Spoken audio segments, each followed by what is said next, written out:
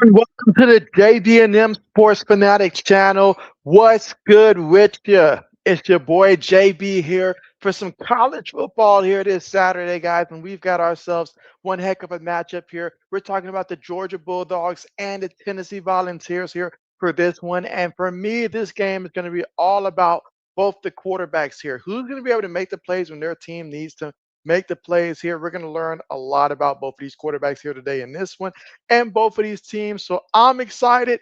You should be too here. And hey, it's already been a crazy day of college football. If you haven't been paying attention so far there, I mean, Clemson lost to Georgia Tech. That's right. Georgia Tech jumped up to a 13-0 lead. Clemson came storming back, took the lead 14-13. Then you had Tech score. You had Clemson tied it up. But Georgia Tech made a 55-yard field goal to win that matchup there, 24-21. So Georgia Tech ended up beating Clemson. So, hey, a lot of craziness to start the day off already in this one, guys. And this one should be another good one. Lots of great games today. And we've got Giants fan 56 coming through with the first like of the day. What's good with you? And so, yeah, JB is doing good. How about yourself? And thanks for coming through. I hope you are well. Then we've got Samuel here. And so, Samuel, what's good? What's good with you? And Samuel says, like and subscribe, y'all. Like and subscribe. Appreciate that. Laney, how are we doing today, Laney? We can't talk Tennessee without talking Laney. What's good? How are you? And again, I know Laney's got Tennessee. I know that Lewis has Georgia, but everybody else let me know who you've got in this one. Samuel says, what up, Laney? RC in the building. What's good, RC? How are we doing today? RC says, JB, what's up? I'll tell you what's up, RC.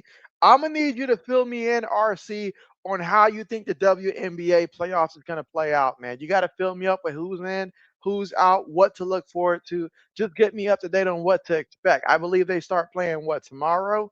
So catch me up with that.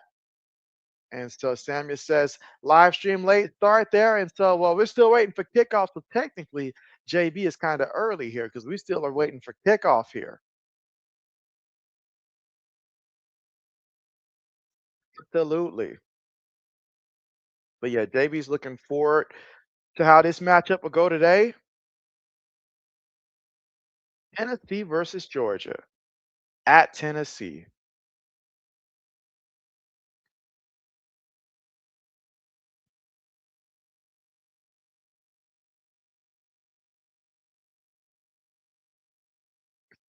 RC says WNBA playoffs, playoffs, playoffs. That's right, RC. Kenneth, what's good? What's good? He says, hey, my friend, how are you doing today? JB is doing great. How are you? You say you're doing good today. And how about the Clemson Georgia Tech game? Shocker. Yes. Now, that was certainly a game that was certainly an option that I did consider live streaming that one there. But again, with Georgia, Tennessee, I figured that, hey, who could pass on Georgia, Tennessee right now? But certainly that game turned out to be very good. I'm picking myself because I didn't go ahead and pick Georgia Tech before the game to beat. I had a feeling that they could beat Clemson, but I didn't want to fall into a trap of overthinking it. But man, Clemson has some problems. Clemson has some problems here because they almost lost to Troy the week before. They lost to LSU. I expect that Clemson's going to be knocked out of the top 25 after that loss right there. I mean, you got to do it. It already was a bad look against Troy there, but this just shows me that right now they got a lot of work to do. Not to say that they won't end the season in the top 25, but right now I feel like you've got to knock them out the top 25 there with two losses already this early in the season. Samuel says, see no comments there. And so, well, let me look and see because I know the one, unless you're talking about your other channel, but the one that you had the walking video, that one I know that I did comment on. Let me see which one was it. Because I have my notifications turned on. And so let JB look and see. Oh, we've got a little bit of time here.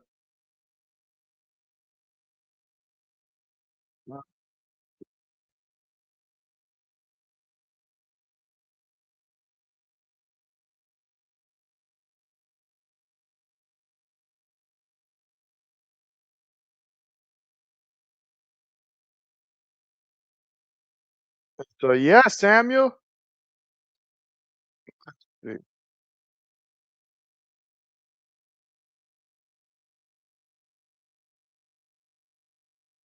just ready for kickoff here.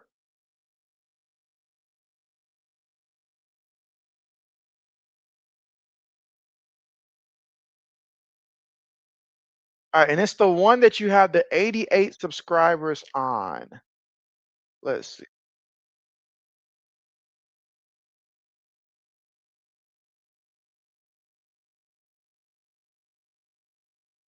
Oh,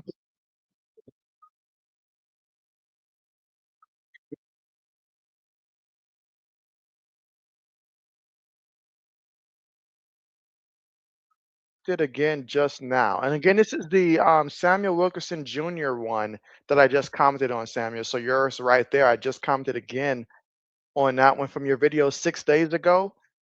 So yeah. So let's see. He says JBWNBA playoffs. No Caitlin Clark.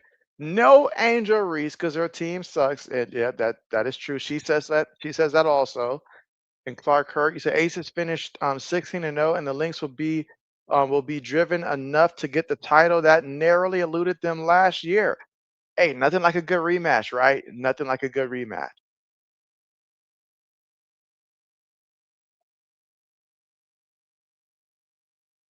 The Mr. JB says, "Let's go, dogs." All right, so you guys let me know here in the comment section, who are you rooting for in this one? Is it Tennessee or Georgia? Who you got? And give me a final score projection as well. All right, bet, bet, bet. So you seen it there? Awesome. Awesome. And again, we're still waiting on the kickoff to take place here any moment.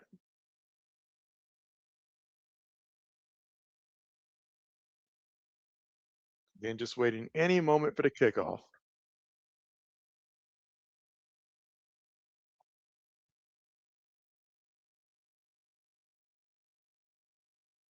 Okay, so Tennessee would love to end that 8-game win streak that Georgia has over Tennessee. 8 games in a row. That's a long time.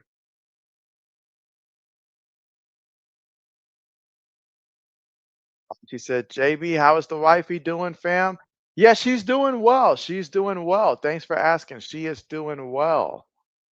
Much better now.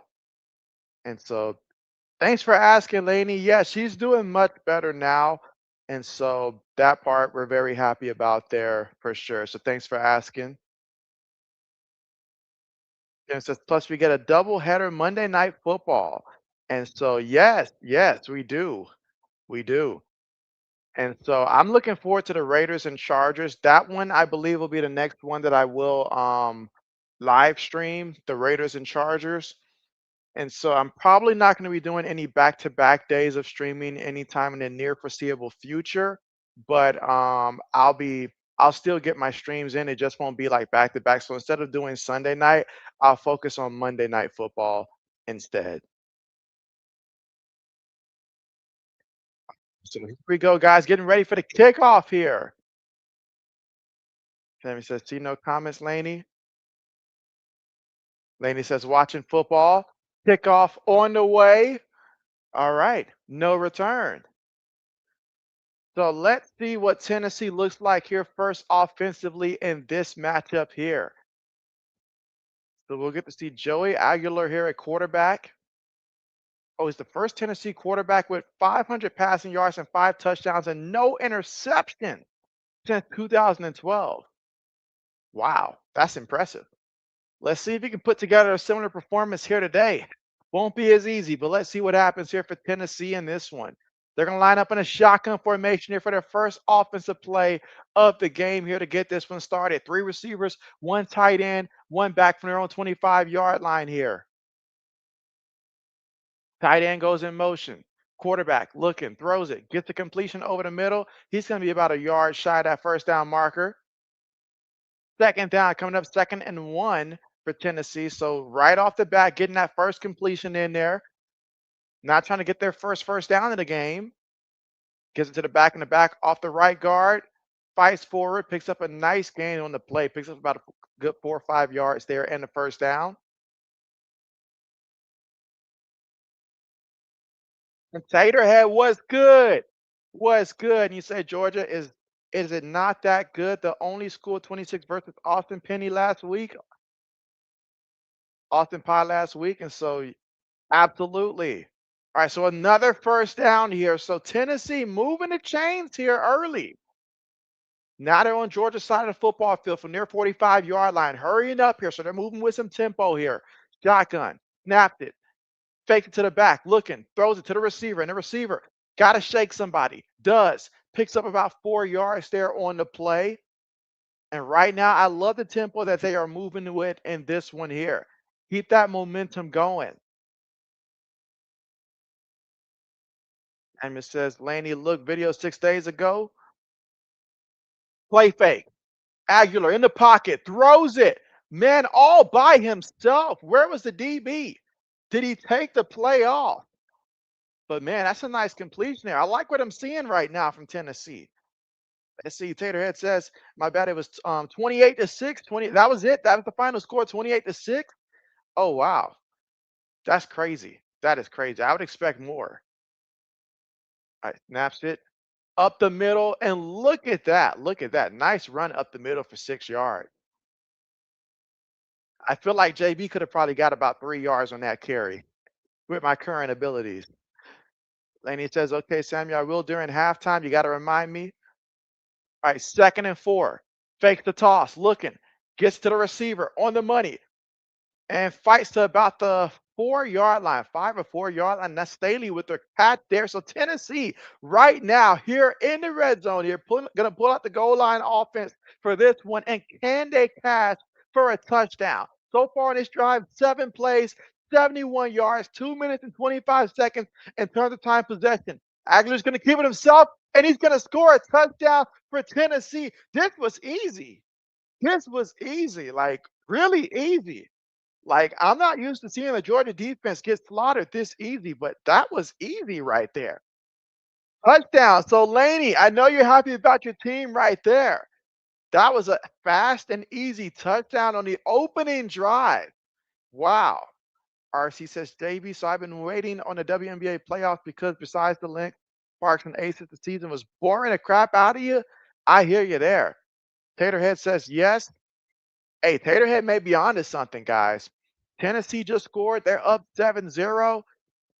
Ah, man, we'll see what Georgia looks like here offensively. But, man, this is a great start here for Tennessee. Opening drive, you go down there. You didn't just score. You went down there and you made it look easy. It'd have been different if you just, caught like a 75-yard touchdown, because then it's like, oh, maybe it's a one-play thing. But when you can drive the way that they drove, I saw running backs getting 4, 5, 6 yards on carries. I saw receivers wide open there. What I saw from Tennessee was very encouraging if you're rooting for Tennessee in this one. But we'll see what Georgia does moving forward here. But guys, let me know in the chat, who are you rooting for in this one? And give me a final score projection for what you think who's going to win in the final score also. Let's see who comes the closest to being correct. And so Samuel says, okay, Laney. Laney says, go Vols. Kenneth says, go Dogs here. Okay. Mike, what's good? What's good? Who are we going for in this one, Mike? Who are we going for in this one? And Mike, I know you're happy that Georgia Tech beat Clemson, because I know Mike loves a good underdog, and so he likes the fact that Georgia Tech beat Clemson. I already know it. That was just crazy how they won that game. Like, you literally put your kicker in a situation where you got to line him up, no timeouts. He's got to run on the field. And for him to have the confidence to kick that one through, regardless of all the pressure, and they had the faith in him for 55 yards out to hit that kick. I'm telling you, they don't make kickers the way that they used to back in the day, because back when I was growing up, kickers would have missed a 35-yarder for the game winner. But these kickers are clutch. And Samuel says, Rocky Top stop. Okay, there you go. There you go. Rocky Top. RFG says, listen to Billie Eilish. Okay, okay. And watching the game on mute. Bet, bet. But hey, JB, give me some credit. At least I'm not playing Billie Eilish so loud I can't hear JB. That's true. That's true. That's true. Taterhead said your sister goes to Tennessee. Oh, what a great time to go to Tennessee. Great time to go to Tennessee. That's what's up. That's what's up. Absolutely. She says JB Cowboys 38, Giants 10. And so I see your confidence there in your Cowboys. And hey, your Cowboys did better than a lot of people thought they would have last week. And going against the Giants, hey, JB did pick the Cowboys to beat the Giants coming up. But we'll see how accurate that score is right there. I wouldn't necessarily say 38 to 10, but we'll see how that plays out. Daniel says he's here. She says Saints 17, 49ers 14. You just can't trust in Mac Jones ultimately. And so we'll see what Mac Jones does here. That's a tough one there. Mac Jones versus Spencer Rattler. We'll see how that plays out.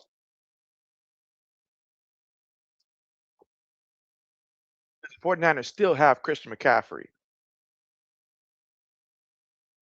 The Twitter says, you're happy that Georgia Tech stopped doing those dumb Air Force playbook. That was such a staple for them for so long and stuff, but it was definitely time for them to evolve and to move on from that. It was great during this era at one point in time, but certainly was time to move on from that. That's for sure. That is for sure. Samuel says, "You're at the Tennessee game for real? Hey, that's what's up, Samuel. Be sure to take a nice video so you can post and upload it. Kickoff on the way. No return. So now let's see, how does Tennessee defense look against Georgia in this one? Now, Gunnar Stockton, I'm going to be looking to see just how do they utilize him passing wise? Are they still going to look conservative with him, still protect him, or will they finally try to see what the kid can actually do?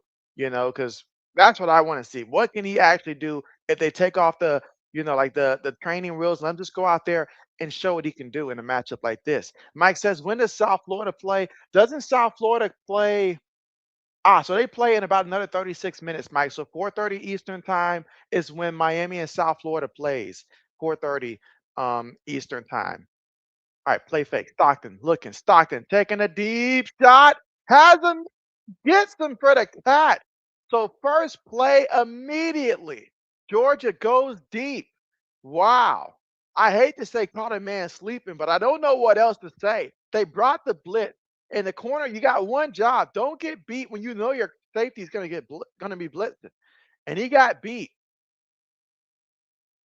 And now Stockton looking. Stockton fumbling. He recovers, gets brought down there, picks up about a good 3 yards there on the play. I thought he was about to trip himself on that play, honestly.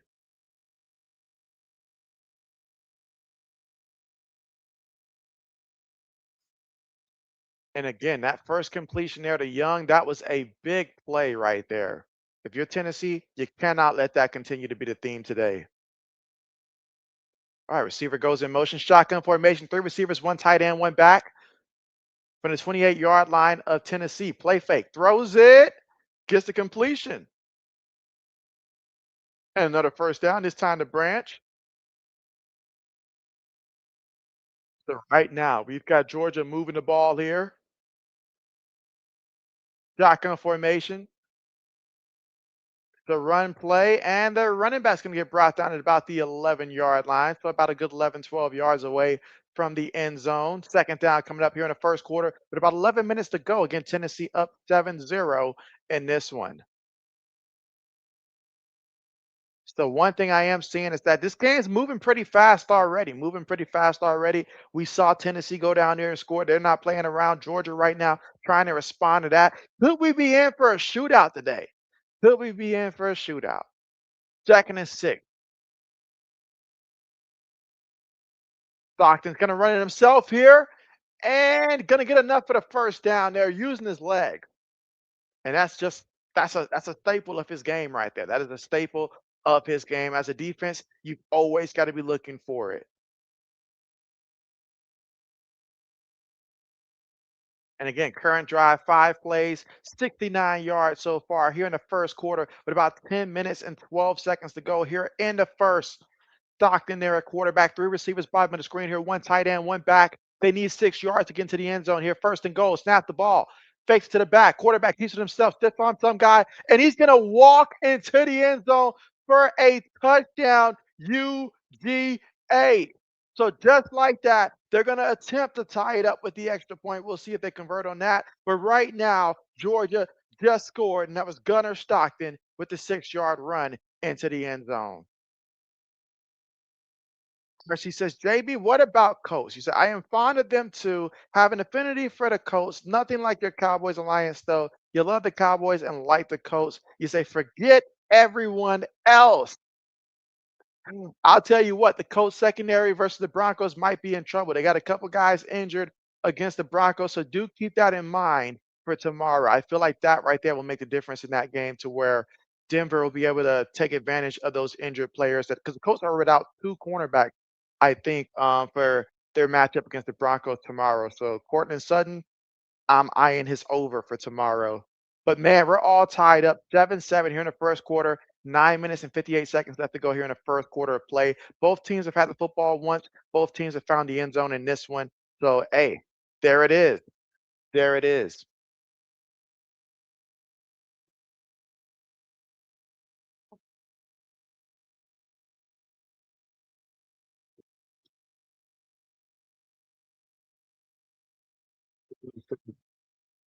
Your morning wake up time was 6:30 a.m. The airport from Jackson, Mississippi to Knoxville, Tennessee.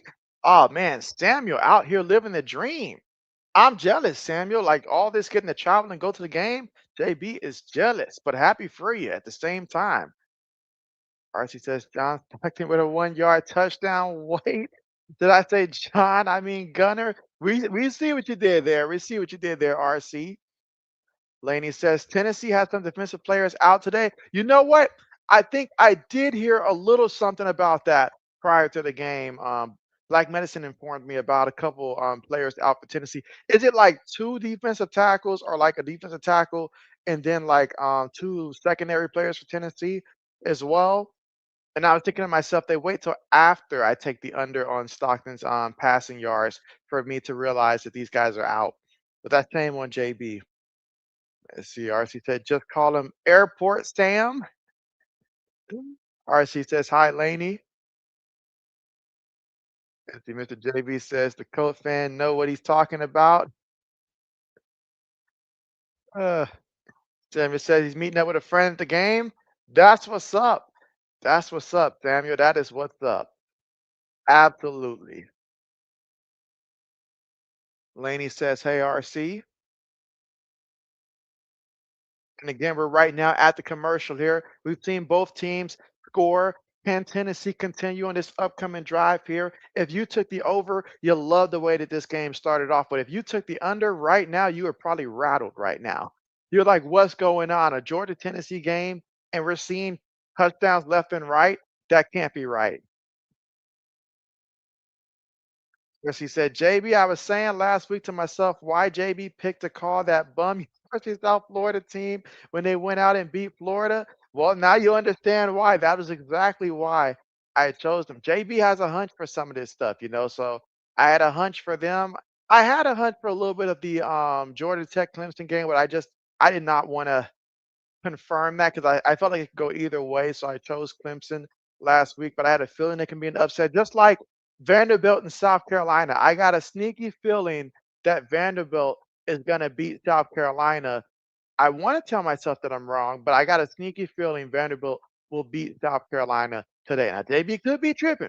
I could be tripping, but that's another one that I've got a sneaky feeling about that Vanderbilt could beat South Carolina.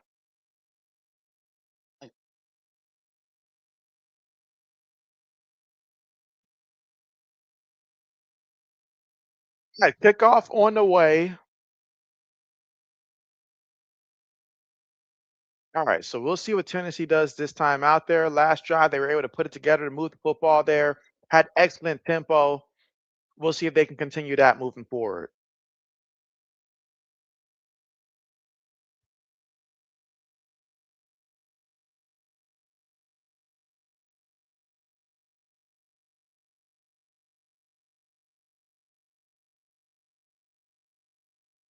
All right, so here goes Tennessee. Joey Aguilar so far, 5 of 5 so far in this game. Let's see if we can keep perfect in this one. Gets the snap, shotgun. It's a draw play. Going to pick up about 3, 4 yards there on the carry. Second down coming up here. 2nd and 7.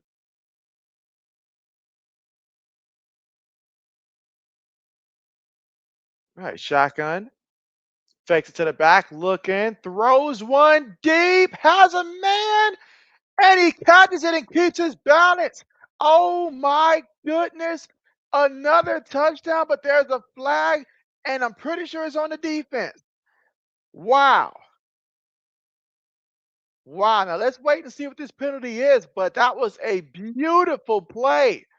Beautiful play by both the quarterback and the wide receiver. Quarterback, you put a lot of air up under that football. Let's see a penalty there on the defense. Decline it. The touchdown is good.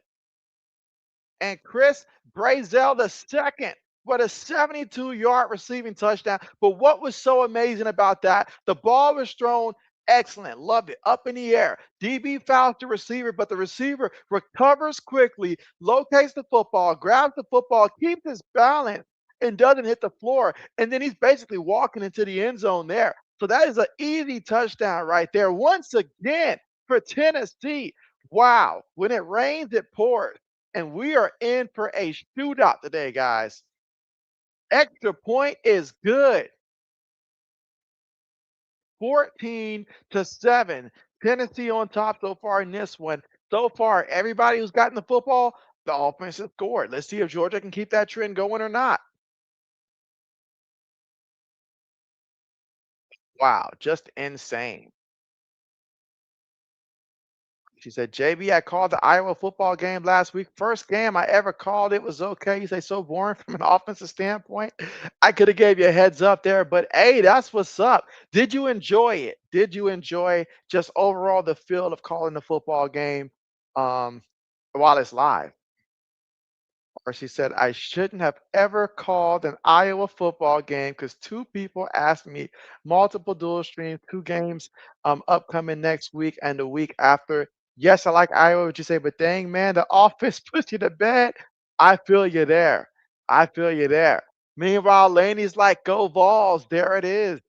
There it is. But the real question for Tennessee, Laney, is going to be that defense. With all the guys missing there defensively, I'm a little concerned for the defense. And so Samuel knows what it is. RC says correction. First football game ever that they ever called.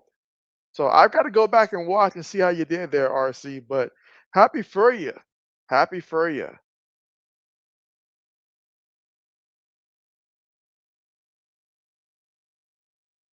And so yes, Samuel, the wife is okay. Thanks for asking, Samuel. But yes, she is okay.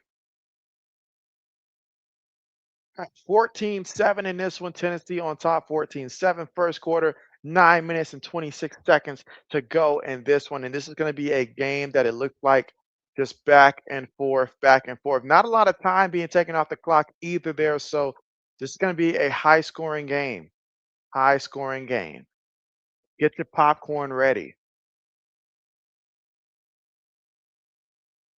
She says, JB, I saw too many streamers were calling the Dallas Philly game. So I was like, yeah, I'm not doing that.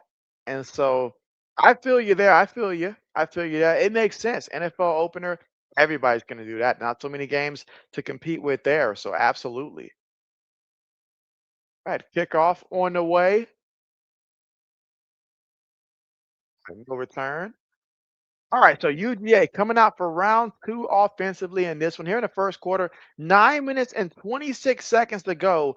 And right now, Tennessee's up 14-7. But if you're UGA, last time you were out there, you put together a scoring drive, and Stockton himself had a big time pass. So we'll see if that continues to be the theme here. She said, JB, what about that high scoring contest between the Jets and the Steelers? That was a surprise. Like if I was betting on that one, I would have taken the under without hesitation, and I would have been very upset because that was a high scoring game. I like what I saw from both quarterbacks there going against their former teams for revenge there. So, you got to keep in mind that they probably were familiar with both of these the schemes there defensively. Meanwhile, Georgia runs the ball there. Hard fought 2-yard pickup there on the play, but Tennessee defense, can they go out there and get the first stop of the game for either team? But yeah, that was a high scoring game there, and we will see if they can be consistent offensively. And we'll also see defensively, are they both that bad defensively, or was it just a case of the other quarterback being familiar with the defense? All right, 2nd and 8. Stockton looking. Stockton throws it. Almost threw a pick. He almost threw a pick. Oh my goodness. But 3rd and 8 coming up.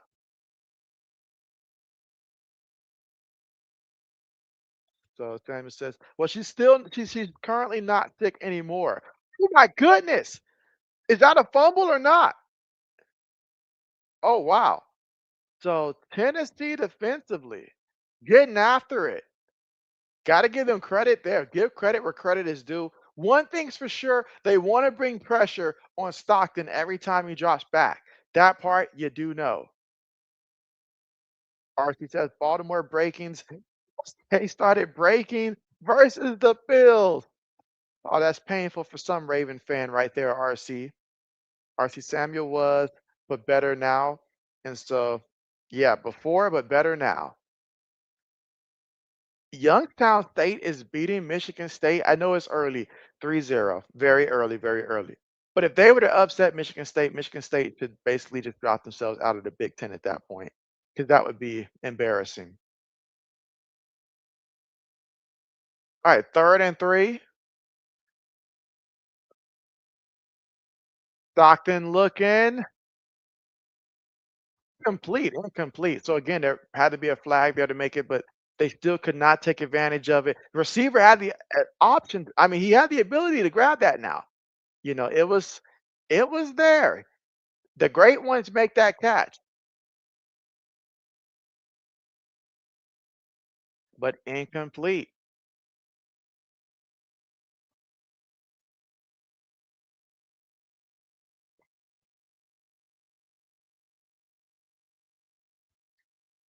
All right, so Georgia getting ready to punt the ball. So we actually see a punter, guys. We actually see a punter. All right, no return there. He'll take over from their own 16-yard line. Tennessee, can they keep scoring here in the first quarter? 8 minutes and 34 seconds to go. But my goodness, nobody's taking time off the clock here. At some point, you're going to want to go out there and run the ball just for the sake of time to start moving off the clock here. RC says, fumble, stumble, crumble, that Dumbo. Steve Samuel says, hey, JB, prayers for wife. Good news. Yeah, she's feeling better. So absolutely good news indeed. She said, JB, that might be a usable play-by-play call line. Stumble, fumble, crumble, that dumble. I might have to incorporate that, especially if the player who fumbled or his team doesn't recover the football. That would have been perfect for the Mark Sanchez butt fumble. That would have been perfect for that.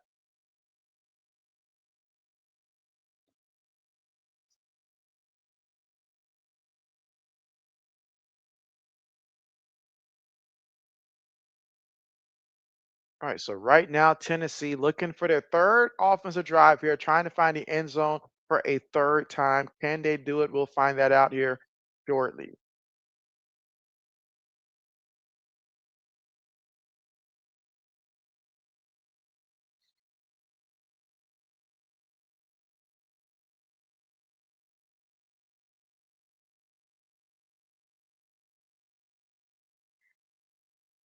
But she says Mark Sanchez just sounds hideous.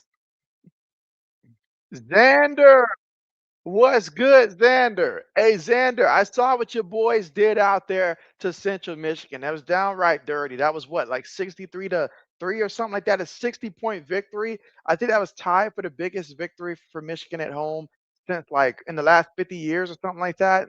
Anyways, that was an incredible game. But what was your thoughts about the game and how did Bryce Underwood do in that one? I imagine with a lot of points he had to do great, but statistically speaking, how did he do in that one from your opinion? But she says, JB, what other football games are big on today? So yeah, other big football games that are on today. You've got the Florida versus LSU game, and I know that Florida's no longer ranked because they got upset by South Florida, but I personally think South Florida is a good team this year, one of their better teams at the very least. But still, yeah, Florida LSU, that's going to be a good one. You've got obviously your team Notre Dame going against Texas A&M, so A&M versus Notre Dame. That's another big one. South Florida versus Miami, 2 ranked teams going at it. Very important for recruiting. That game should be coming on in about another 18 minutes or so. So Yeah, that's another big one also. So a lot of big games that are still coming on later on today. See, I feel like I left one off there. I forgot who the Razorbacks are playing, but you've also got Vanderbilt going down to South Carolina. That's a big one also. That's right. Arkansas's going down to Ole Miss. That's a good one as well. So there's a lot of good games coming on later on. A lot of them.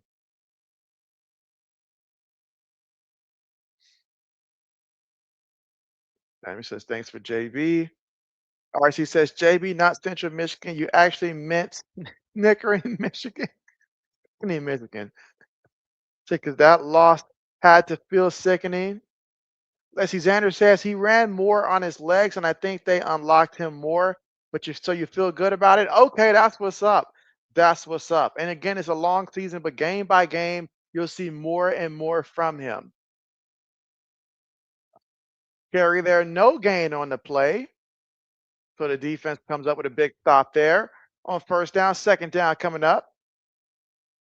And I know it's very early, guys, but right now, who has your attention when it comes to the Heisman Trophy race so far in this one? Again, I know it's extremely early in the season, but give me a name so far that you're watching. You're like, okay, he's off to a great start for the Heisman.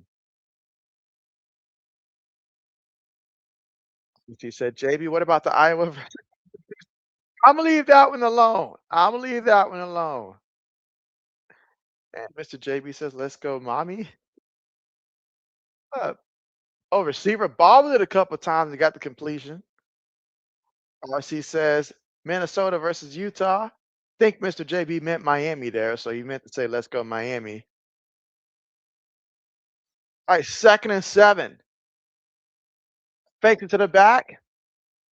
Eludes the defender, throws it, gets the completion. Some of these completions look very easy for him, and I'm happy for him because I said to myself, I was going to learn a lot about Joey Aguilar in this game, in this environment. How does he perform? But he's 9 of 9 for 172 yards and a touchdown.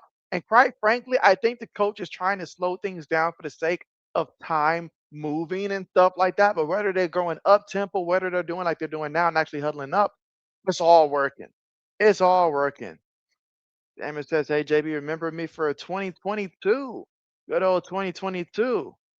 RC says, "Arch Manning, nah, joking." Aguilar, another completion there to the receiver. It's going to be about 2 yards shy of that first down marker.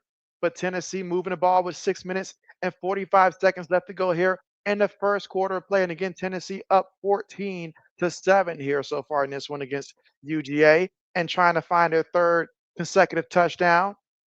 Looking, throws it off the wrong foot there. That time threw it away. So it's first incompletion of the game. And now we've got 3rd and 3 coming up here in the first quarter, 6 minutes and 30 seconds to go. But wait a minute. The referee looks like he's going to throw a flag here. So hold up. Mike says kicking is for losers, JB. So they're going to call holding there against Tennessee. Sanders says Bryce Underwood and Tommy Castellanos. So that kid from Florida State, hey, he did look really good early on. I'm glad you brought up his name, Xander. I hadn't even thought about that. I hadn't even considered that. But you know what? At this point in the season, why not consider it? Why not? Right? Why not? And he's going to have plenty of other games as well to go out there and to continue to shine. All right, so there was 2 penalties there against Tennessee. 22 and 23. Absolutely, Samuel. RC says Julian staying Heisman. Staying. We'll see about that. We'll see about that. He's going to put some big games together against tough teams, and we'll see about that. RC said, I guess I agree with Xander. So Castellanos. Laney says Garrett for LSU. So absolutely. I mean, the big win down in Clemson. I don't know how big it's going to look now that Georgia Tech beat them also, especially if Clemson continues to keep losing. But it was indeed a nice way to start off the season. Big time win there. So he certainly will be a prime candidate. No doubt about it. He'll certainly get the vote for sure. All right, but here we go. So after the penalty, we're looking at a 3rd and 13 here for Tennessee. If you're UGA, this is really a time where you might want to bring some pressure and force him to throw that ball before he wants to. But they send 4. He throws it. Incomplete. Incomplete. And there is a flag. There is a flag. I mean, he covered him like gravy on that play, but the referee said, nah, a little bit too close there.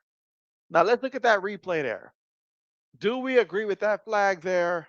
Okay, when you put your hand around the hip like that, they're going to call you. They're going to call you. Oh, man, what's good? What's good? Old man says, what's good, JB? And thank goodness Polk is off the team. I'm just happy Patriots got something back for him because lately we've been letting players go and getting nothing back in return, old man. So I'm just glad we got something back in return this time. Absolutely. So Xander says, any NFL today? And so, nah, the NFL would be tomorrow, in which JB's next live stream is going to be Monday night. So I'll be doing Monday Night Football, Raiders and Chargers.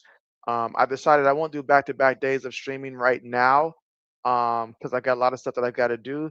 But Sunday, so Monday will be my next live stream. But yeah, no NFL today, but we get some good NFL for tomorrow. So I'm looking forward to that. My fantasy football team, thanks to the Commanders versus the Packers game, off to a good start. Hope we finish strong. All right, run play here on 2nd and 4.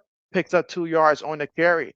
3rd and 2 coming up here for Tennessee. And so far, Tennessee offensively, they've basically been perfect so far in this game. I'm not going to lie. Tennessee offense, they have yet to reach a point where they've had to punt the ball in this one. Each time they've had the football, it has been a score. But now they find themselves 3rd and 3 again. If you're UGA right now, this is where you have to get a stop right now. Because if you don't, this might lead to some more points here for Tennessee. So if you're UGA, you get to stop here. If you're Tennessee, you know if you can get this first down, you're feeling really good.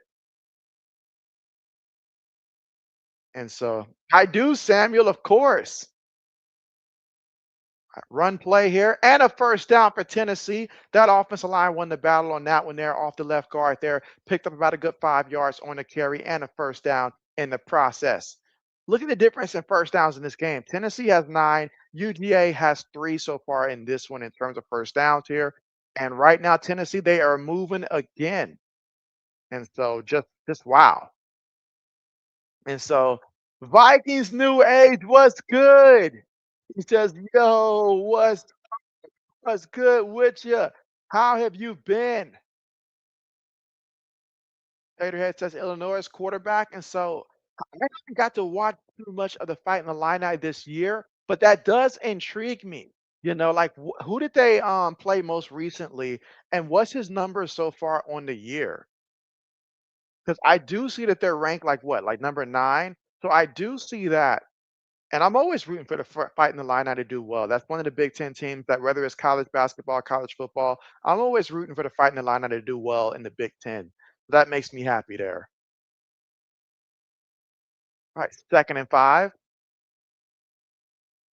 Throws it, gets it to the big tight end, and the tight end gets brought down at about the 14-yard line. So here they go in the red zone here, trying to get into the end zone. 4 minutes left to go here in the first quarter of play. Again, Tennessee up 14-7. Each time Tennessee's had the football so far today, it has resulted in a touchdown. Will this be another touchdown? We're going to find out. RC said Carson Beck or Drew Alar. My man said a par here. All right, fakes it, looking, throws it with confidence into the end zone for a touchdown, Tennessee. What? Are you serious? You know what? JB's going to go ahead and say, nah, this kid looks legit back there at quarterback. I have my questions coming into today. JB will not deny it, but man, wow, what a play. Another touchdown. Now it is 20-7. What is going on with the secondary from UGA? I mean, I think more from his defense. Are they missing some players in this one? Anybody that follows UGA, let me know. Are they down a couple players due to injuries or something? What is going on?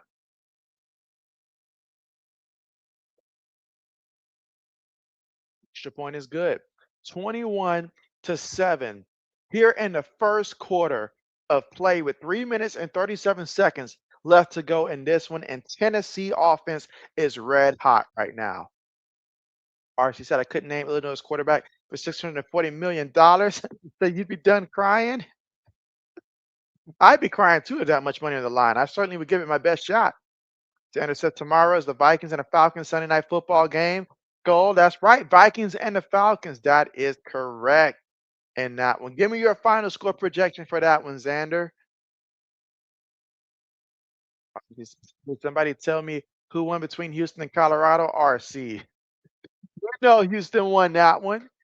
But hey, I did watch a little bit of that game there. I did watch that one. Shout out to Houston, getting that win there 36-20, because even when Colorado played Georgia Tech, it was still a closer matchup. But Houston went out there and they just, took control. They took control in that one. All right, kickoff on the way. Let's hit the 20, 25, brought down to the 28-yard line. All right, so let's see what UGA can do this time out there. And offensively, they certainly prefer to have something closer to their first drive rather than their last drive. But let's see what they do. They've got to consider that their defense at some point will get tired by continuously being on the field. So they might want to go out there and try to put together a nice drive.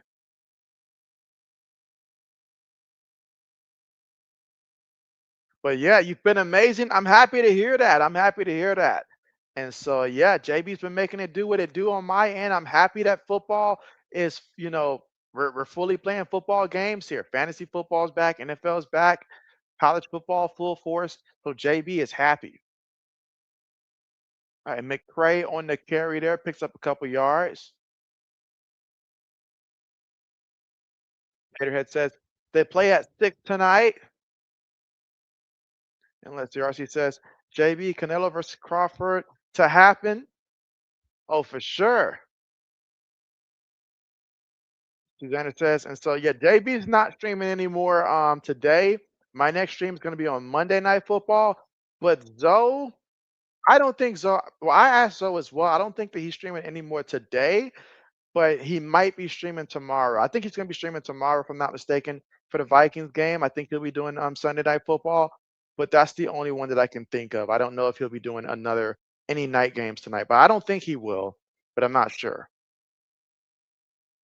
Laney says, "Go Vols." And so, yes. I mean, speaking of this, Laney, I know we're not one to kick a horse rider down, but right now, that Nico kid that went to UCLA, they're down bad. Do you guys realize that his team lost to New Mexico at home 35-10? That New Mexico went down to UCLA and embarrassed them boys 35-10. And I think that Nico had the nerve to ask for more money. Not saying it was his fault, but I'm not saying that it wasn't his fault.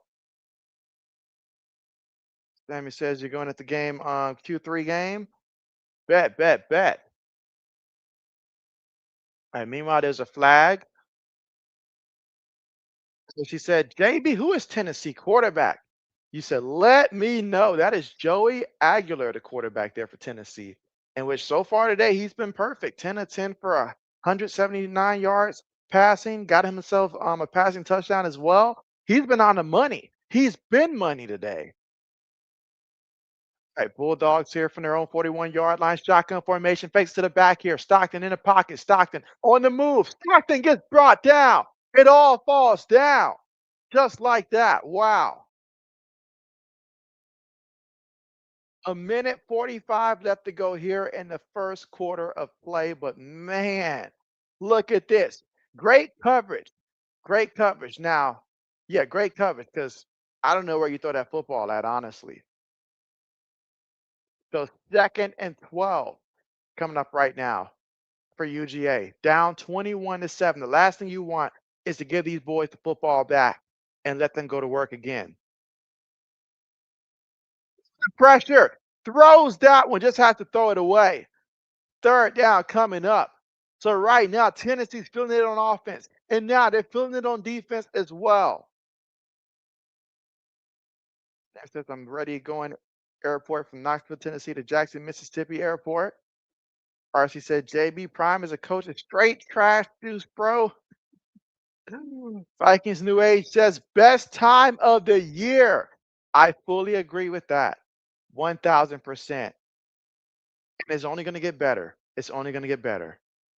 3rd and 12 coming up here for UGA.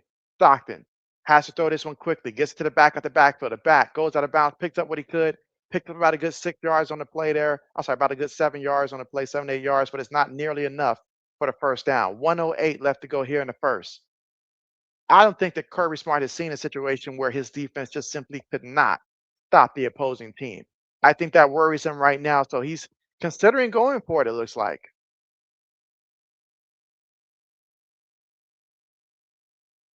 On a 4th and 3 situation. But she said it's time for Coach Prime as the is done. He needs to retire, I think. Did he do any today already? And so I'm not sure if he did or not. Oh, what a nice completion. Brought him down by his ankles there, but they got the first down. And again, finding Branch on the play. That's a big time first down there for Stockton. Big time play. And again, took advantage of the blitz. He knew the blitz was going to be coming there. Got it to his receiver, made the play.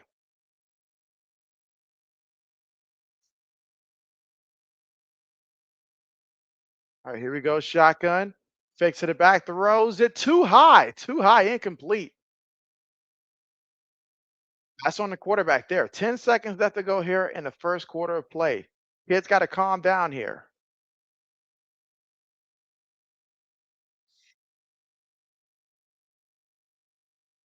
Laney says, yes, I watched the highlights. And so it's okay to laugh at Nico in this situation. He brought it on himself. He brought it on himself. All right, receiver goes in motion here for UGA. And running back going to run in and pick up about 2 yards there on the play. That's going to take us to the end of the first quarter. At the end of the first quarter, a lot of points in this one. 21-7 at the end of the first quarter of play. Tennessee with a lot of momentum in this one, but UGA, they've got a big third down coming up here.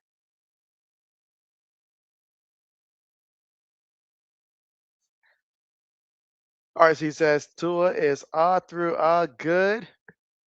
I didn't even read what you said before. You said, JB, I will be sleep on my stream later if I don't get no nap.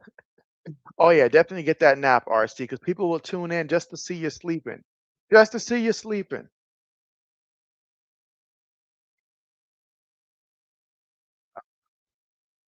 See. So Xander says, what channel is this on? This is on ABC. Yeah, I believe this is on ABC.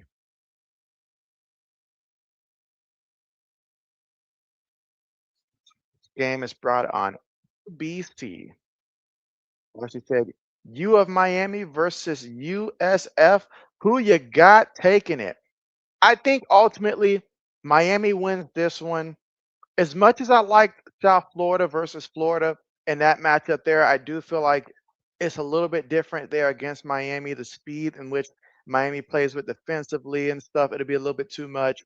So personally, I got Miami beating South Florida. I think it'll be a very close game in the first half, but somewhere around the 6 minute mark of the third quarter, and then especially fourth quarter, is where Miami will at least put a little bit of a distance there, enough to make it respectable. It could be 27-18 or something like that final score, Miami over South Florida. Something like that is what JB's thinking in that one. Sanders says, RC, what you streaming?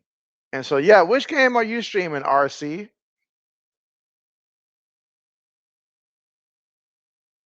Sammy says, Oregon State versus Texas Tech game delay. I did see that it was in a delay earlier, so I wonder how long that game's going to be delayed for.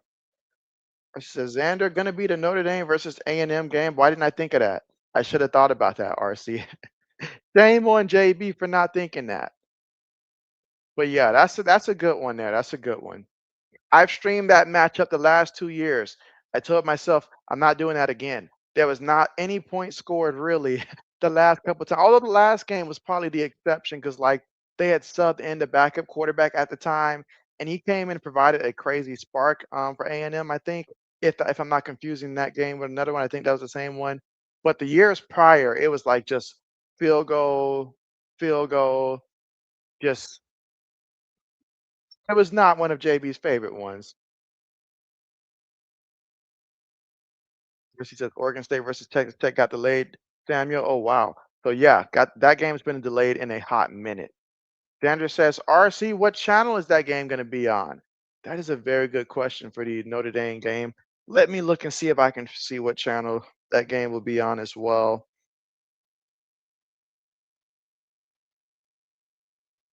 Let's see.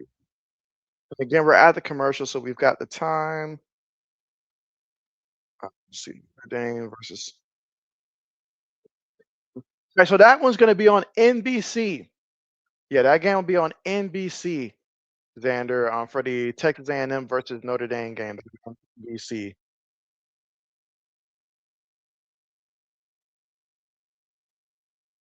She said, JB, you wanted to stream Iowa versus Massachusetts desperately. I just know it. Well, then you know JB better than JB knows JB. You like Michigan State quarterback? I haven't watched them yet. I haven't watched them yet. 3rd and 7, quick pass, caught by the receiver. And the receiver, he's running. It's a foot race from there, and that's going to be a touchdown for UGA. So, what is going on with the secondary again? Another big play there for UGA and a touchdown. And again, Zachariah Brandt coming over from USC. Big time play.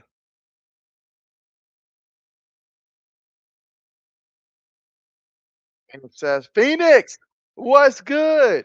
What's good? How are you? Phoenix says, what up, JB Nation? Stepping in for a like. I appreciate that and appreciate you, Phoenix. What's the game plan for today?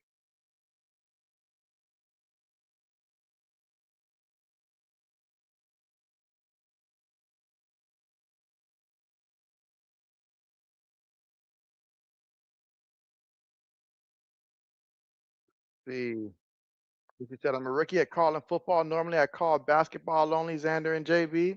And so, yeah. And so, yes, that one will be on NBC. From it's what my phone's telling me. She says last week Iowa versus Iowa State was a very muddy 'em up game. JB, if I didn't like Iowa teams and if it wasn't a rivalry game, I would not have done that game. Oh, I knew right from looking at the matchup what kind of game it was going to be. And believe it or not, that is probably more scoring than you typically will see, between those two teams. So you got lucky. She said NBC is channel 5 over here. And so nice, nice. Gunner Stockton, 113 yards. All right, I'm gonna need him to stop passing so much for JB's sake here. But it's like he only has 3 completions, but every completion he gets is like a lot of yards. So I need Tennessee to do better than that. Do it for JB's sake. If he's gonna hurt him, let him run. Don't let him throw.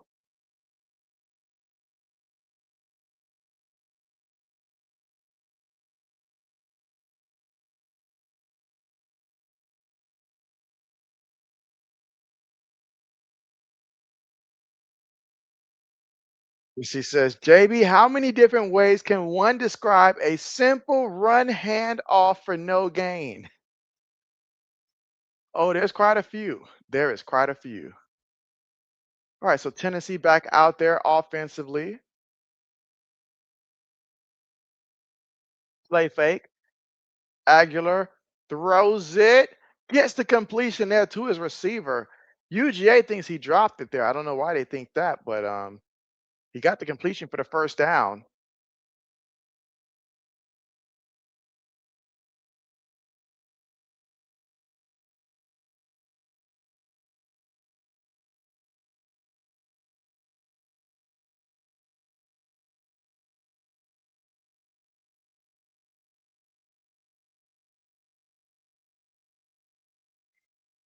There's a run play here for Tennessee, and Tennessee, nice pickup on second down there to make it a third and manageable third down, coming up about 3rd and 4. All right, they're hurrying up to the line here. Just a snap. This should be a free play, shouldn't it? And oh, just couldn't find anything there. Tried to get the free play. Yep, there's a flag there. Georgia could not get those guys off the field fast enough.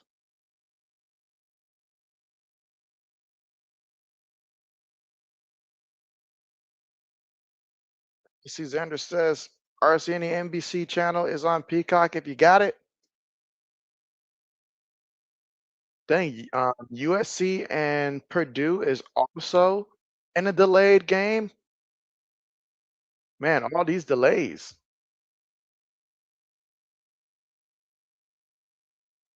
All right, so thanks to the penalty, that's a first down there for Tennessee.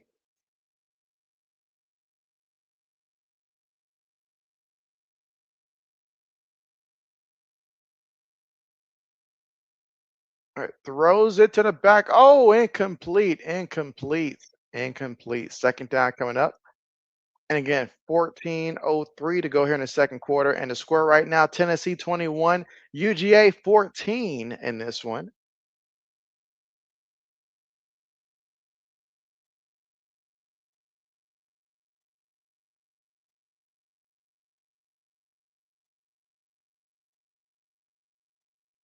All right, so UGA is making substitutions here.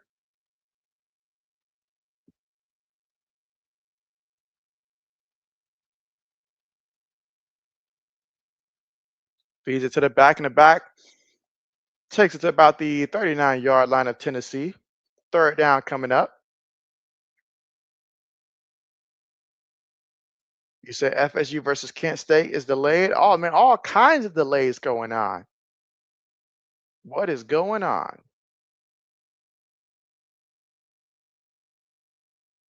I see that Texas has yet to score still here in the first quarter with about 5 minutes and 30 seconds left to go. And that matchup is still 0-0 versus UTEP. I thought this would be a game that Archer go out there and light him up. He probably still can.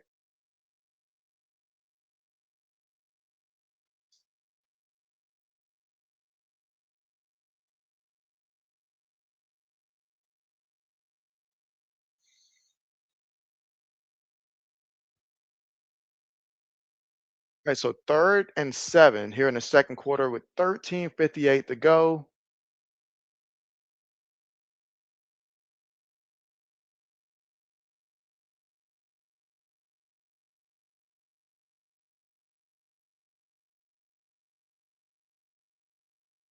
All right, so here we go. Third down. UGA looking to bring pressure here from Tennessee's own 39-yard line. Receiver goes in motion, gets the snap. UGA sends 5. Tennessee throws it. Oh, the receiver had it and dropped it. He had it and dropped it. That's a play that you just got to make when your team needs it. And that time, it was there a little behind them. I'll say a little behind them, but still, that's a play that you want to see your receiver be able to make, but it was behind him. He put forth a good effort, just could not get the completion. All right, so Tennessee's got their punt unit out. We get to see their punter for the first time. Hunt's on the way.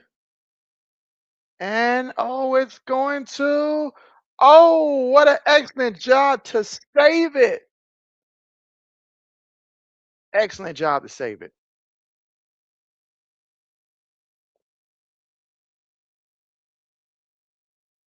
So this should help Tennessee defensively if they can go out there and take control of things. It puts UGA in a tough bind here.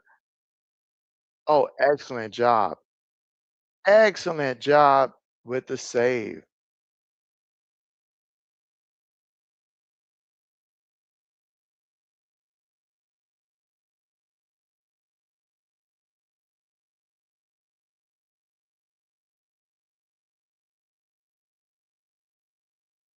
All right, so we're at the commercial here and comparing both of these quarterbacks here.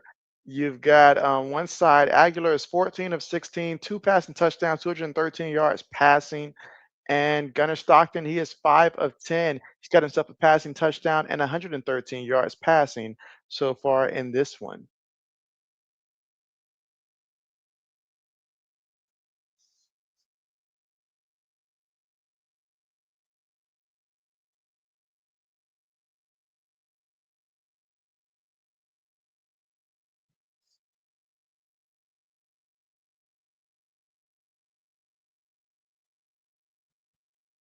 UGA has not been able to run the ball all that much in this one, or at least they've been more focused on the pass, I should say. Gunnar Stockton's their leading rusher at 14 yards rushing. As for Tennessee, their leading rusher is Bishop. He's got 3 carries for 12 yards so far in this one.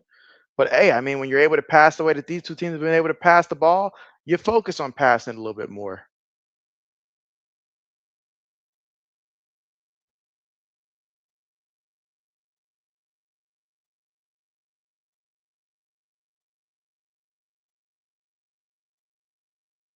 Xander says FSU versus Kent State is probably delayed because of how bad FSU would belt them.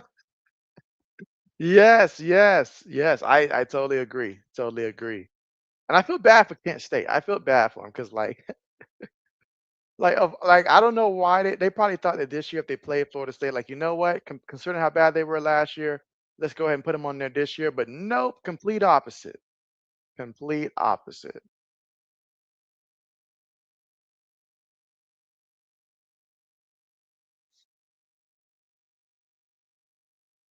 Again, we're get the commercial here. 21-14 is the score. Tennessee with the lead, but UGA is about to have the football pinned deep within their own territory.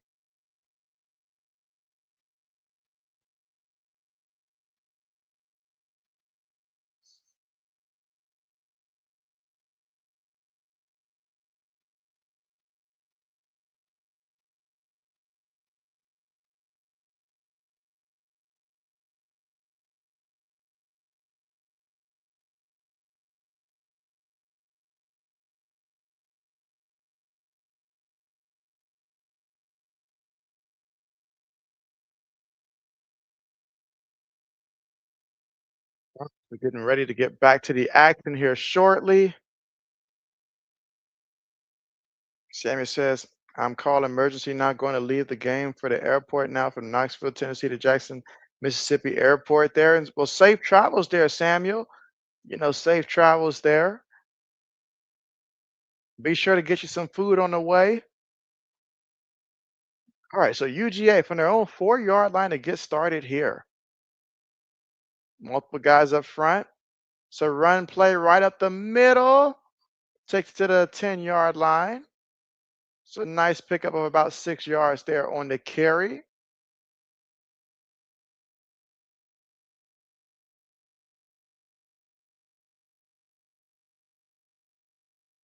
All right, 2nd and 4 here in the second quarter with 13:05 to go. And again, right now the score Tennessee 21, UGA 14.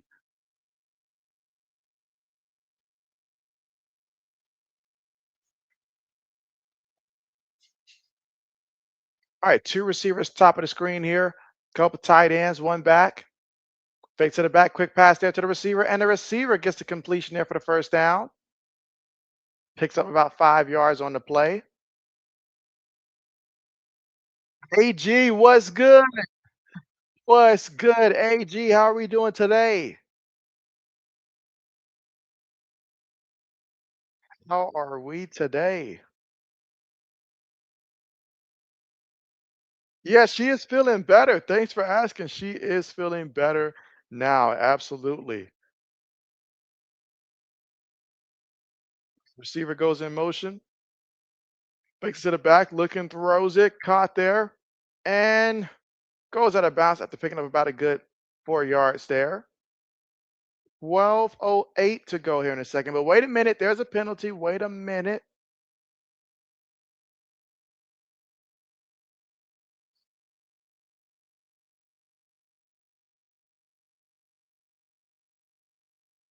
AG says, good to hear. Doing all right today. Just worked and now watching some ball. Hey, you've already done the hard part. Now it's time to sit back and relax and enjoy this good football. I mean, Georgia Tech started things off with the upset earlier today over Clemson. 24-21 was the final score. Game winning field goal with the clock expiring. That got us started earlier today. And now we're watching this one. Oh, man, he just shoved the dude into. You can't do that. All right, so now we're looking at a 2nd and 15.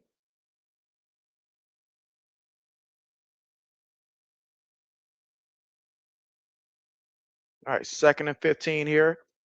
Receiver goes in motion. Quick pass. Caught again by the receiver. And oh my goodness, picks up 13 yards on the play. It's like the DBs aren't even trying in this one. JB just wishes that somebody would give him the heads up that that things are going to play out this way today. See, Samuel says, "Hey JB, we'll be back soon later at halftime for the third quarter." Okay, bet. Appreciate the heads up. You say your Gophers play California late tonight? Yeah, I seen that matchup earlier. How do you think that game's going to play out? Give me a final score projection against California because I feel like that one I could see it going either way. It just depends on which teams show up for both teams there, but hopefully Minnesota can come up with the W. Stockton on the carry doesn't get anything there. Fourth down coming up.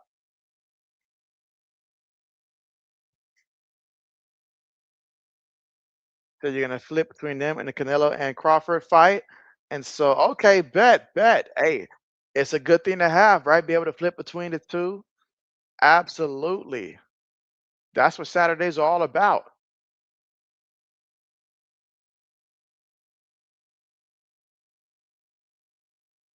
All right, so we got a 4th and 1 situation coming up here. Punt's on the way. He fumbled it. He fumbled it. But I think he recovered it. Yeah, he recovered it, but you can't put your team in that kind of harm's way. You just can't do it. You said you got your golden gophers there. Okay, the quarterback, running back, and defensive play. Split looking very good so far. Okay.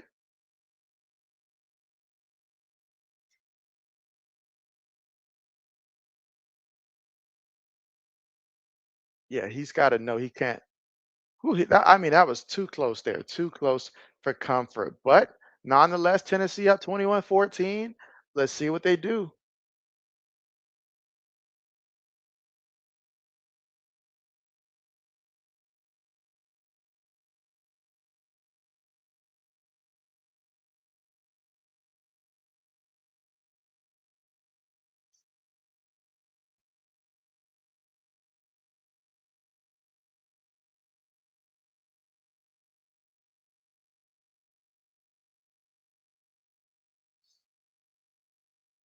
All right, let's see. And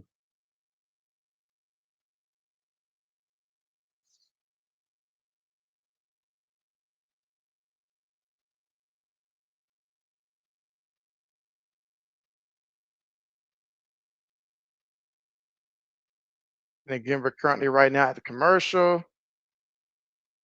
And Black Medicine says that Tennessee is slowing down a bit. And so I think they could pick things back up there, but I think they realized at the pace that they were going, like they're like at some point you want to take off a little bit more time while you score. See what happens here. Again, it is 21-14. Last time out there, they had a key drop on that third down, which the pass was a little bit behind them, so I understand that, but a key drop costed them that drive. AG says you're going to the Vikings game tomorrow versus the Falcons. Okay. How do you feel about JJ McCarthy so far? I know it's a very extremely small sample size, just one game so far there, but did you like what you saw from him against the Chicago Bears in that matchup?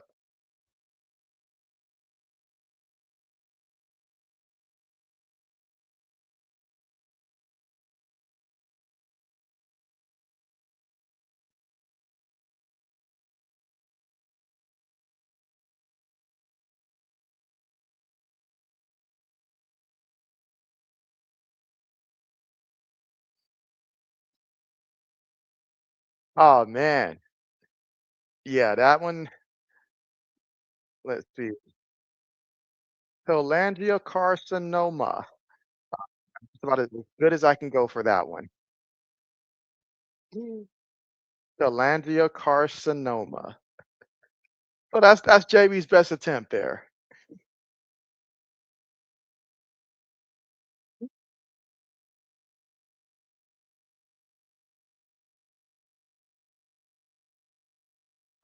See, again, we are currently here at the commercial. I see that Miami's up 7-0. so far in that matchup there. Again, early first quarter.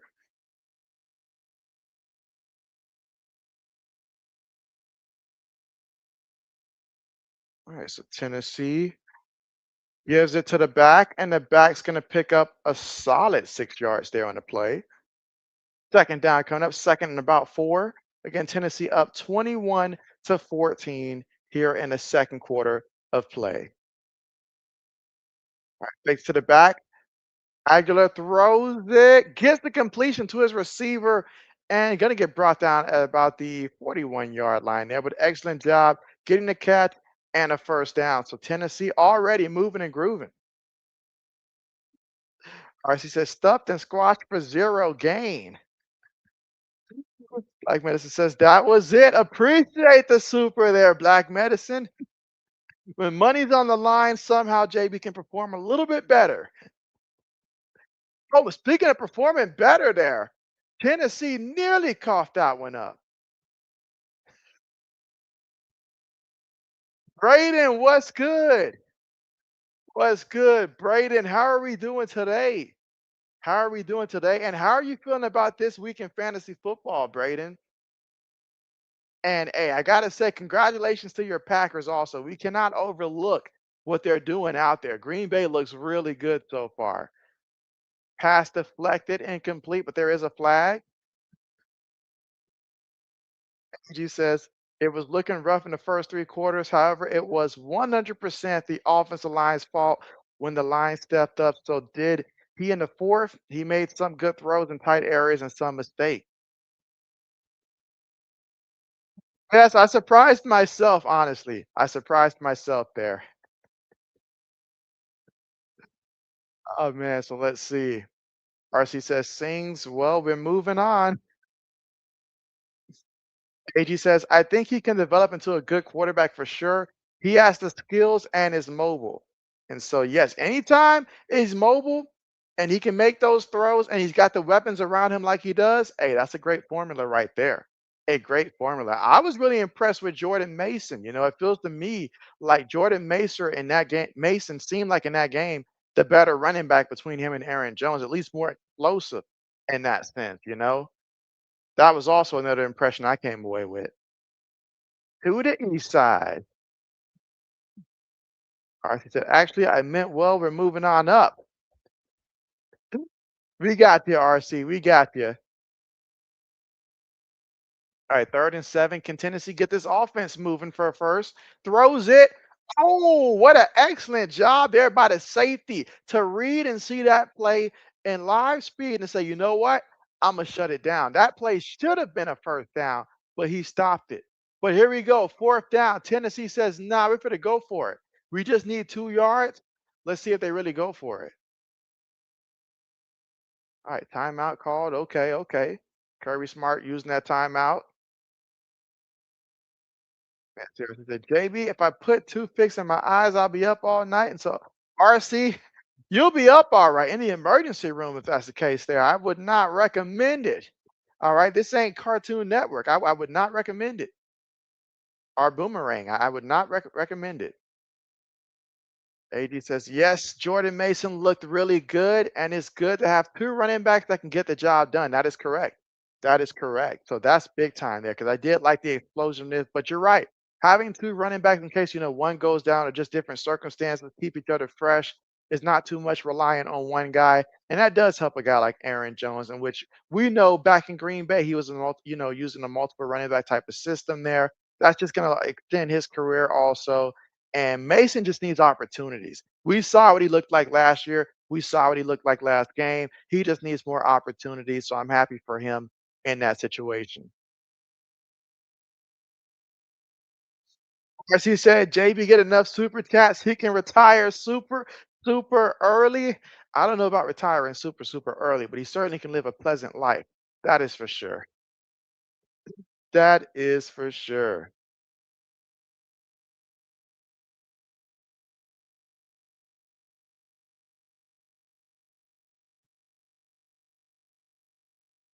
All right, again, gonna come down to 4th down, and if Tennessee truly decides to go for it here, they better have a play that can get them the first down here because this is important. This is critical. Because I feel like if Tennessee gets a first down, it obviously increased the odds that they'll get some points. But if UGA gets the stop, they'll have that momentum that Tennessee's pretty much had all game long. RC says, JB Jordan Love to be the next Packer great like Rodgers and Favre? A good question. And so, I mean, he certainly has the ability. And the reason for that is we all knew that Jordan Love coming out of college, there were some things that he did well, like a mobile quarterback there. He got to sit and wait a minute. But the best part is the organization that he's with. They went out there and they acquired a very dangerous piece to their defense in Micah Parsons. But not just that, Green Bay does a great job at drafting wide receivers. They do a good job of continuously, drafting receivers there. And that's an organization that I would trust in terms of like they'll have you competitive year after year after year. So certainly he has that opportunity to be there. It's just a matter of being consistent. We saw the good stuff that we're seeing right now, but can he continuously be consistent here? That is it. And so Braden coming through with a super chat here. Oh my. And Braden says, my fantasy team looked really good this week because of Kraft and Love. Hopefully my team doesn't blow it though. And so, oh man, appreciate the super coming through there, Braden. And I did look at that game because I saw you had Love and you had Kraft. And I saw when Kraft had that big touchdown. And I was thinking to myself, oh man, that's good news right there for Braden's team. I think our teams play next week, Braden, in week 3. I think both of our teams play next week. So hopefully we go out there, we win our matchups, and then we can meet again next week. But who are you playing this week? Carmichael, I think. I think it's Carmichael. But appreciate the super.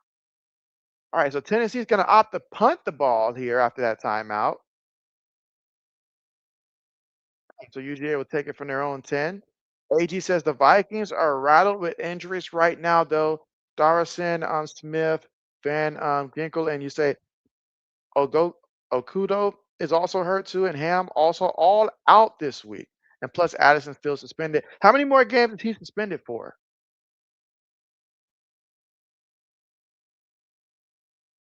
The Braden says, thought I'd get in on the action there. I had to scratch my eyes there. I was like, Brayhawk coming through with the super? Wow. The Black man says Iowa must be favorite this week if Brayhawk is 50. Oh man. Brayhawk says, Black, you better beat the Vikings tomorrow night. And so what are the odds for the Falcons? Don't the Falcons have both their starting receivers healthy for this one? Both Drake London and also we're going to see Darnell Mooney for the first time this season. I think they're both healthy. I know that there were some questions about both this week, but I think they're both healthy, so that should help. Heck, I don't even know who's going to be kicking for the Atlanta Falcons right now because it seems like they might be through with Koo. I'm seeing the signs there saying Koo is poo at this point.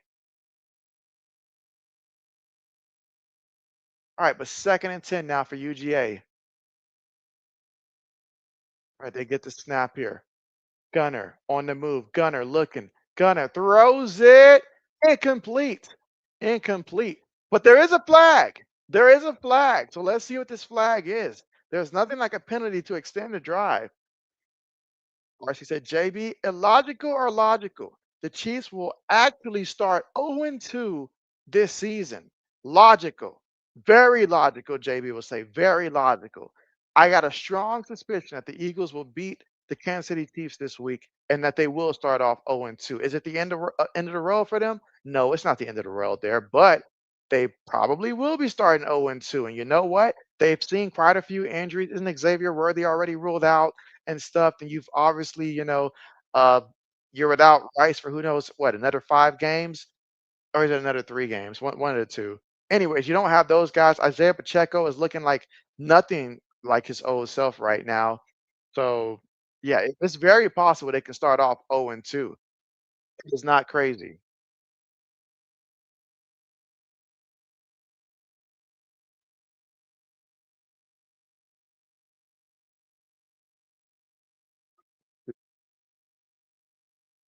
He says, "Unfortunately, I'm a broke teenager, so no super chat." JB, from me.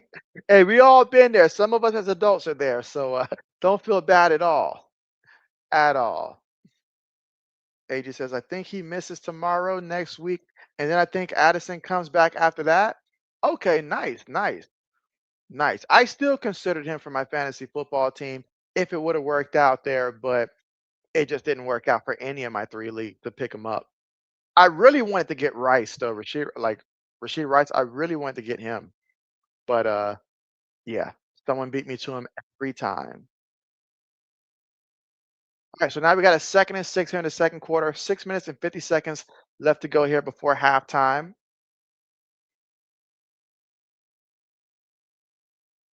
The run play and gonna pick up maybe a yard on the carry. That's gonna make it 3rd down coming up here for UGA.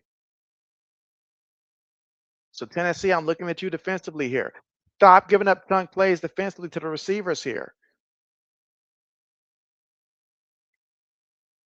Then 5 against 6:20 remaining here in the second quarter.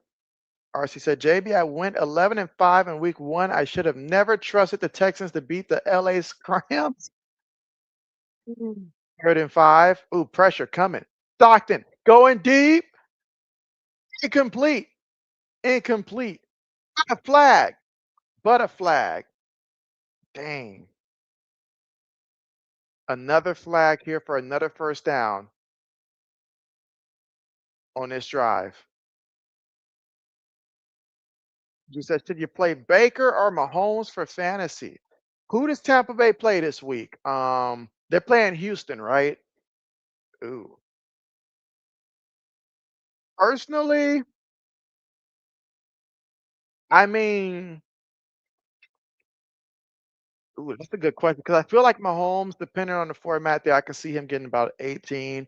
I can see Baker probably getting about 20-ish.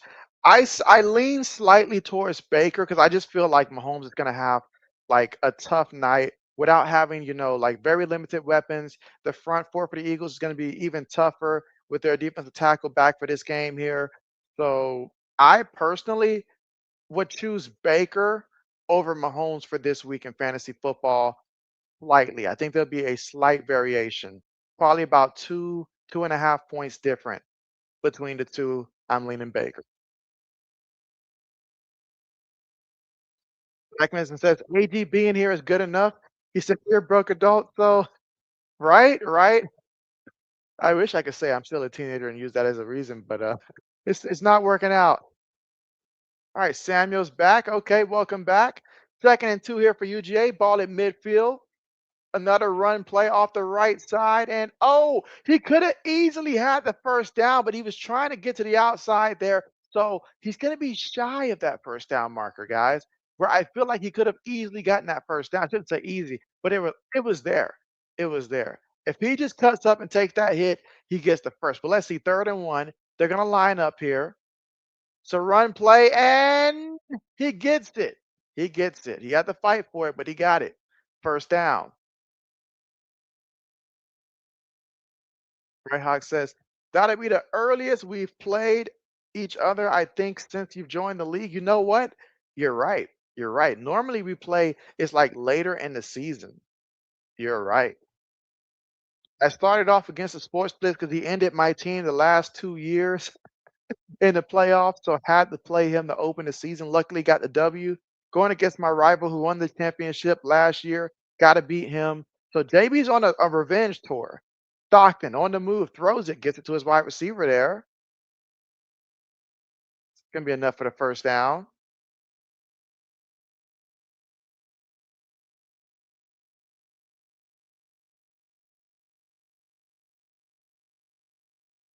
All right, so they're hurrying up here. Oh, he got rid of that one while he got hit. Oh, and he tried to jump over the DV, ended up having to stiff arm him. Well, JB should never have taken the under on Gunnar Stockton's passing. I had no idea Tennessee's defense was going to be without 4 players on defense. Toss it to the running back here, and the running back doing work.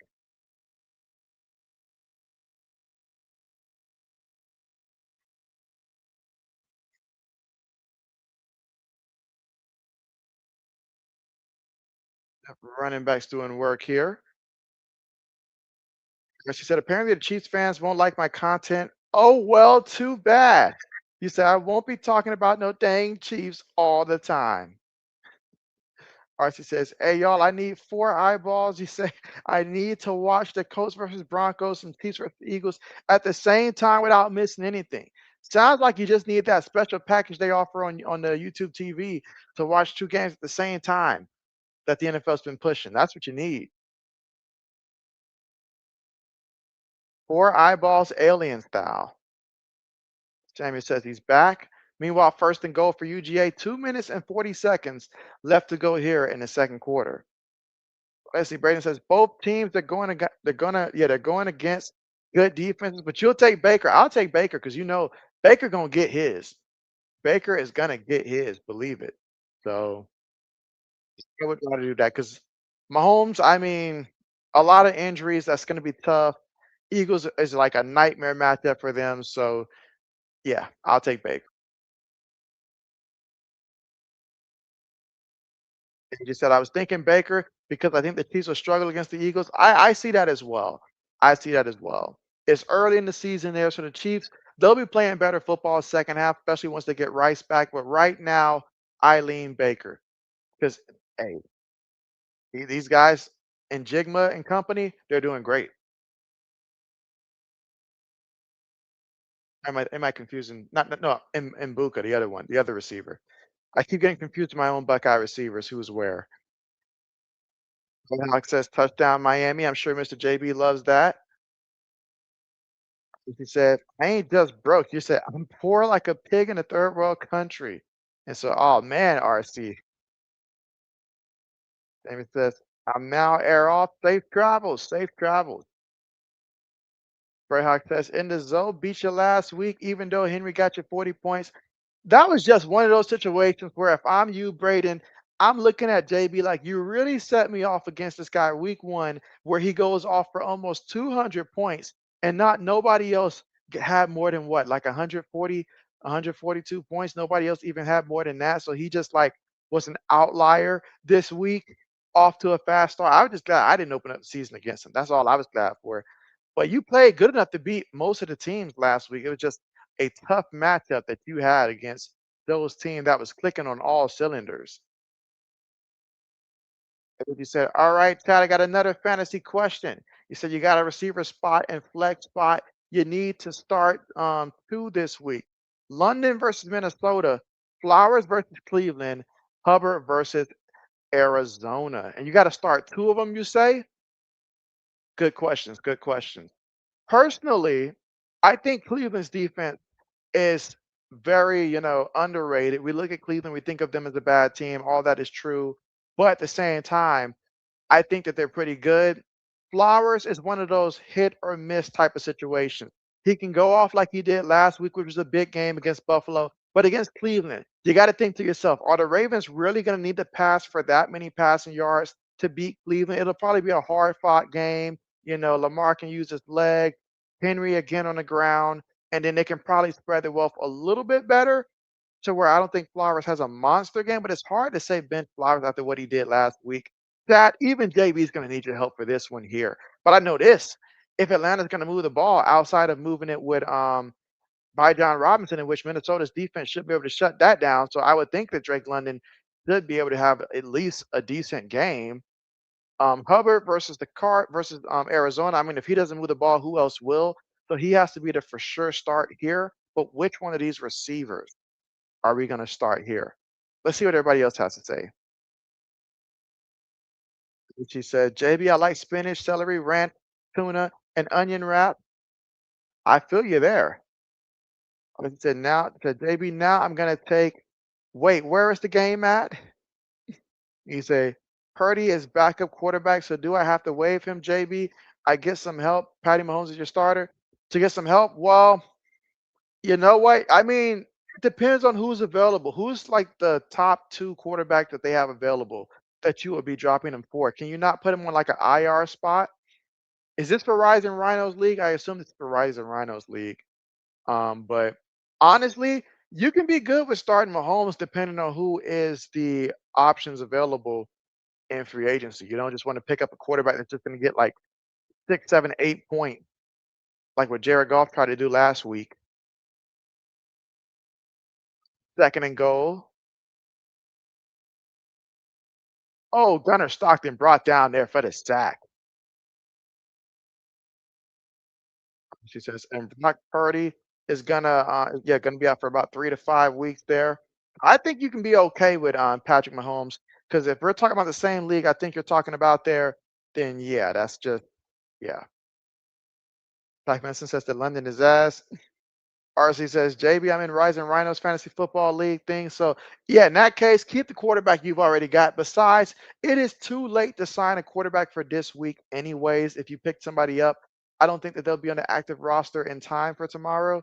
If I'm not mistaken, with his waiver thing, I don't think it's immediate. So, you probably wouldn't be able to get him in there, anyways, before tomorrow's game. So, you'll have to start Patrick Mahomes, anyways, tomorrow.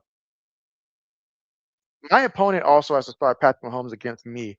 So, I need Mahomes to go out there and not do much. Like man says, saying that as a pissed off Falcons fan.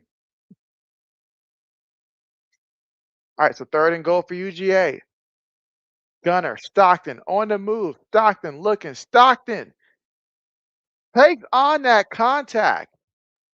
He's going to be about 2 yards shy of that end zone. Fourth and goal coming up. Used his legs that time. Archie said, I don't trust nobody named Drake. Shout out Kendrick. I feel you there, RC.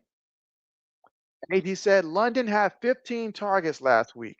I don't know if I can justify sitting London, even when playing the Vikings, because that's just it. I mean, I know Darnell Mooney's going to be back this week. I know that, but Darnell Mooney, that's not going to do much there.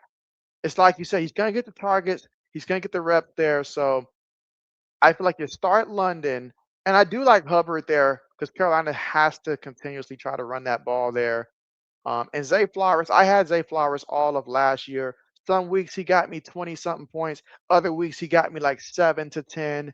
And so if you're okay with that being arranged, then you can go London and Flowers. But if you want a little bit more consistency, maybe like a good 12 points as your minimum floor, then you go Chubbard there. Because I got a feeling Chubbard's going to get into the end zone for sure against the Arizona Cardinals. So I don't know how many points he'll end up with, but I think he does at least get into the end zone one time. So I'm thinking you go ahead and just commit to the NFC South, guys. Go ahead and take London. Go ahead and take Hubbard. It's hard to say to bench Zay Flowers after last week, but Cleveland is a good defensive team. They are a good defensive team, and there's no reason that the Ravens are going to look to go out there and just continuously air it out as much as they did against a team like the Buffalo Bills, in which it was a big time matchup. But that's my thoughts on that.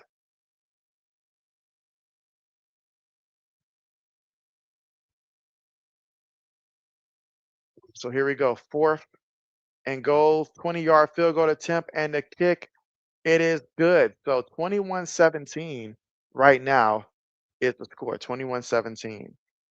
She said, where is the Eagles and Chiefs game being played? And so the game, that's a good question. Is it in Philly or 'cause I got a feeling I think it's in Philly, but let me double check that. I could very well be wrong. It's actually in Kansas City. So yeah, I was wrong. It's at Kansas City. So that should help a little bit there. It's at Kansas City. Greyhawk says 11 likes. Let's get to 20. Also subscribe if you're new and tell us your favorite teams. Absolutely. Good call out there, Braden there. Let's see if we can get to 20 likes here. And also if you're new, let JB know who your favorite team is.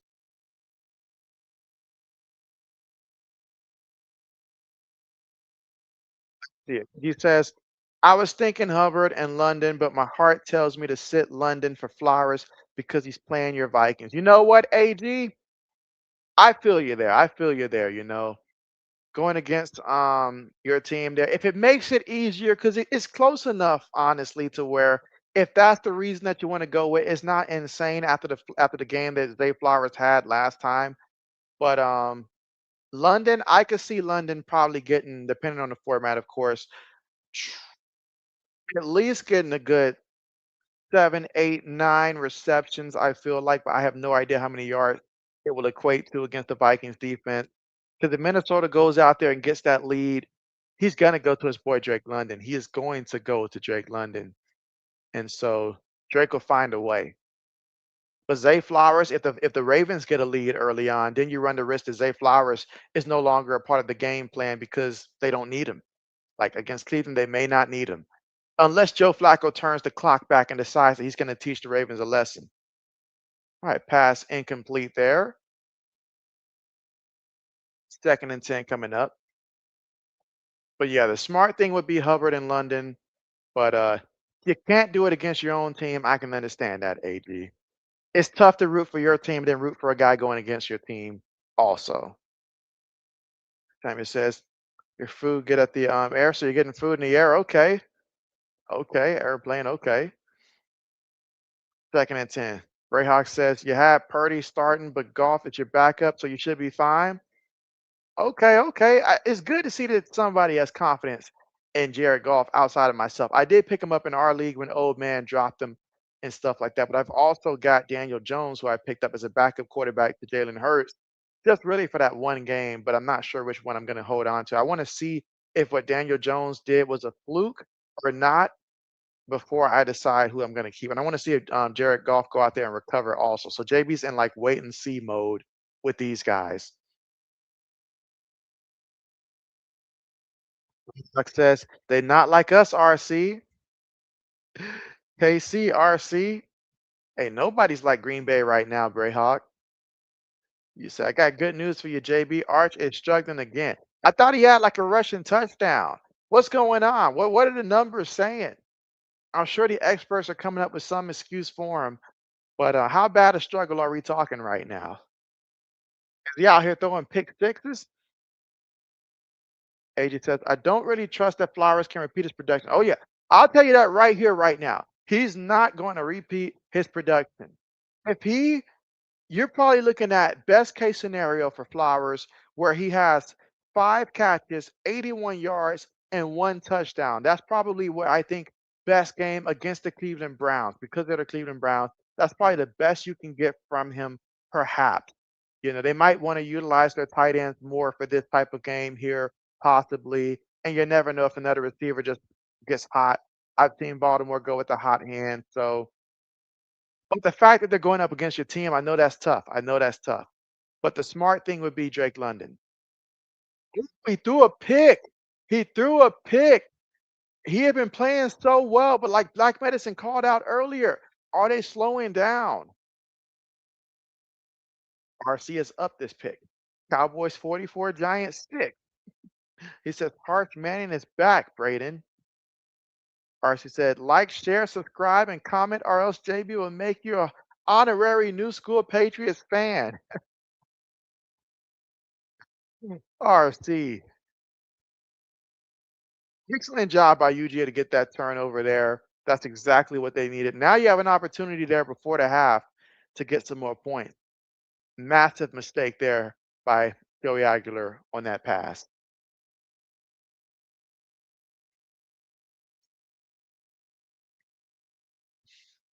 See, we should say JK, JK, JB. You couldn't resist it. I know. I know. But he said, Alabama, man, I knew they was going to smoke Wisconsin, and they did. I guess the completion there to the receiver, and the receiver still on his feet there. Picks up about 9 yards there on the play.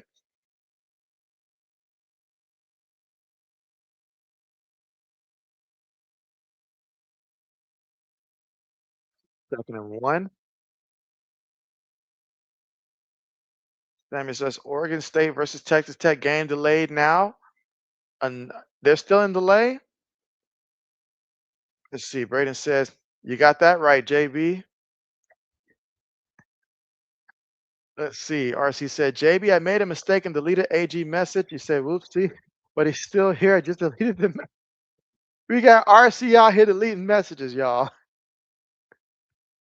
By accident, of course. Oh, almost threw an interception himself there, but there's a flag, but almost gave the gift back. Imagine that.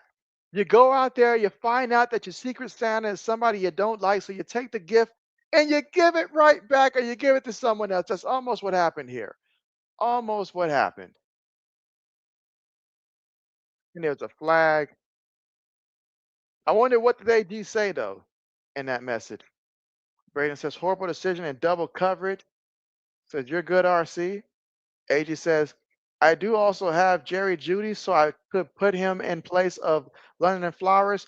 You wish you know, I wouldn't do it just yet with Jerry Judy. Like, nah, you're right. Like right now, wait till Jerry Judy has a big game because once he gets hot, second half of the season, sure. But right now, I don't know what Joe Flacco's thinking. He's throwing it to this Fanning Jr. kid. It's irking me because I got Njoku, and I'm like, bruh, throw it to the other tight end. Running play there for UGA. Okay. 21 seconds remaining.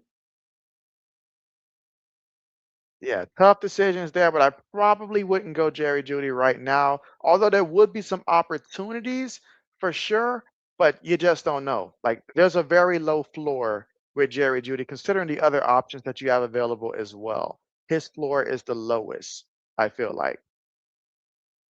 You said who won in Purdue versus USC or rain delay, but the score is yeah, I figured it was a rain delay. I don't think that they've been live yet, if I'm not mistaken, last time I checked.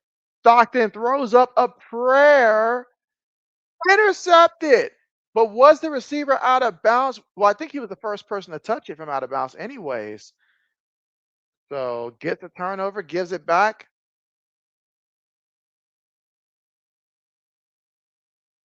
Or she says, Indiana 73, Indiana State 0. Indiana just go ahead and head by the college football playoffs. Or she said, Oregon State still suffering a rudder delay.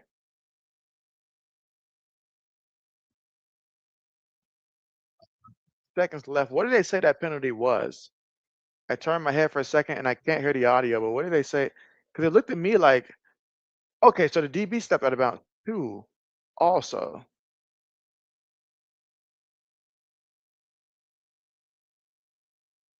She said, let's see, Rutgers beat Norfolk State 26-3. Tell them do it in basketball like that, dang it. I mean, it says you think that Laney fell asleep in the middle of her team in a tight contest like this? I doubt it.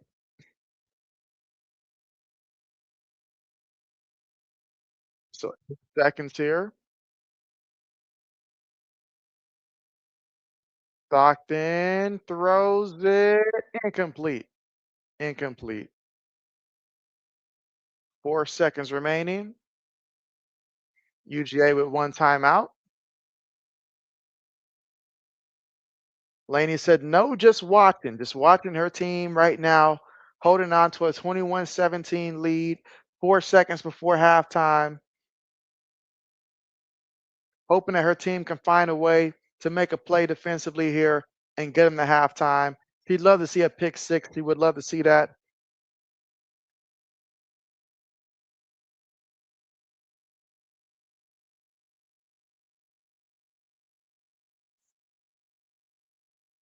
All right, timeout called by Tennessee. That's their final timeout.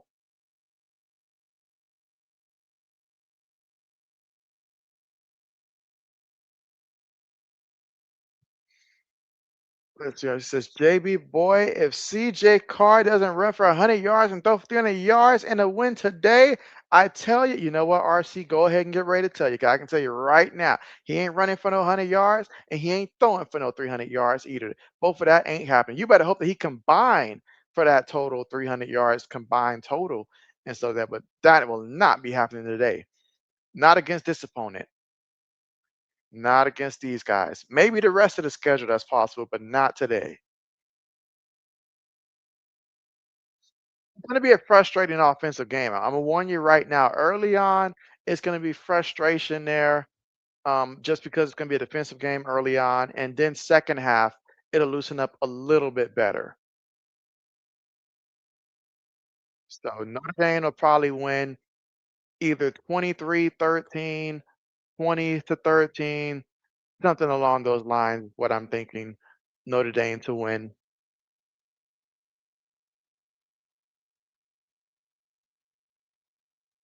What she said. What about a win? Yeah, just take the win. Just take the W. All right, 2nd and 10. Come on, no freebie yards here. Just run it. Just run it, kid. Yeah, just run it. Just run. Dang it, you gonna throw it up there? Intercepted. He's running. Come on, kid, you got to pitch it to somebody.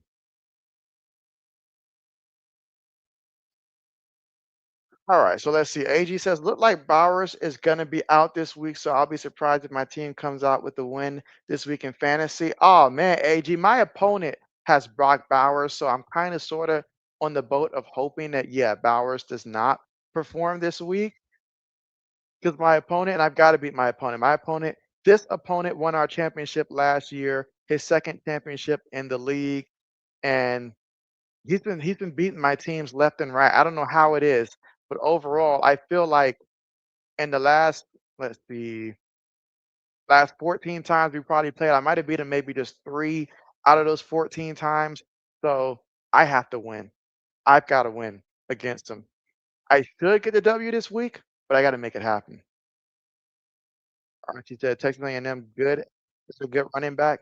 And AD, I've been making the playoff like every year in my fantasy league that I've been in, and most of my fantasy leagues elsewhere, with the exception being Rising Rhinos League, it's just too many people to actually grab talent in that league. So it's very tough. Because like in Rising Rhinos league right now, the thing is, we have to start 2 running backs, but there's like 20 people in the league.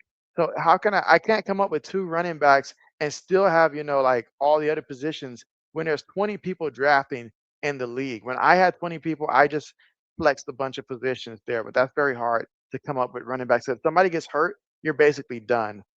But I should actually win my week in Rising Rhinos League this week. So I'm hoping to go 3-0 in all my fantasy leagues this week. Get off to that strong start like JB's accustomed to doing.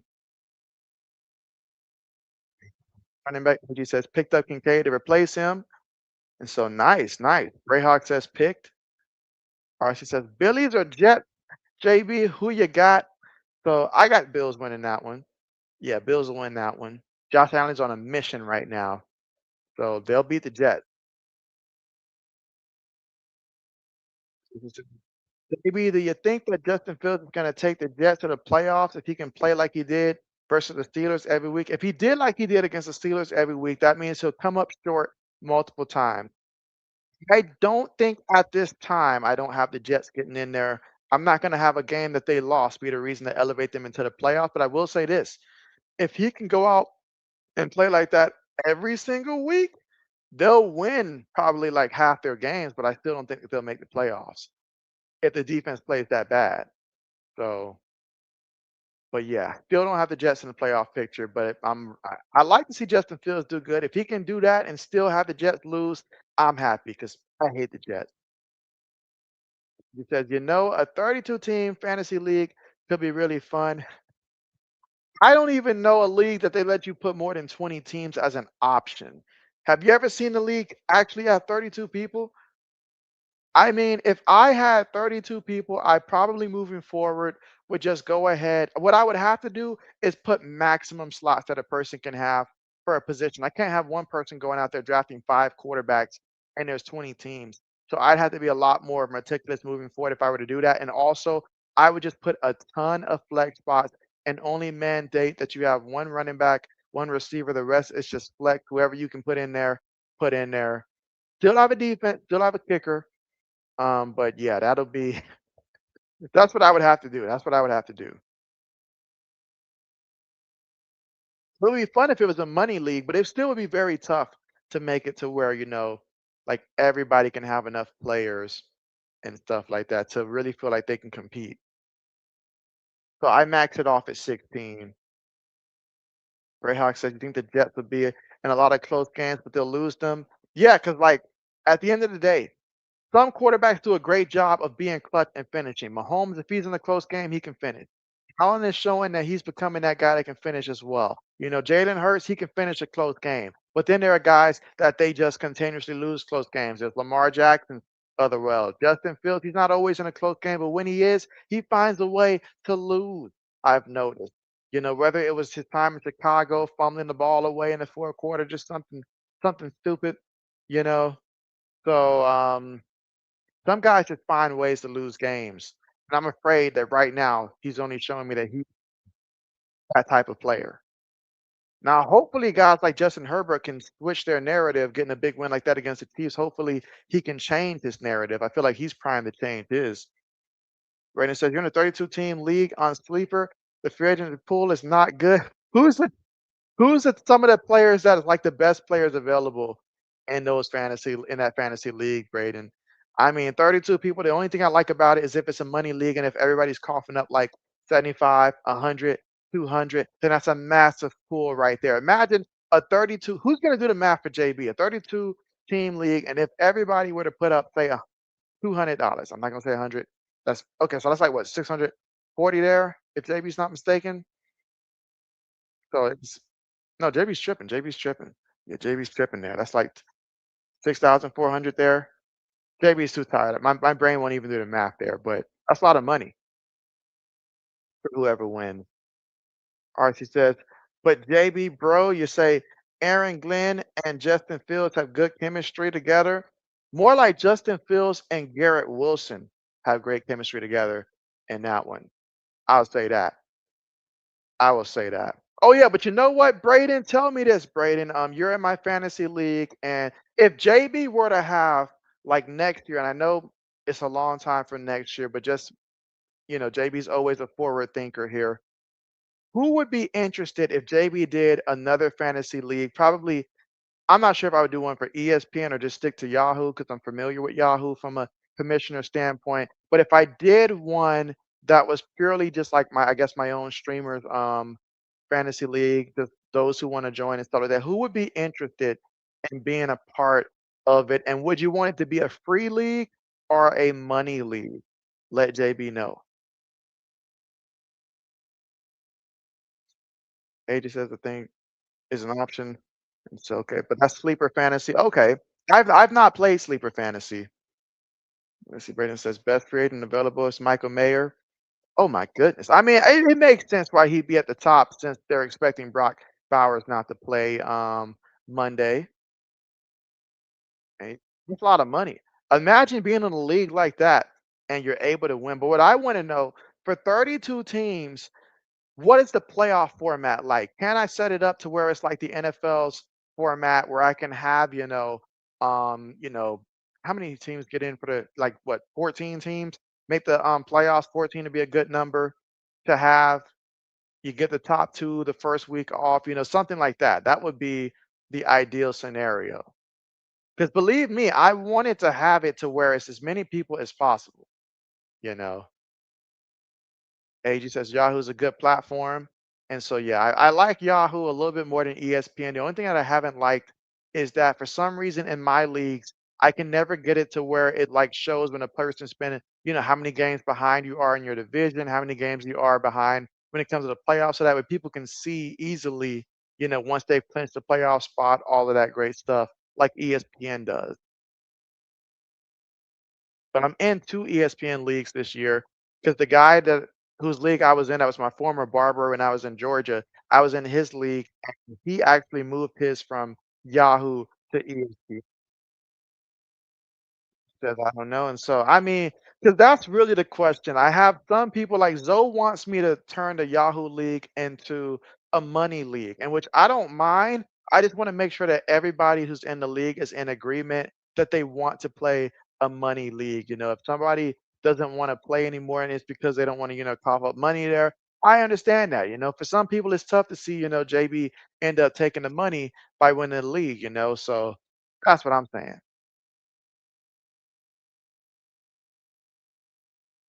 But she said, "Who does sports betting, JB, and does it work out?" JB is a very big advocate for sports betting, but this might be the last year, because to my understanding, with some of the new rules that have been changed by the government heading into next year, to where even if you lose and stuff like that, that'll still be taxed against you. So if that turns out to truly go into form, then JB is just going to end up stopping after this year. But, I mean, you obviously will lose more than you win in terms of the actual games, but, if you win and you do it correctly, you should still be able to make a profit with about a 30 some let's say 35 to 40% win percentage is what you're aiming for, to win about 35 to 40%. That should put you in a profitable category, especially if you're doing like JB where your slip consists of like 3 people from time to time. Sometimes I'll do 2, but I prefer to have 3 picks there so I get that 6 time payout for the victory there. So that's how you end up being profitable. But for some people that just, you go off your favorite players because you think you know your player, but the sport books are very accurate in terms of, knowing your guy better than you do when it comes to which games to fade him, which games to take the over, under. And when Vegas calls, these players tend to listen. That's all JB is going to say. But yeah, JB does a lot. That's why in JB's description for each video, I include all kinds of links for anybody that wants to, sign up, whether it's Underdog, which is available in most states, PrizePicks, whatever it is, you use that link, sign up, and then hey, help JB also because JB's an advocate for it.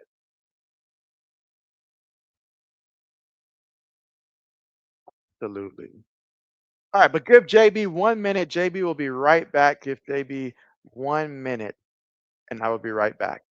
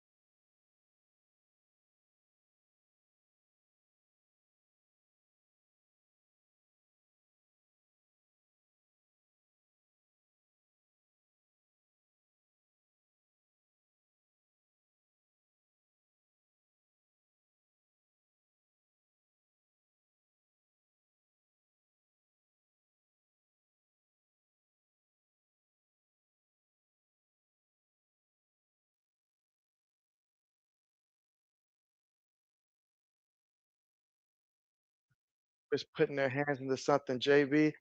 I know, right? Yeah, they're tired of seeing JB win. That's what it is. They're tired of seeing JB win.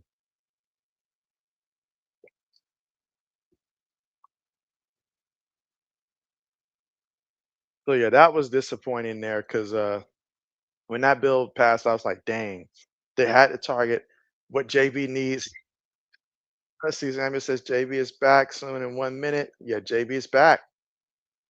He just says, JB, do you plan on watching any college games tonight? And so for me, because I know later tonight I will be going to the movies with my wife, spend time with her, go take her to the movie theaters. But outside of that, I do plan on watching a couple more of the games, a couple games that I have on my radar that I'll be going back and forth between. Obviously, the Texas A&M Notre Dame game, that's going to be one. But Florida LSU is certainly going to be a game of interest for me. And then hopefully I don't have to watch too much of Ohio State. Hopefully, we go out there, take care of business to where I'm like, okay, we're up big. I can focus on somebody else.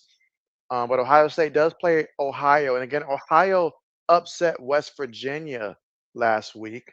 So certainly we got to get off there, pay attention to them. The Vandy, South Carolina game, if I haven't said that one already. And so, yeah, those are some of the ones that we're paying attention to later on. Particularly really those 3, the Florida LSU, and Notre Dame, Vandy, South Carolina, but it all comes second place to Ohio State, if I look and see at the end of the first quarter, things are a little too close and I'm not pleased with what we're doing, then I'll tune in there.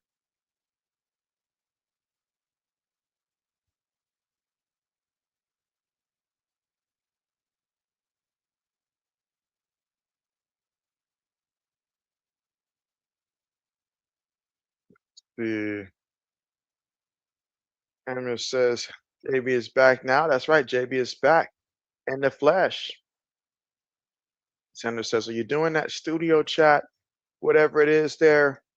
And so, what do you mean by the studio chat? JB might be a little lost right now, but just let JB know what you mean there. Let's see. You said the Canelo Alvarez versus Terrence Crawford tonight. Oh snap! I wonder if I'll feel like calling this one after my Notre Dame Texas A&M stream ends. I think you will, RC. I think first half you'll be frustrated and stuff like that, but then second half Notre Dame will find a way to come up with the victory against A&M once again this year. She said that's cool. Have fun. Check in on them Gophers. What time is the Gophers game again? Is it like a nighttime, like very late game, or is it like? Hold on, let me see.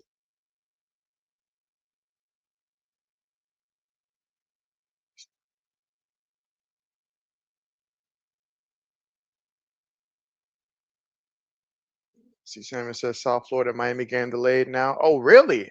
Wow. He says, Anderson, the link you put in the chat and you're chatting. So, the link that I put in the other stream there, I've already picked yeah, I picked my games and stuff already through that link. So yeah, JB's done that one.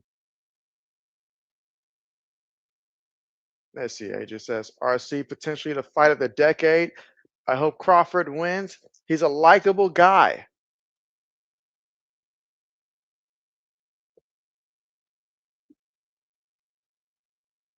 I mean, JB's been drinking up so much water as of late.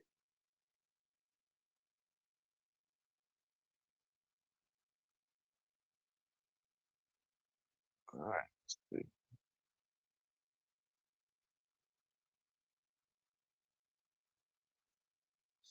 RC says, I'm not really worried about the preliminary undercard boxing matches per se. JB, last time I streamed the boxing match, it did fairly well. Oh, really? I'm very curious how that actually went. JB had not thought of doing boxing. Maybe one time in the future I may, perhaps.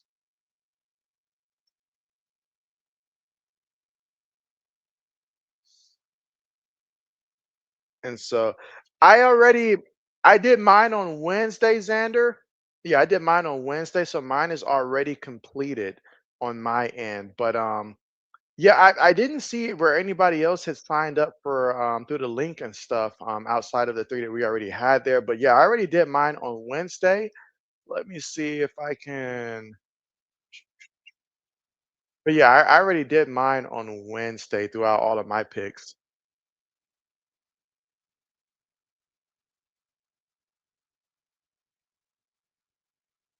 Yeah, so I do mine early. I do mine early, so that way we can capture the Thursday night football, all of that. So I've already done mine already.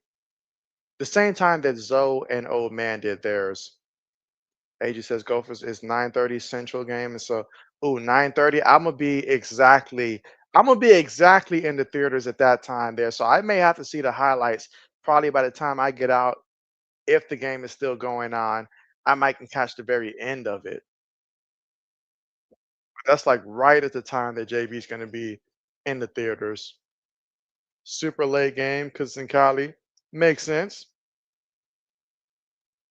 Samuel says he's in Jackson, Mississippi airport now. All right, that's what's up. How was the flight?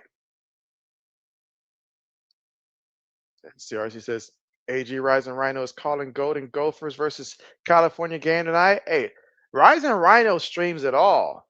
I mean, isn't he doing Canadian Football League like right now? I think at least earlier. So there's That's great. Let's see. Mercy says, AG, I'm going with Crawford too. Hell, I guess we're all in. Let's see, I see JB drinking like a fish. Now, JB, the fish is your nickname? Please no. Please no. G Samuel says good, okay. See, he says I've never watched Rising Rhino, but maybe I'll check in on him. Go ahead and give him a check in. Tell him JB sent you. Tell him JB sent you. Absolutely, because Rising Rhino comes through and shows a lot of love very often. Very often. Matter of fact, Giants fan 56 was the first one to come in and comment today. I had to double check again. I was like, did I wake up as Rising Rhino? But yeah, that was nice. That was really nice.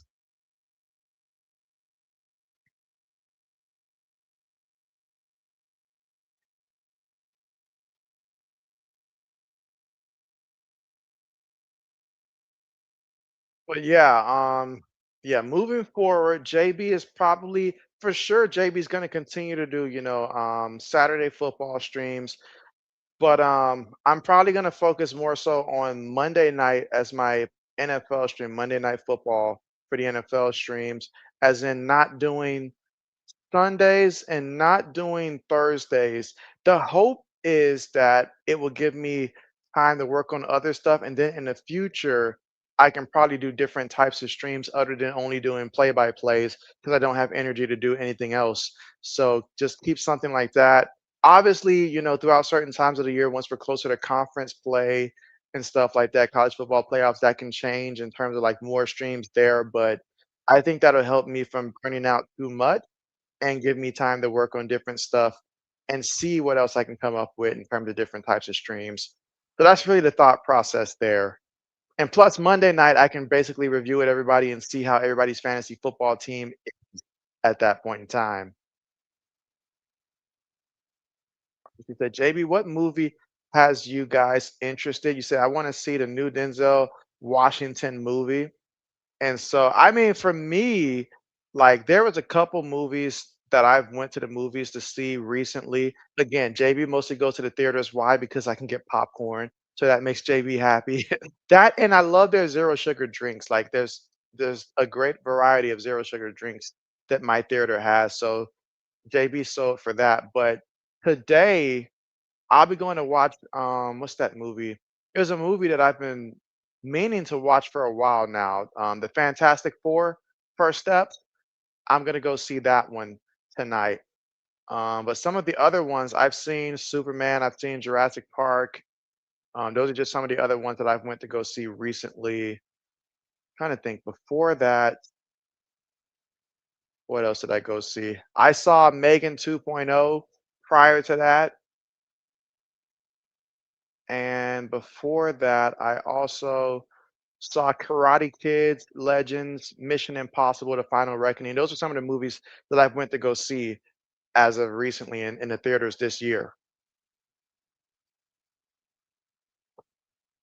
All right, so UGA coming out running the ball.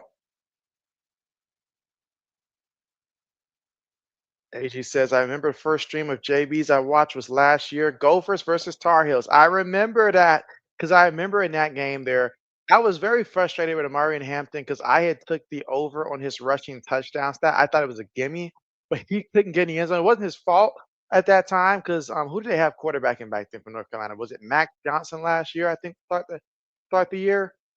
And so, but I remember that one. It ended up being a close game. There are a couple missed field goals, opportunities there for the Golden Gophers, but it was a good game because I remember everybody else was streaming a different game at that time, but I chose to stream North Carolina versus Minnesota. I can't remember what the other game that was on at that time. I feel like it was maybe an NFL game, Thursday night football, most likely.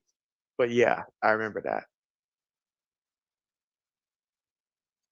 Throws to the back, gets the completion there. Okay.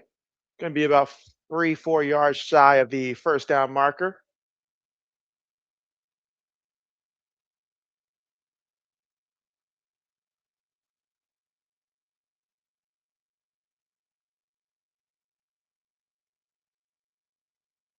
All right, let's see. Samuel says you're ready to go Monday afternoon to the doctor's office in Jackson, Mississippi. Okay, okay. All right, 3rd and 4 here for UGA.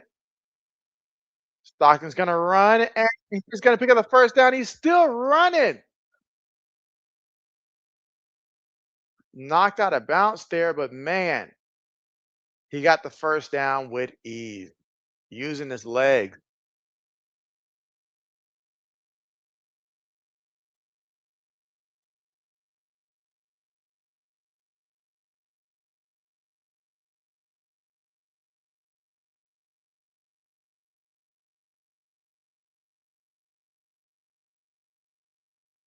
All right, here we go. 12 minutes to go here in the third quarter. So running play off the right side there and knocked out of bounds after picking up about 7 yards there on the carry. Frazier Jr. there. Sanders says, I'm eating my lucky second half takes. Techies, okay, okay. Well, hey, if it brings good luck, send him JB's way. Or she said, JB, how do you feel about me randomly introducing football to your channel? I think you say you think you can manage. The trick will be managing when your Hawkeyes and Bruins women's basketball start back up. And so, hey, I mean, you're doing as long as you feel that same passion that you do when you're talking women's basketball. And I know that with it being the playoffs there, give it a couple months, you'll need something else to keep you going there. So this is a great way to segue another part into it there. But hey, I feel that this could be big for you, branching out to another audience there.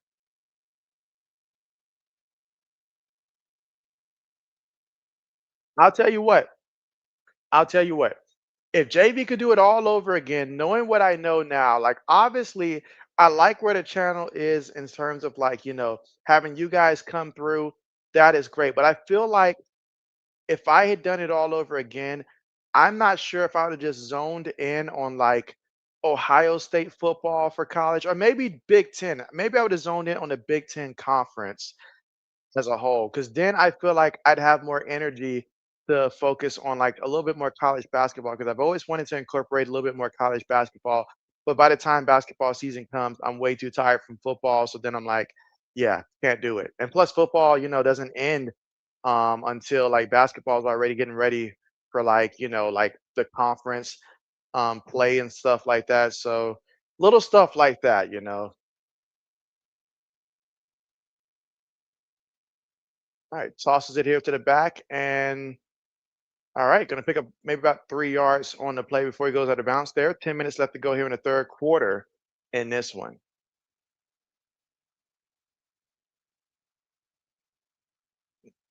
Let's see. She said JB is going to see the Powerpuff Girls. Oh, no, no, no, no, no, no, no, no.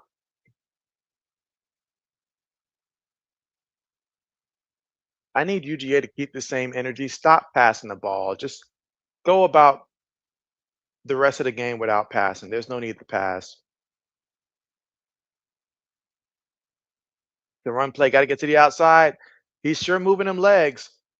Let's see where they mark him. Did he get enough for the first down? You said, I would have never found your channel if you weren't streaming the Gophers. And so you never know where that one game is that it's just like you just end up finding someone for that one game. Absolutely. But you know what? Could be a double-edged sword because I remember I was doing a preseason game. A preseason game. This had to be Kenny Pickett's rookie year or something like that. I think it was Kenny Pickett's rookie year, and I was streaming the game, and I think who was the quarterback that was supposed to be the starter ahead of him? Was it Mason Rudolph that year? I think it was something. I forget what was going on there, but no, I think it was Mitch. Was it Mitchell Trubisky? Was it? I think it might have been Mitch Trubisky at that time. Anyways, though, and so I was doing like I always do. I was talking about who I thought would have been the best option, and the guy fully agreed. Like he sent a massive super chat and stuff, and I was so thankful. But then he realized afterwards that I was not a Steelers channel, and because I was not a Steelers channel, he wanted his money back and stuff like that because he was looking for a Steelers panel and stuff like that. And so JB had no idea. I still have no idea at this point how to refund somebody if they super chat, how to send them back their money. So JB recommends don't do it unless you really want to send it and stuff like that. But he sent a big amount and stuff like that. At that time, I think it was the biggest that I had at that time. I'm pretty sure the 80s have surpassed it, but he does like chunks and stuff, but he sent it all in one super chat. All right. Meanwhile, All right, so we got a third and goal coming up here. Third and about one. You know Stockton wants to run this one. Let's see. Black Medicine says that North Texas is beating Washington State 45-3 in the third quarter. 45-3. That's insane. That's insane. But power to North Texas. Let's see. Xander says, JB, how did you become an Ohio State fan? Well, being born and raised in Miami, Florida, and my father being a Hurricane fan. So back in the day when Ohio State, back in the 2001 season, beat the Miami Hurricanes in the championship games, and my father was a Hurricane fan, I chose Ohio State during that moment because of that. So therefore, that's how I became an Ohio State fan during that year. So we can thank the Maurice Clarets of the rail, all of them. That's how I became an Ohio State Buckeye fan because they beat the University of Miami at that time, just to pick a team that could beat my father's team. Luke Medicine says 52-3 now.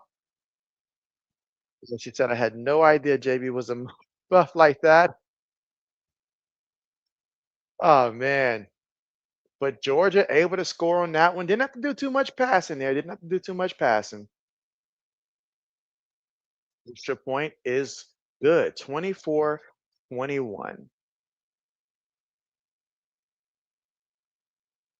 I feel like we haven't seen Tennessee yet in the second half offensively, so we'll get to see them once we come back there in the third quarter, 7 minutes and 19 seconds to go. See what type of drive they put together here.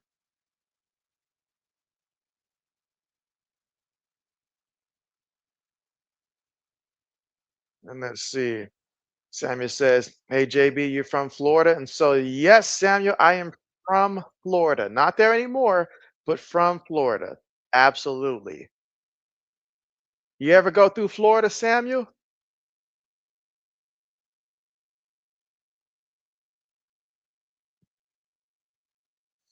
Let's see. West Virginia's beating Pittsburgh 13-3. Dang, is that USC Purdue game still in delay?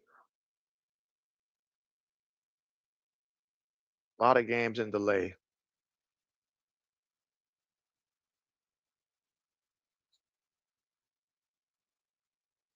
All right, let's see.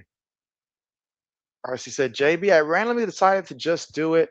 I think to myself, I kind of forgot what email and password was tied to the Cowboys Notre Dame channel. So then I decided recently just bring it together.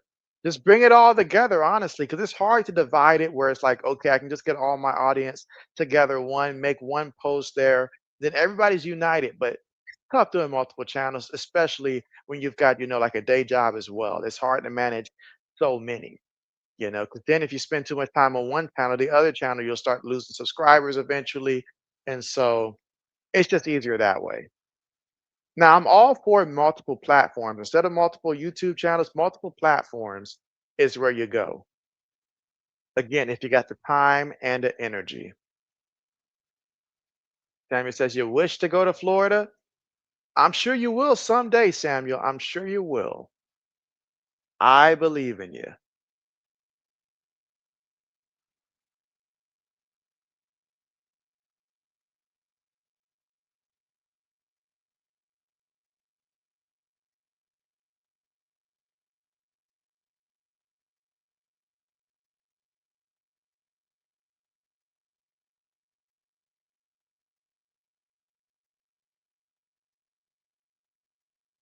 All right.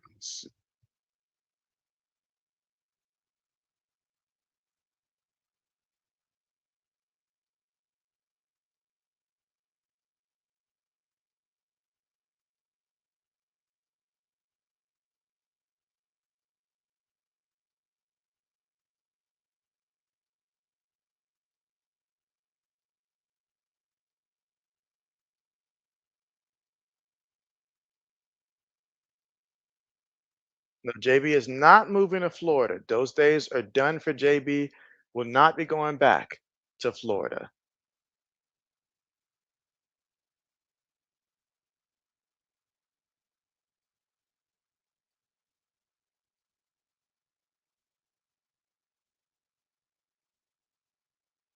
All right, UGA kicks it off here.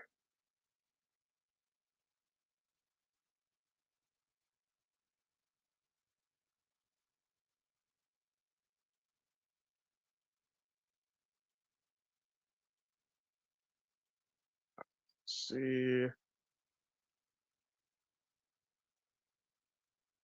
All right, so RC said, JB, if y'all come across Iowa fans that love women's basketball, Iowa women's hoops, send them my way because during the Hawkeye season, I plan to go all in.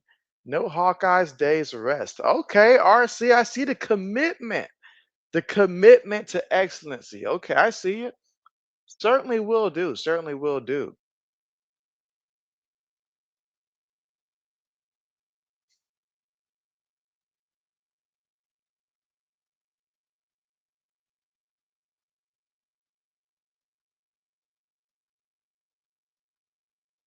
And see, Samuel says, why JB at Florida? And so, why will JB not return to Florida? I mean, I don't know. I feel like that phase of JB's life is just past at this point. When JB was younger, sure, I would do it. But at this point, JB's good.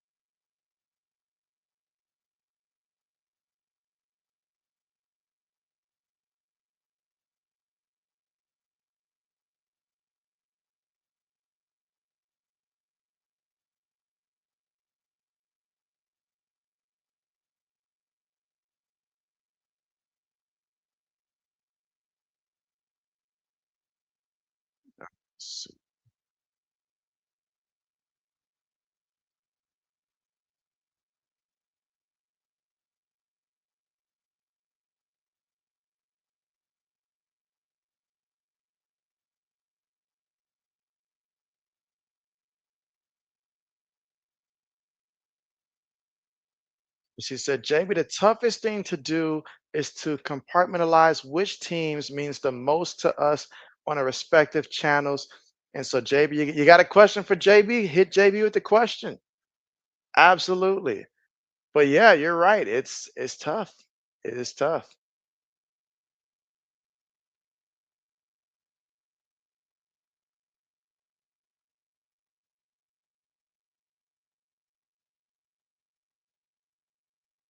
Absolutely. Let's see.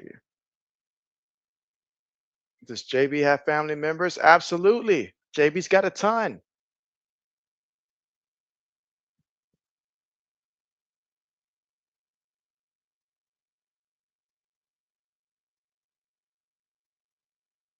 Absolutely. All right. And again, we are just not coming back from the commercial here. All right. So RC said, JB, I got a question and an idea for you rolled all into one dough. And so this sounds interesting, RC. You've got my attention. All right, receiver goes in motion. Play fake. Aguilar in the pocket, feeling the rush, throws it short. Incomplete, but there is a flag. There is a flag.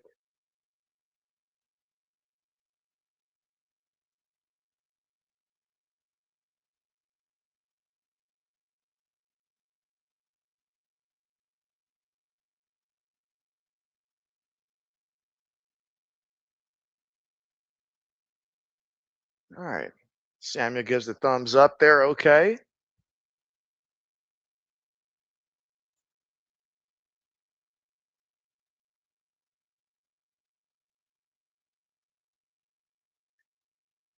And again, Tennessee there. After that flag, look at that. First and 20. You're at your own 15-yard line. You're trailing 24-21, in which Tennessee was up at one point, what, 21-7? So Tennessee's got to get some stuff going here. All right, so they run the ball there. 7 minutes left to go here in the third quarter of play. Again, UGA on top 24-21. Samuel says he's got a question too. He says, where's Laney? Aguilar on the move. Oh, Aguilar, no, son, no, no. Where was the agility? Where was the ability of agility on that move? He tried to shake and bake and he got shook. Mm. This reminds me when you watch those videos where The person tries to outrun the bull, but the bull hook him. He got hooked. Dang. See, this is why JB's not playing college football. That and the fact that JB's getting really old.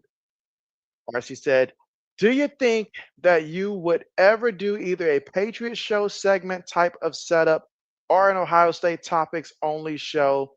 Is it a possibility in the future?" And the question is coming in my next comment. And so, RC, I've long thought about for mostly for Ohio State, because I say to myself, if I focus on Ohio State, I can cover college basketball and I can cover college football, whereas the Patriots is just NFL there. But I've thought about it for the Ohio State Buckeyes, but I also know that, most of my subscribers is not an Ohio State only type of subscriber thing. So therefore, I decide not to simply for that fact. If it was mostly Ohio State fans, then I would do that. But simply the fact is, most of my fans, I probably got more Michigan fans subscribed than I do Ohio State fans, possibly. So I've got to keep that in mind as well. Mhm. So let's see. She said, "Do you think that when you desire to build a huge following of one team, I would love to garner and gain more Hawkeyes fans? Do you think it should bother you if you don't build them up at a rapid rate?" Ooh, at a rapid rate. Well, honestly, it should not bother you as long as you see the like those who do subscribe, as long as they're continuously coming back, because it's much easier to plan if you're focusing, say you're focusing on Iowa, right? Then you look at your schedule early on, it's like, okay, there's only what, like 10, I'm sorry, 12 Iowa Hawkeye football games. And then if they make it to the college football playoffs, that's an additional one. But that's easy to cover in terms of doing play by play. The rest you can focus on like depth chart news and stuff. And as long as people are continuously coming in, engaging in a conversation, it will grow over time. But before you can have an empire, first, you've got to go ahead and get the materials to build the empire and start brick by brick. So as long as they're tuning in repeatedly, that's a good thing. That's a good thing, honestly. And then it can expand upon other, sports as well. Because if you have the team, doesn't matter if you go out there and cover softball, doesn't matter if you cover, women's college basketball, men's college basketball. Soon it will also tell the algorithm, okay, anybody that's an Iowa fan, continuously send it to them. But it's going to take a little while before the algorithm picks it up. Stuff that can mess up the algorithm is when like you start posting in like a group chat, Facebook group chat or something, and then people start coming from a group chat that they're not necessarily from a sports background, so they don't really care about it, but they just do it because you asked. That could throw off the algorithm. But if diehard people are slowly coming in, then the algorithm would eventually be like, okay, that's it. And then the moment where you live stream a game that not too many other people are live streaming, maybe it's, I don't know, Iowa versus Delaware or something like that. And then it's like, okay, it gets in front of people and somebody else who's an Iowa fan, it's like, hey, nobody else is streaming the game, streams the game. That's how it works. That's how it works.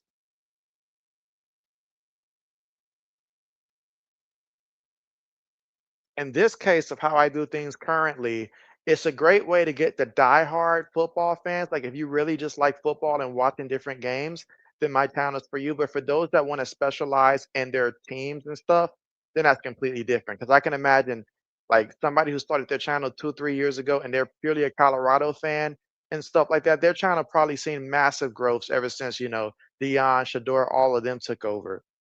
So timing is everything.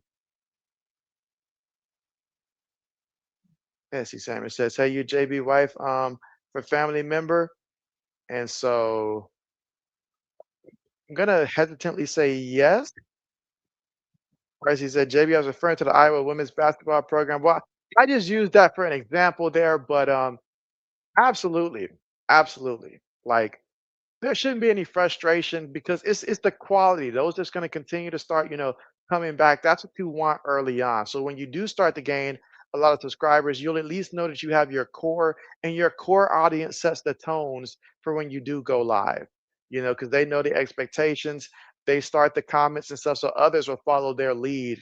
and stuff. So that's what you want to first establish, a core audience. That's the best way to go.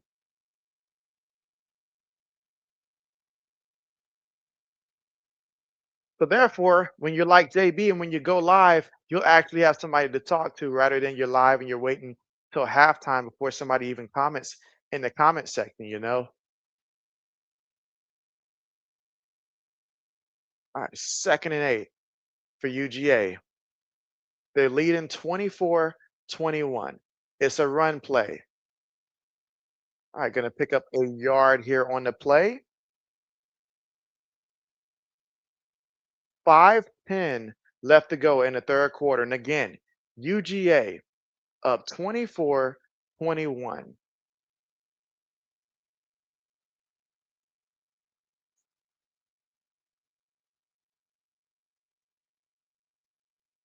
All right, so 3rd and 7 here for UGA. Let's see what they call. Will the pressure get to him? Looking, throws it. Incomplete. Incomplete. Tried to get it to his receiver there. Incomplete. And again, here in the third quarter, 4 minutes and 40 seconds to go. He had a good first half, but here in the third quarter, it's been a bit of a struggle. But that's one you got to complete.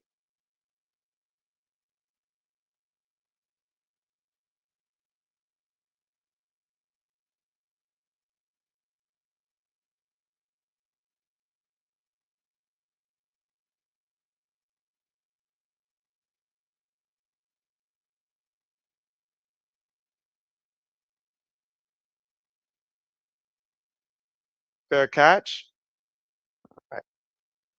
So Tennessee will take over with the football here, trailing 24-21.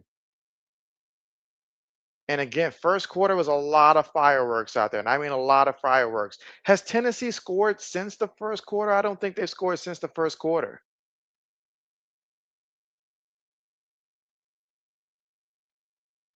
All right, RC says, now that Caitlin Clark and all the Clarkies should be gone, and I should have all Iowa random diehard fans all to myself.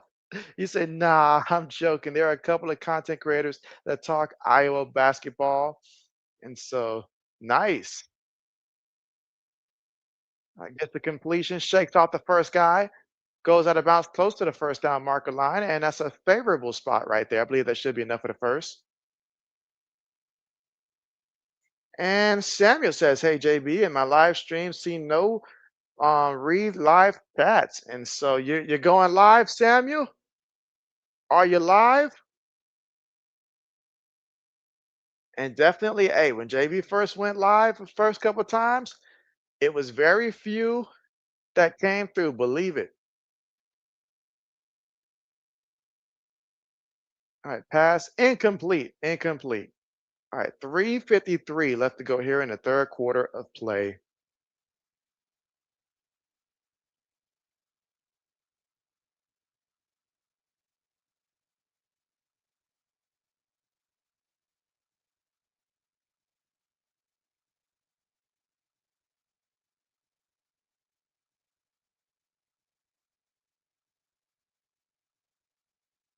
All right, so 3rd and 7.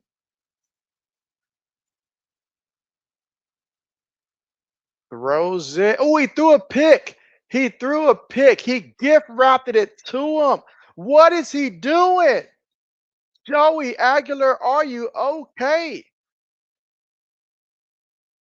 Wow. He gift wrapped it right to him. I mean, literally, he packaged the gift and took it right to the post office there. Put the label and everything on for him. My goodness.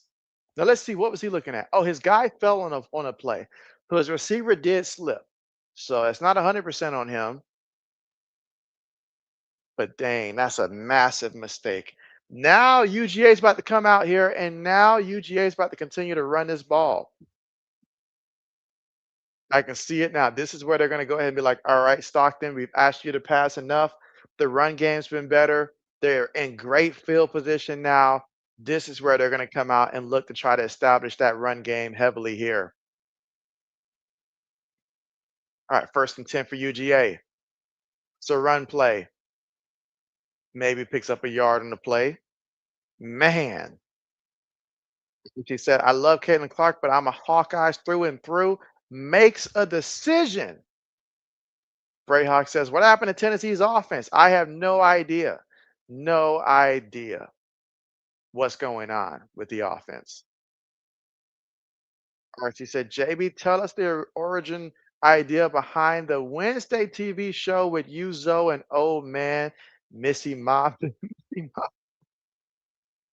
Well, honestly, originally it was like something where I spoke with Old about just the idea of, just being able to talk, through football and stuff and just really just have a platform where I was able to do something other than just my play-by-plays that I always regularly do and stuff and to see how engaging that would be. So that's really, I mean, even before then, I had conversations with another friend of mine. He's just, our schedules never worked out at all. So thankfully, old man was willing to come through, and then eventually Zoe also. So really, it just came from just the idea of wanting to have a time where we can just cover everything football and basketball related. I'm sorry, football related. Have not introduced basketball to it yet. Right, little completion there for a couple yards, but not enough. 4th down coming up.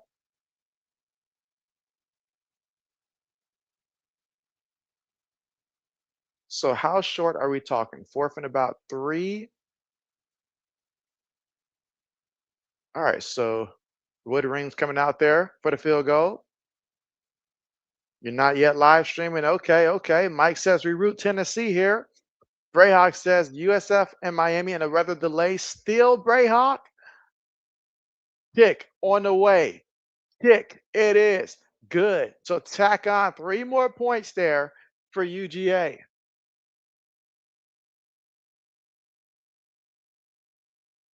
All right. So 3 more points there for UGA. They'll take it.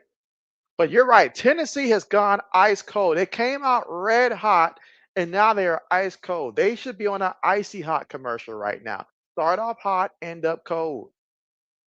They've got to change this. But you know what? You know what? They just showed that Georgia Tech and Clemson game earlier. That was a game that Georgia Tech jumped out 13 nothing before Clemson took a 14-13 lead and so forth. And it was looking like Clemson was going to come back there until Georgia Tech came alive in the fourth. So we'll see what Tennessee does with a minute and 45 seconds left to go here in the third quarter. So there's still a whole quarter to play, guys. A whole quarter to play. But Brayhawk, I'm gonna need them to go ahead and unlock that game there. I don't know what they got going on, but nah. Mike says we root Tennessee unless we don't. Mike says the 3 of you is W chemistry for sure. I appreciate that, Mike. I do appreciate that. But she says, JB, can you tell us the origin story behind the show idea by you, Zoe? No, man, I already read that one there. So, but yeah. So Mike says, is this our UFL this week best game, which is called? And so you mean for college football? Is this the best game to call it? I would say yes. I would say this week, this game, Georgia, Tennessee, just on paper alone and how the games played out. Yeah, it's certainly up there. Absolutely. Now that Clemson Georgia Tech though, that was a close second one as well. Depending on how this one finished, maybe it could be that one. All right, run play here for Tennessee. And both teams are starting to slow it down, give it more to the running back. This is what I expected early on in the game also, but now they're going to it here at this point of the game.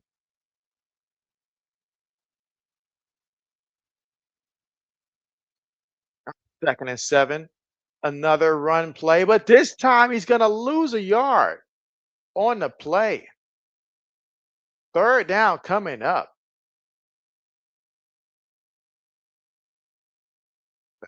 He says, you guys just keep getting better and better, JB. And so I appreciate that. Yeah, I mean, it just comes natural. I guess this year the biggest difference is that last year we could be going for like hours on top of hours, like super late.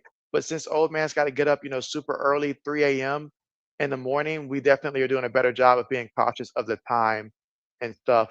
And just, like sticking with the topics to where it's like, even though we are going to different topics and stuff, it's like I have an idea time wise, like, okay, it's time to go on to something else. So that way we're not keeping everybody up for like 5 hours on the stream, 5, 6 hours.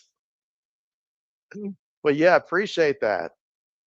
Like she said, JB, I'm for sure going to introduce central themes for Iowa basketball live streams and videos. So, okay, okay, I'm excited. Second and 6 for Tennessee, fakes to the back. Joey going deep. It's the completion and the touchdown. Wow. So, Brayhawk, this is what happened to Tennessee's offense there. I know right now that Laney's doing cartwheels right now for Tennessee. That's what his second touchdown, I think, for Chris Blazel. That's big time. He's got 2 receiving touchdowns, 4 catches for 106 yards. This kid is a big time playmaker. 5 plays, 75 yards, a minute and 34 seconds off the clock here. Wow. And so I would say Papa John's game would be this one right here. This is your Papa John's game right here. The popcorn game would have been, I'm not even going to say the Clemson game because heading into it, we would not have known. Popcorn game could possibly end up being the LSU versus Florida game. That could really turn out to be a good one. And I'm hoping that it turns out to be a good one. Simon says Laney fell asleep. Not with that touchdown. RC said, JB, Mike McDaniels looked like Rick Moranis off of Honey, I Shrunk the Kids. Haven't seen that one in ages, RC. In ages. Laney says, that's what I'm talking about. Go Vols. And so, yes. How about that? Braden says, razzle dazzle to Brazil. Tennessee's offense wakes up here in the third, leaving just 7 seconds remaining, and Tennessee up 28-27, trying to end this 8-game win streak that UGA has over Tennessee right now. They are trying to end the streak, but there's still a quarter left to go in this one.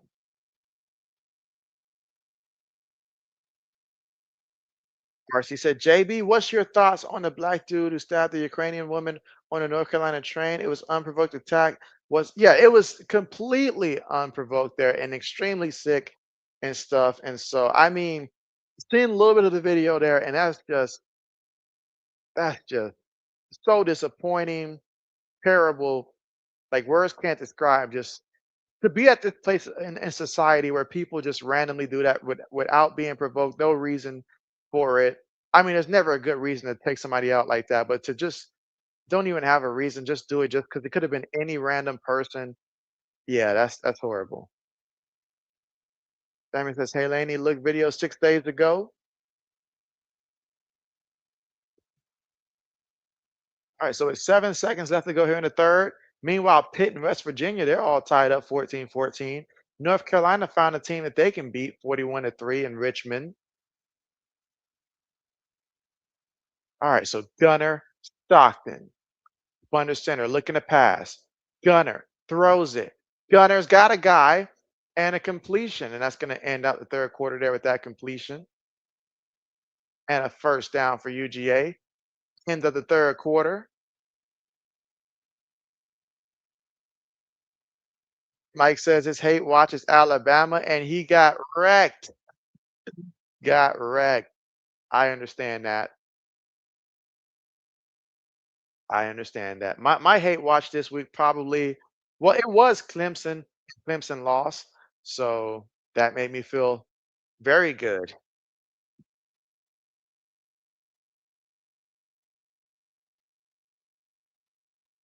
But yeah, I'm in Wisconsin. That just goes to show this ain't your Wisconsin's of the early 2000s or anything like that, because this was a nasty, nasty beatdown.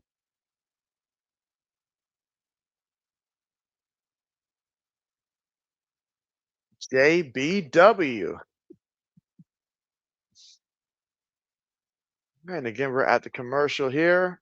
Stockton right now is 15 of 21, got a touchdown and 206 yards passing so far in this one. Meanwhile, Joey Aguilar, he's 19 of 27, 3 touchdowns, 2 picks. He's got 304 yards passing so far in this one.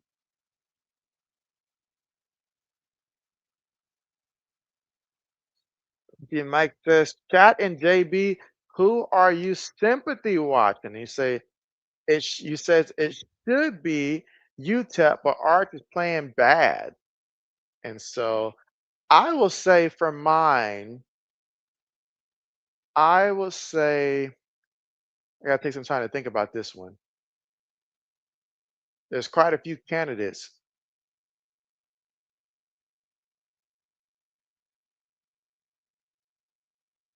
But I just want to make sure that the team that I'm thinking about is actually playing today and not next week. Said it should be UTEP.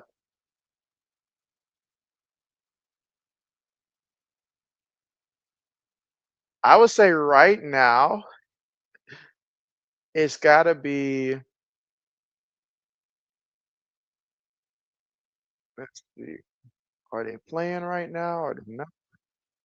I don't think they're playing right now. So I would go with Arkansas State versus Iowa State. Arkansas State right now is down 17-13. Iowa State's 3-0. They're ranked number 14. But if little Arkansas State can go out there and beat them somehow, some way, they're in the third quarter, so it's possible. But if they can pull that off, that'd be really nice for them. Really nice for them. But she said, JB, he never should have been released from prison. He had been in prison 18 times and tried to attack his own sister and mother before. The fact that he's been in the system 18 times tells you everything that you need to know. I mean, everything that you need to know. So, absolutely. Absolutely.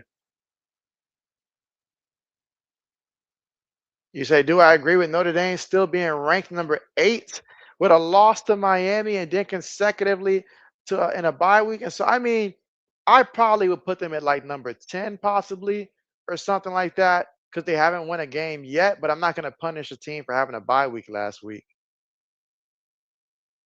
Up, you see the pregame there for LSU versus Florida. That's going to be an intense game. I hope Florida can live up to the hype though. All right, so UGA here in the fourth quarter. Quarterback up under center.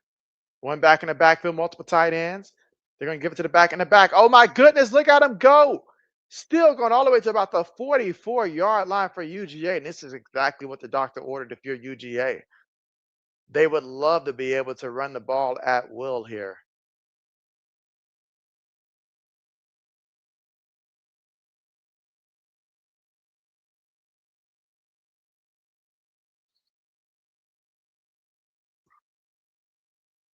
Let's see, Mike said, this is your popcorn game. Okay, okay, bet. And you say Florida State is your Papa John's. Isn't Florida State playing who? Like Kent State or something like that? If I'm not mistaken. Oh, injured player for UGA going to the sideline there. Again, here in the fourth quarter, 14 minutes and 43 seconds to go. And right now, Tennessee on top, 28-7 so far in this one. But look at the difference in rushing yards so far in this one. UGA has found their ground game, and they've been very effective, especially in the third quarter. And it looks like it's going to carry over to the fourth quarter, but we'll see. Shotgun formation here. Another run play. Oh, yeah, he's feeling it now. He is feeling it right now. Second down coming up. And this is exactly what you want. Go out there, run this ball. You'll take some time off the clock, but you're protecting it, moving the chains. Stockton's looking. Stockton's going to throw. It has a guy, gets the completion all by himself. What are you doing? Big time catch there. And if you took his player prop, I'm pretty sure that that's going to put him over on his passing player prop for the game.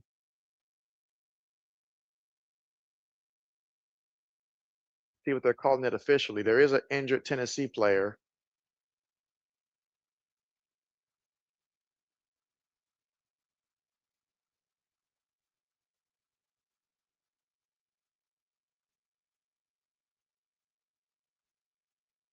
Yep, that's a pickup of about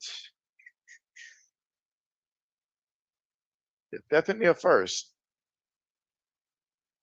Let's see. She says, JB, promise me you will at least watch one game with Addisonville this season. And so, you know what? JB will. JB will. I'll do it, RC, and I'll try to make it a game that you are live streaming as well. I'll try to make it one of those games.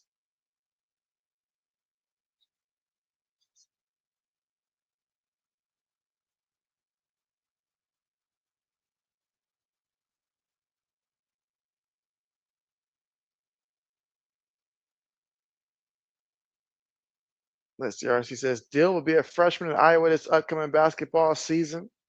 And so I've heard Addison Dill's name a ton this I guess you can say off season since the college basketball hasn't started yet.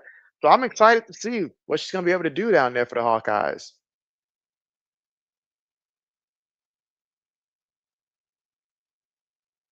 As Yossi says, JB, bro, I seen an awesome old school car show last night, bro, from like 7 p.m. to 10 p.m.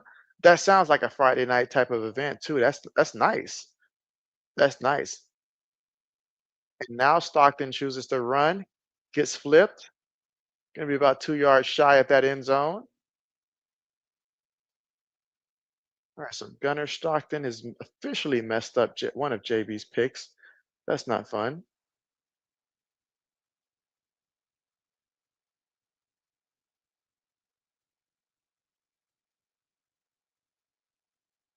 All right, second and goal. Multiple tight ends. Two receivers bottom of the screen.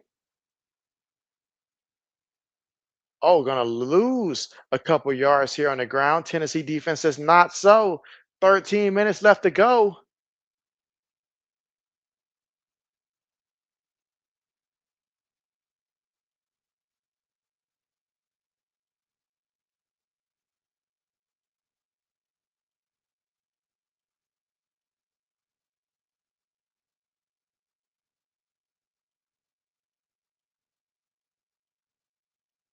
All right, third and goal. Big third down coming up here.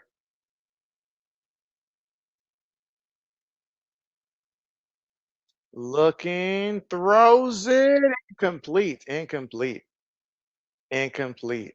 So fourth down coming up here, fourth and goal. A field goal will give them the lead here.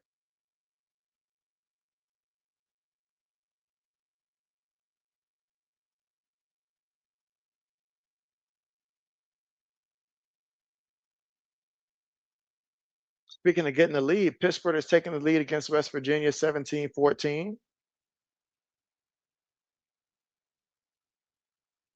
right, 24-yard field goal attempt. This should be fairly easy. Kick is up and the kick it is good. So Georgia takes the lead 30-28 right now.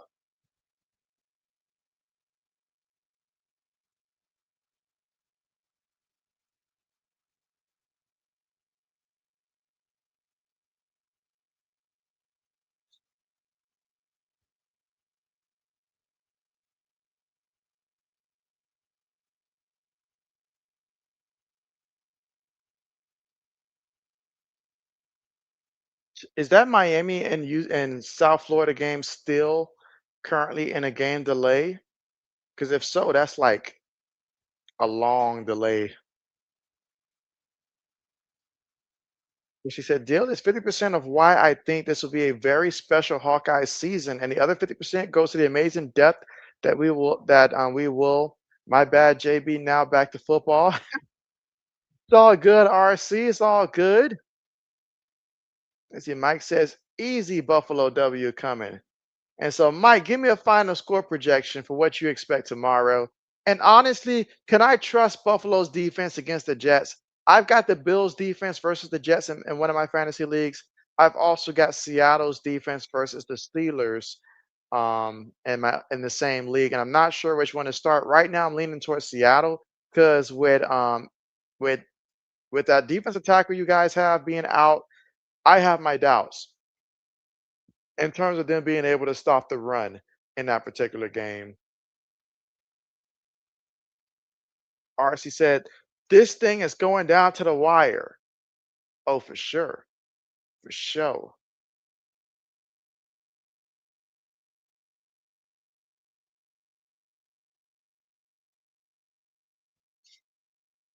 But if anybody is looking for a player prop for the NFL tomorrow, probably to pair with the Travis Kelsey freebie of point 0.5 receiving yards on prize picks or whatever, I say taking the over on Tua Tagovailoa's passing yards tomorrow will be a wise decision. Geno Smith had a ton, like what, 350 yards passing against the Patriots. Once again, Gonzo's going to be out for the Patriots secondary. New England's run defense is pretty good to where the Dolphins will have to pass the ball a lot.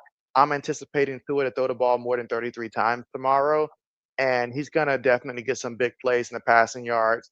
I hope the Patriots can still find a way to win, but I anticipate Tua for throwing for at least 250 yards passing tomorrow. You can catch most lines between 235 and 237, 238, and so that's my player prop, I guess, to call out. So you guys remember it now. Tomorrow we'll see if JB's right, but that is my player prop, I guess, of the day for tomorrow.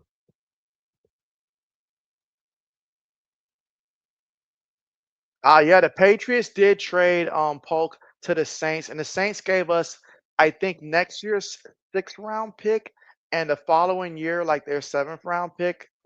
So to get that for a guy we drafted in the second round, just what, 2 years ago, goes to show a lot about some of the drafting we've been doing. Samuel says, hey everyone, y'all, JB is night live stream. Start time 7 p.m. No, Samuel, no, no. Let's see, Mike says, shoot, I thought the Bills played Miami, so now the Bills played the Jets. The Patriots play Miami. So we'll see. It might be a high scoring back and forth game. In all reality, it could be both teams passing the ball back and forth. Well, I thought my eyes were tripping. I thought it said Michigan State was tied with Youngstown State, but no, 34-24 is the score. Mike says Jets D is good. Said Bills need to get better.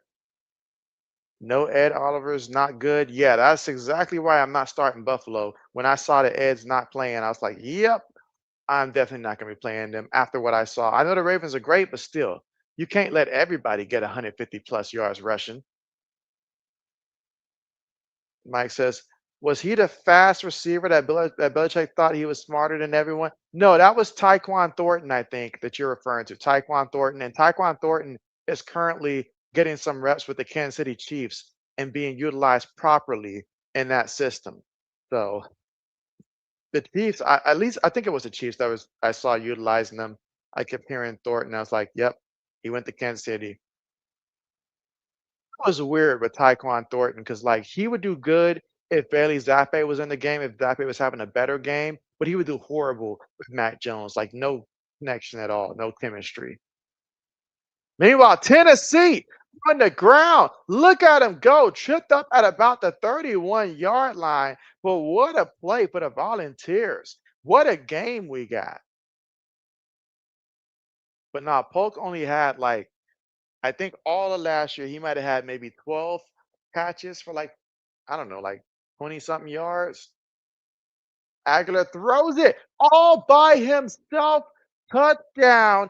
Tennessee, who reclaims the lead.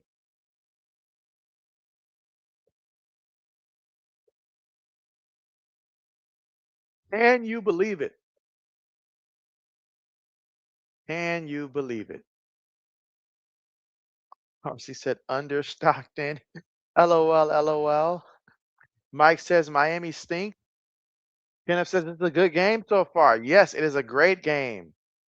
RC said, what's the NFL Sunday night game? And Kenneth says the Falcons and the Vikings. That's right, Vikings versus Falcons. That is the Sunday night football game. He said, JB, what team is traditionally the most boring franchise for you to watch in the NFL? Like you rather go count snowflakes in the winter and count the grass piece by piece in the summer. Ooh. I'd have to say right now that current team for me is the Saints. Like they've got nothing really exciting going on offensively. And so, at least with Cleveland, I know it's going to be a good defensive game, but that team has been the Saints for me as of recent. Times it's been probably Carolina, but more so that. It says, how do you put a link in here? It would have to be one of the mods. That would only a mod can drop a link in JB's chat. I had to add that feature there. I think I added it like maybe last year sometime. But yeah, only mods can add a link at this point. So RC would be able to drop the link there. Not sure how you would get that one to RC, but RC would be able to drop it in the chat for you. Let's see. Laney said, "Go Vols." The RC said, "Laney, will you watch Iowa Hawkeyes women's basketball this season, even though Caitlin's been gone for 2 years?" Braden says, "What a route." Laney says, "I did, Samuel." Mike says the Seahawks are boring to him. Interesting. Interesting. But again, we're at the commercial, guys, and what a game we got. Tennessee up 35-30 right now. RC said, JB, that Michigan State versus Boston College might be the sleeper game of the year, though. Laney says a little bit. The says Tennessee's offense is on fire now. That's right. She said, JB and Mike Buccaneers. And so, the Buccaneers are that team for you? Really? Really? Mike says, if free NFL streams show up, it will get bodied. Will get bodied. Commercial right now. Tennessee don't score the touchdown here. Now, can UGA down by 5 points, 35-30? It's been a high scoring game right now.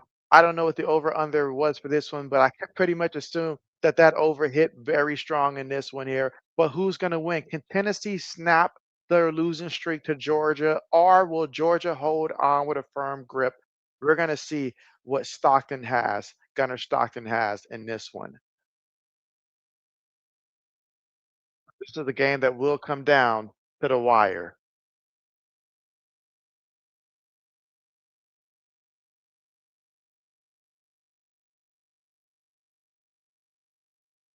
But it's not too late to comment in the section and let JB know who will win this matchup. She said, JB, who do you think is going to go further, my Cowboys or say my Colts? Be honest with you. Well, I think at the end of the year, it is very possible that both teams will be doing just like JB and watching the other teams play in the playoffs. So, who will go further? It might end up being a tie, in all honesty. It might end up being a tie. Mm. We'll see. We will see. That much we will see. All right, so we're getting ready for the kickoff here.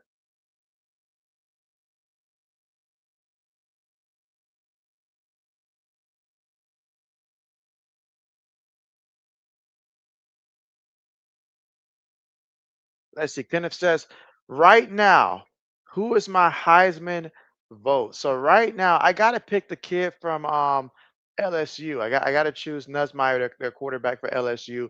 As of right now, he was a guy that was already, you know, people are fairly high on him coming into the season, and he's definitely gone out there and looked great, especially if he can go out there and take care of business today. Right now, I will put my vote towards him for right now. There's a lot of good candidates, but it's very early in the season. Right now, Nussmeier for LSU has to be my pick. And he says Garrett. Okay, bet.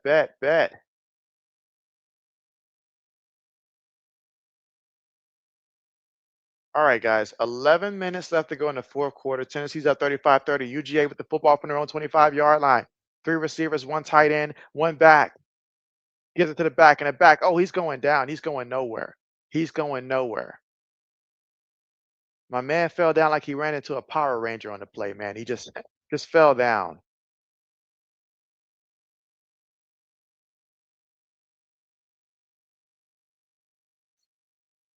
Kenneth Seth, Florida State quarterback, Thomas Castanos. And so, I mean, he's certainly someone that's to consider in terms of throwing his name out there right now. But do I think once the time the season goes on that his name will continue to be thrown up there? I don't think so. It's just something about LSU players when it comes to getting these types of votes where somehow they'll get more votes. So I think as of right now, he'd be the Heisman favorite. But hey, your boy will certainly be in that conversation for sure. Mike says Buccaneers, I can understand boring uniforms like the Seahawks. Yeah, I don't know what the Seahawks have to do to have a uniform in which I would like, honestly. All right, throws it and gets the completion. I believe he got hit while he threw it, so that was a nice pass by Stockton for the first down. 9:45 left to go here in the fourth quarter of play, and UGA just picked up a big first down, but he got hit. That was a tough pass. So he says, Jaden, you need to check out Iowa. Jaden, how do you say that? Jiffy's podcast?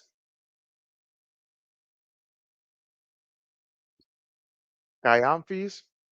Mike says, if Jaden wants to stay my number three quarterback, he need to get JT together. And so, oh man. See, there was a reason why I had Jaden like fourth on my list below Hurts. Even though Hurts as a passer not quite as gifted consistently as Jaden is already in the league, but when it comes down to finding ways to win in big games, Hurts does it.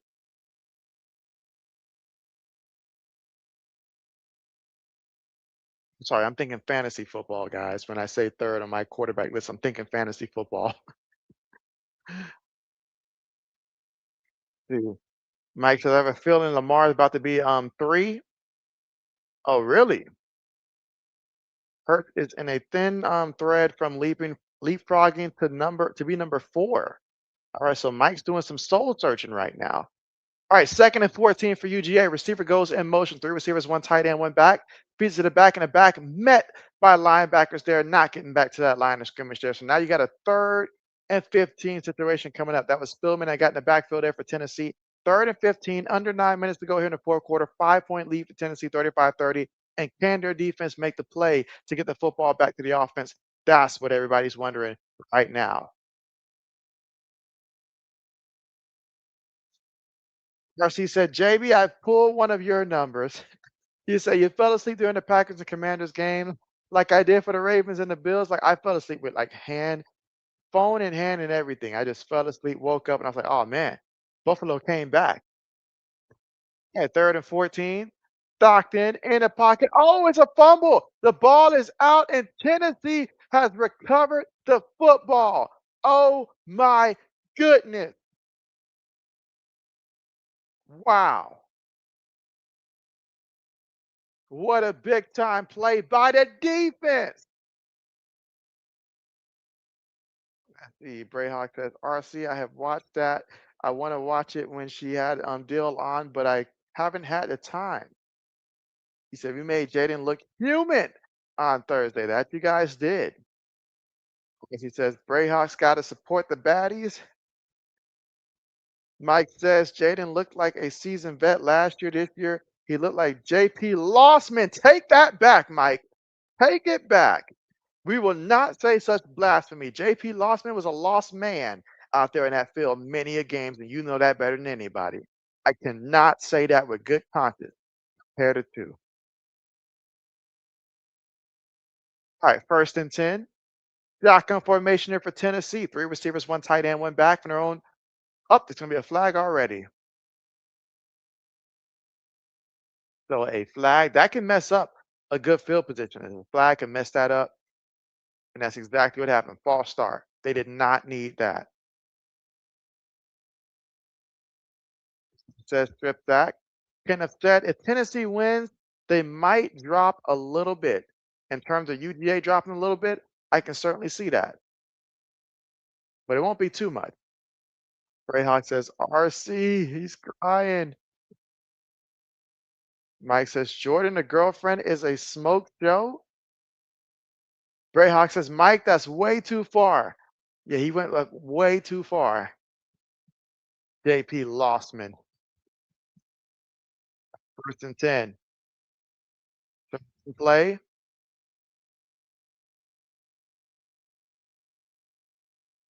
It says Jaden will get it together. And so, yeah, I mean, honestly believe Green Bay's defense just that good, which makes me wonder. We saw how bad Jared Goff looked against Green Bay. but could just be Green Bay's defense is just that good. Honestly, that could be it. That could really be it. I mean, that's exactly what it is. All right, run play here for Tennessee. 7 minutes and 45 seconds left to go here in the fourth quarter of play. Again, Tennessee up 35-30. Tennessee with the football, but they are facing a 3rd and 8. So if you're UGA, you get the stop now because you give them a first down here, you're not going to like the results from that. So you got to get the stop here. Speaking of not liking the results, Pittsburgh up 24-14 here in the fourth quarter. West Virginia not liking this one bit to be down 10 points. Tennessee runs it again. Oh, he got smacked. He got smacked. Oh, man. I mean, you called the play, but yeah, he got smacked. I see that JB or last name's pronounced like Jim Fee. Like, okay, like Jim Fee. Okay, okay, okay. That helps. Jada Jimfrey. There it is. Brayhawk says, get a field goal here at least. Now, how far of a field goal are we talking here for the kid? 48-yard field goal. Any idea if the kid's clutch or not? I don't know. 6:45 to go here in the fourth. Snap is good. Hold is good. The kick is up. And the kick, it. So tack on 3 more points for Tennessee. What does this mean with the score being 38-30? It means we have the opportunity possibly for a little JBOT if Georgia can go down there and score. You guys let me know who's going to win. Tennessee, Georgia, or do you want JBOT? Put that in the chat if you want to see overtime, you want to see JBOT. If not, then put no JBOT. JB understands. We've got things we want to do. Mike says, I never really sat down and watched Love. He was impressive. I know that Love has had impressive games throughout his career. And I say games because there was moments where I look and I was like, okay, Jordan Love, I see you. But then last year, there were times where I'm like, okay, Jordan Love, what were you looking at? What were you doing? Like when he's hot, he's hot. When he's cold.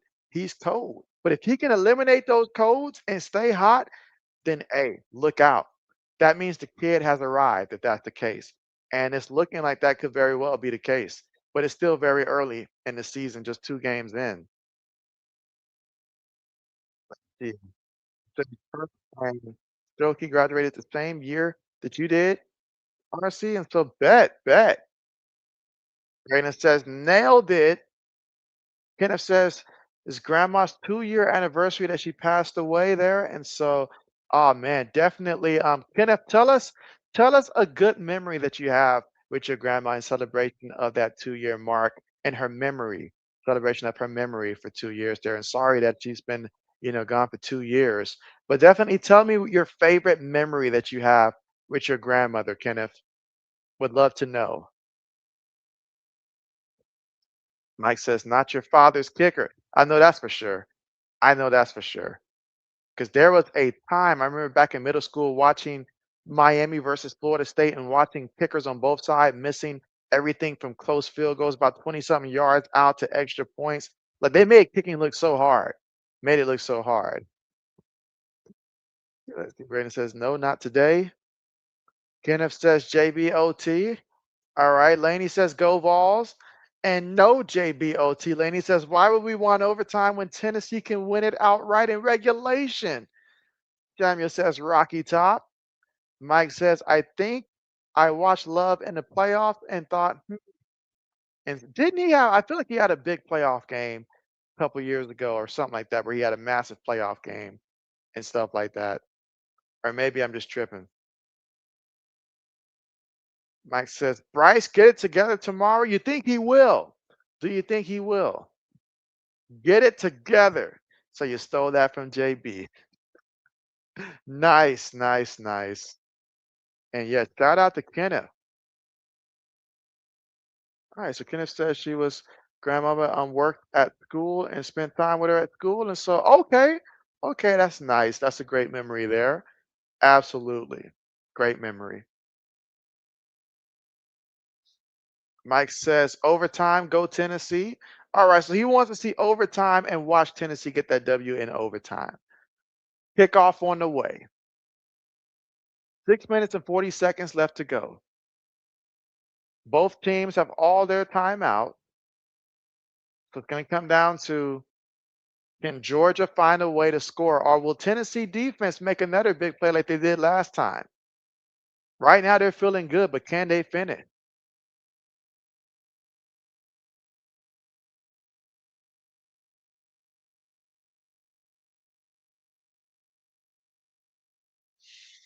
All right, so here we go. Massive drive right here for UGA.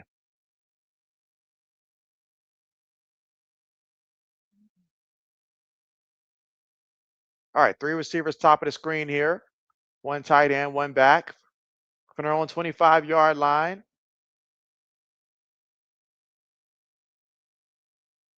Gets the snap.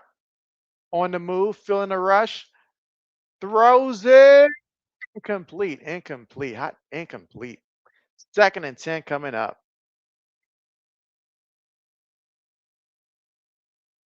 Wait a minute. There's a flag.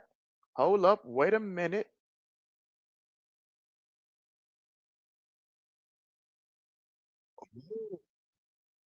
So that's going to gift them with a first down. Wow. Pass interference against Tennessee. Massive call. Massive call.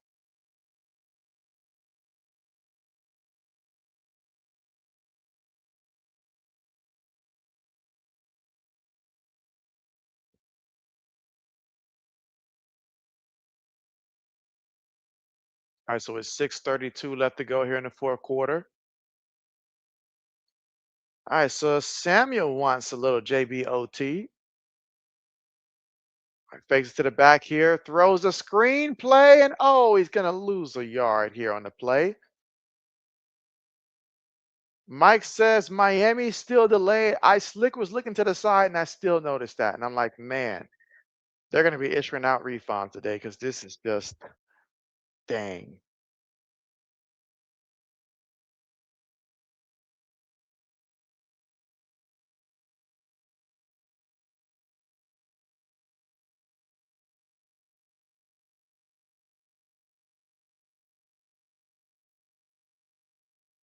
Stockton throws, gets the completion, and a first down there. Nice completion. Now you're on Tennessee side of the field here. 5:45 to go here in the fourth. Oh, and Laney's upset with that penalty, and I don't blame you. I don't blame you, Laney, at all. Gunnar Stockton, 19 of 26 for 263 yards passing and a touchdown today. Stockton on the move. Stockton running. Picked up 2 yards on the play.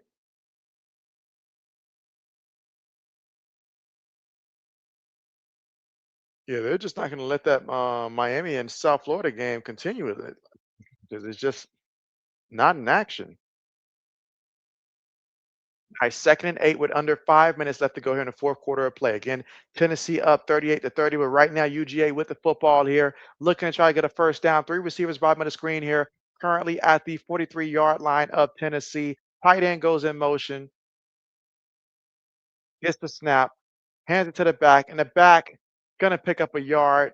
Best he can do in that situation. Their third down coming up. So big third down right here for UGA. You don't want Tennessee to get this football back if you're UGA without you scoring.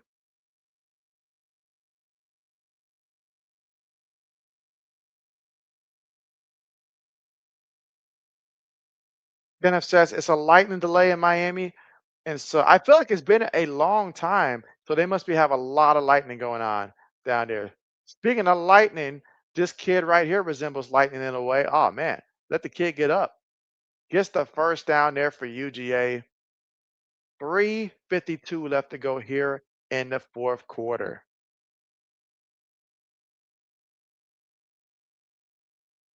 Stockton throws it, completed to the back, and the back brought down from behind. All right, so still moving and grooving here about the 27-yard line. 42 is slow to get up here for Tennessee, and that's West. Medical staff looking his way.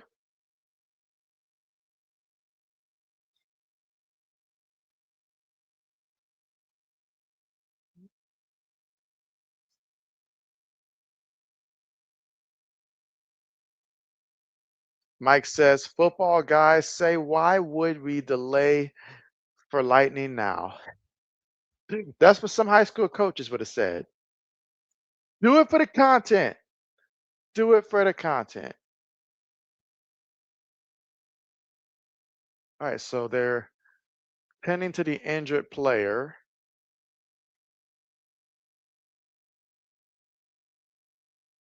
She said, JB, is it new all the game constellations due to weather? You say, is it new? Because we experienced some last year, I feel like, but those have been more so because of hurricanes, I feel like, to where I'm trying to remember who it was, like either last year or the year before, where they had a game scheduled due to the hurricane. They ended up having to reschedule it for later on in the season, in which nobody wants to have to reschedule it, but it's tough to just outright cancel a game. So they try their best to play. Let's see, Mike says lawyers be like, and let's see, Brayhawk says Arch passing stats are horrendous. 9 of 22 for 97 yards, 0 touchdown passes, and an interception. Dang. Wow. Wow. Yeah, he's got that man in DNA all right. He's got a lot of Eli in him. That's what I'm seeing. A lot of Eli in him. She said, JB, I'm the only one that cares, but Cardi B new album will be released next Friday.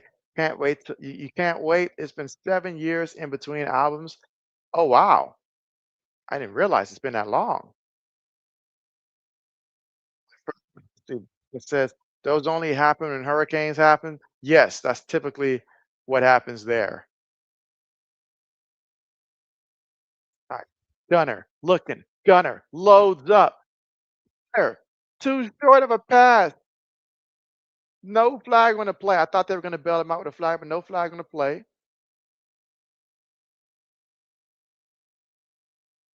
Xander says, yo, this is crazy. Outright crazy. She said, JB, do you want OT or no? Or you got to think about it. No, JB does not want overtime. JB's hungry. JB's tired. JB eyes are starting to fail him right now. JB's yawned more 2, 3 times. So JB does not necessarily want JB OT. It's been a great game, but let's end it in regulation. That's what JB wants to see happen. That it gets ended in regulation because JB's strength is waning on him right now, RC. Dander says last chance. RC said Narch Manning. You call him Narch because he worked for the op. All right, here we go, guys. 4th and 6 with 2:43 to go here in the fourth. Down by 8. You got to at least get the first down here. Gunner looking. Gunner gonna take a shot for the end zone. Gets the catch for the touchdown. Redman is he looked more like a dead man there. It's just continuously got beat like one on one. Like what else does he want? Somebody to hold his hand and cover it? Yeah, you got one job. Don't get beat deep. But yeah, he's been getting beat like a drum. Even Braden is out there scoring points on him. Xander says touchdown, overtime if the 2 point converts. That's what it all comes down to. This is a huge 2 point play because if they don't get this two, I don't think we have an opportunity for even overtime. So they got to get this two for us to have that chance. Oh, poor Virginia Tech going against Old Dominion. Will Old Dominion beat them again? I'm sure somebody out there is just banking their entire bank account that Old Dominion is going to embarrass Virginia Tech once again. Stockton throws it. Stockton gets the completion, and now it's all tied up. 38-38. Wow. Brayhawk says, what a catch. Xander says, it is good. Xander wants JB OT. Brayhawk says, wide open tie. And RC says, yeah, but they stopped the Eagles and Cowboys game for an hour due to lightning. I don't know if it was always that way. And so, yeah, it's always been that way. I remember I did a Monday night game for the Chargers one time, and it was a lightning delay for like 2 hours, and JB about flipped out because I had just started my life. I think I'm not sure if we ended up canceling that stream or not, but JB was not happy about that.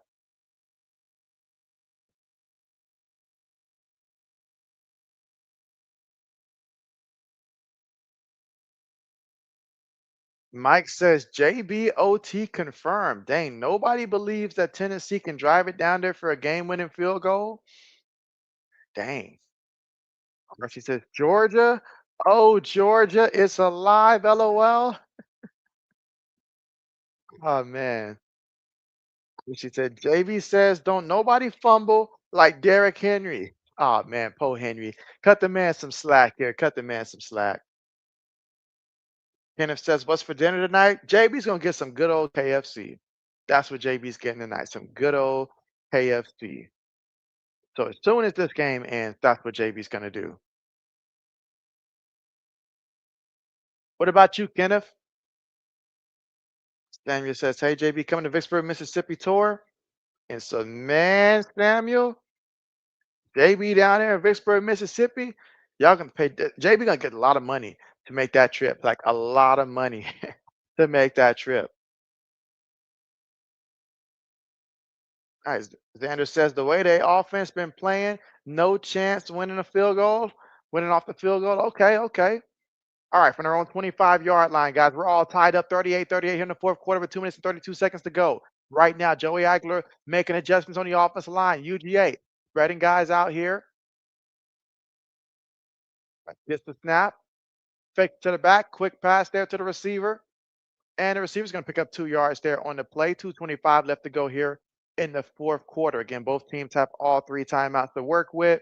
Joey's got to be smart. He can't mess around and turn this ball over. He's got to be smart with every single pass that he makes. And so Kenneth says, maybe some barbecue. Bet, bet, bet. All right, let's go. 2nd and 8.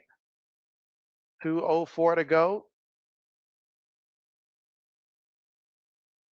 Okay, 2-minute mark. 2-minute mark here. All tied up 38-38. If you're UGA and you don't want to go to overtime, you got to get 2 more quick stops, burn those timeouts if need be. Whoever want to win it in regulation. You said, JB, a lot of people must have dogged out KFC because they've now improved their food as of recent months. Sometimes that's what it takes. Mike says, original recipe, right? Don't let me see you eating some. And so, oh, for sure, original recipe, for sure. He says, JB, do you ever go eat at Chick-fil-A? I do. Anytime I go to the mall, I will more times than not stop by Chick-fil-A at the mall, only because the line is not that long when I go in the mall. When I go to the regular one outside, and it's gonna be around the block there. But yeah, I do. Mike says, JB, were you the only person not sick at all last week? And so I mean, yeah, I think I probably could have been. Probably could have been. Probably could have been. Now, Xander says this is a crazy game, and he thinks we're going to see JBOT. I got a sneaky suspicion that you might be right, Xander. You might just be right. But if it goes to overtime, history favors Georgia, it feels like, in these types of matchups there. So if you're rooting for Tennessee, you might just want to focus on trying to get a field goal to win it now.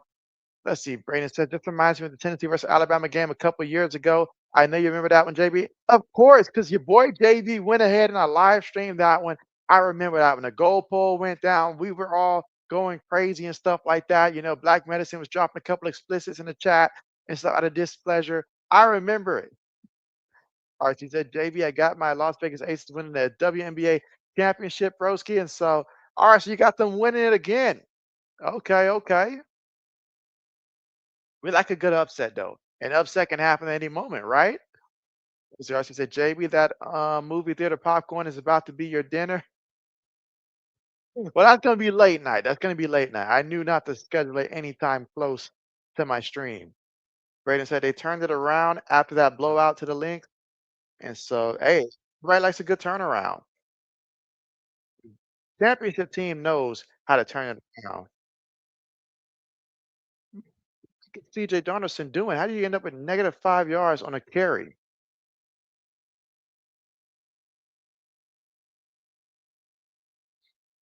Ugh, don't go playing around with this one, Ohio State. Just come out here, take care of business, get that W. Or she said August 2nd, final score. Lynx 111, Aces 56. Okay, okay. Let's see, 14-6. Okay. Xander says you're ready for that Notre Dame versus Texas A&M game. Who you got winning, and what's your final score projection in that one, Xander? Let me see. RC said JB New York Liberty won it last year. That's right. That's right. They won it 2 years ago. That's right. I was thinking that it was last year that they won. That was 2 years ago. And so, okay, okay. Greyhawk says when Black starts dropping explicits, you know it's a great stream, and you know Bama is struggling. There was no explicits dropped today at all. At all. Sanders says Notre Dame 27-24. Okay. All right, 2nd and 8. Joey throws it incomplete off his tight end hands. And now, right now, if you're Tennessee, you're very nervous because now you're not just thinking about the fact that this could go to overtime. You're thinking about the fact that Georgia has 3 timeouts. Georgia just needs a field goal to win. There's a minute and 57 seconds left to go. And right now, you're facing the 3rd and 8 in your own territory right now. So if you're Tennessee, you really want to get this first down right now. So let's see. Tennessee today, they are 2 of 8 on 3rd down so far today. Can Joey come through? Not sure where old man is, but he did stop through earlier. And Black Medicine, I'm not sure where he's at either. Pass complete. What a beautiful pass and a beautiful first down.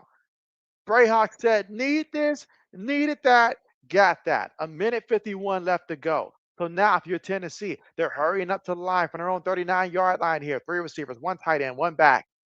Shotgun formation here. Gets the snap. Feeds it to the back, and the back trying to get to the outside, using his speed. And he's going to get to that first down marker. But wait, they're going to say he's a yard shy. His knee did hit the ground. All right, a minute 35 left to go. Tennessee. Shotgun again. Another run play. And the running back takes on the contact and picks up 4 yards on the play. 124 left to go here in the 4th quarter of play. Hawk says wide open conversion. Actually said JB Brain probably thinking somebody go down here and get a field goal so I can eat and feel the heck out. Yes. Oh man, do it for Laney. Do it for Laney's team. All right, 6 yard pickup there for the running back. All right, a minute 12. Again, if you're Tennessee, all you need is a field goal. And if you believe that your kicker is that guy, then you're doing exactly what Tennessee's doing. They're just out there. They're just picking up the yards that they can, taking their time. They can burn timeouts when they need to, but they really want to make sure they don't leave any time for UGA also in the process. All right, 2nd and 4. Quarterback looking, quarterback. Look the other way. Throws it. If you look at your running back on the other side of you, you might can get a completion, and who knows, maybe even the first down.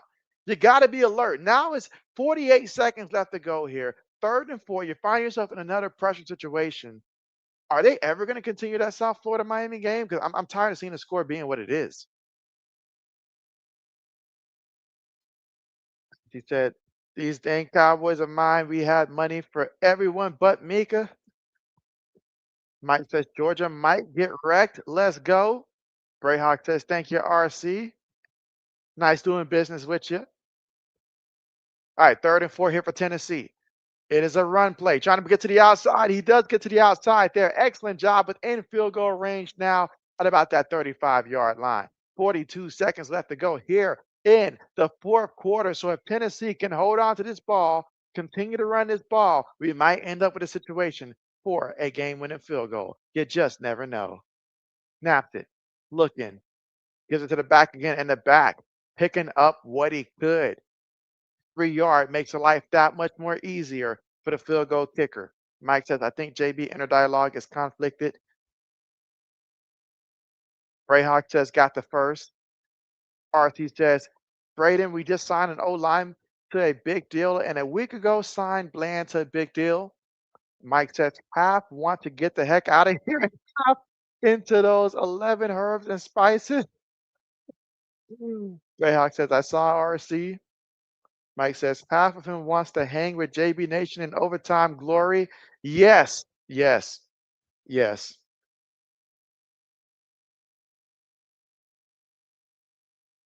Oh man, we find out a lot about Mr. Mac Gilbert. He's got no career game tying or go ahead field goals in the fourth quarter. So it's going to be big for him, assuming he gets the opportunity.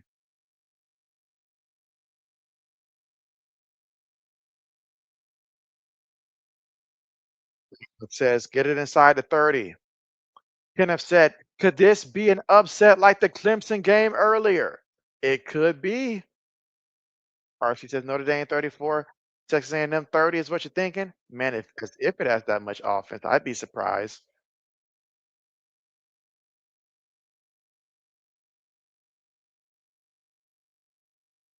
I guess the Miami game is continuing right now, I guess.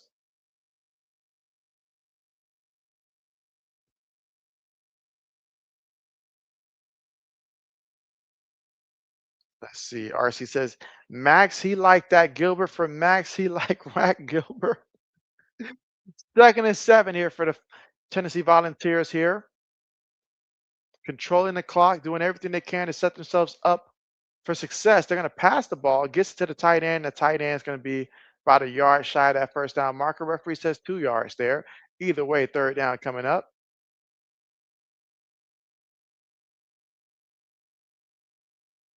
They want to make this as easy as possible. Braden says, got it inside the 30. Now run it. So, yes, indeed, you can run it, run it. All right, another run play and gets enough for the first down here.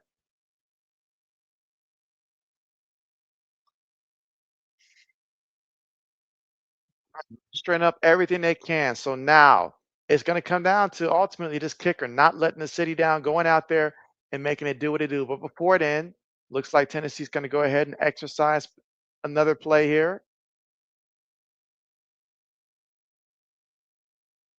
All right, get it where the kicker likes it at.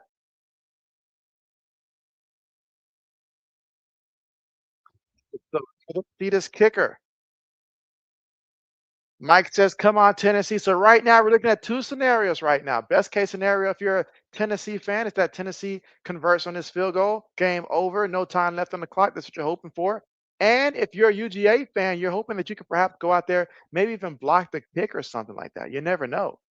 Is Tennessee going to run another play? I'm pretty sure. Yeah, it looks like they're going to go ahead and run another play because UGA called a timeout to save 12 seconds on that clock.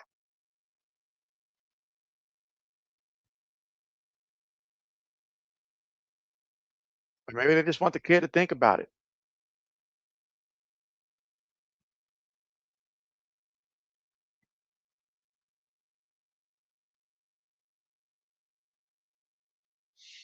Oh man, I can imagine the pressure that this kicker is feeling right now. But the ball's on the UGA 24-yard line, so it's certainly makeable. UGA fans everywhere, they're holding their breath. Black Medicine says, in author blank fashion, I have to come down to the field to watch this finish. So Black Medicine's back in the building, y'all. You know what that means. And does anybody think that Old Dominion's going to beat Virginia Tech again this year? Again, UGA has won 8 straight games in this series. Tennessee looking to break the streak.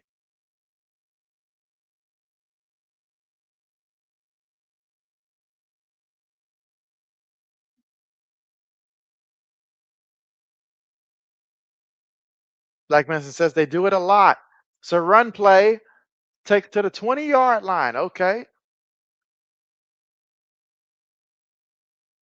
So now, with 7 seconds remaining, UGA called their timeout.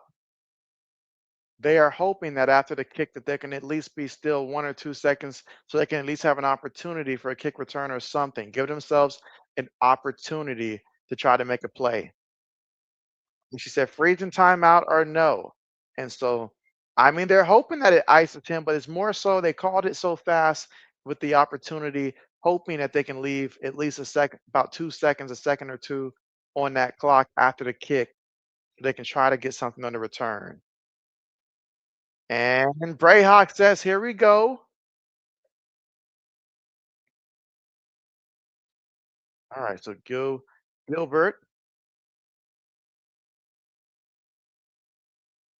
Black Medicine says, I think college banned consecutive timeouts by team. Oh, did they? Did they? The RC said, JB, they took a timeout too early. Shake my head. Call it right as he set up the kick. But they were thinking about the clock.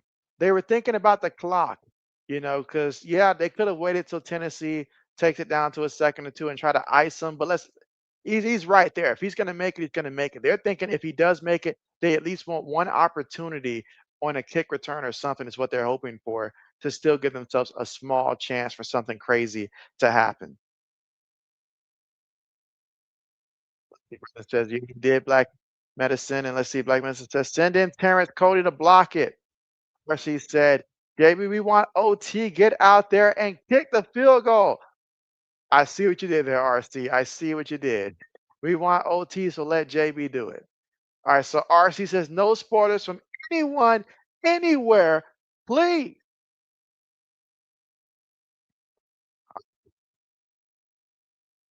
We tense situation here. In five.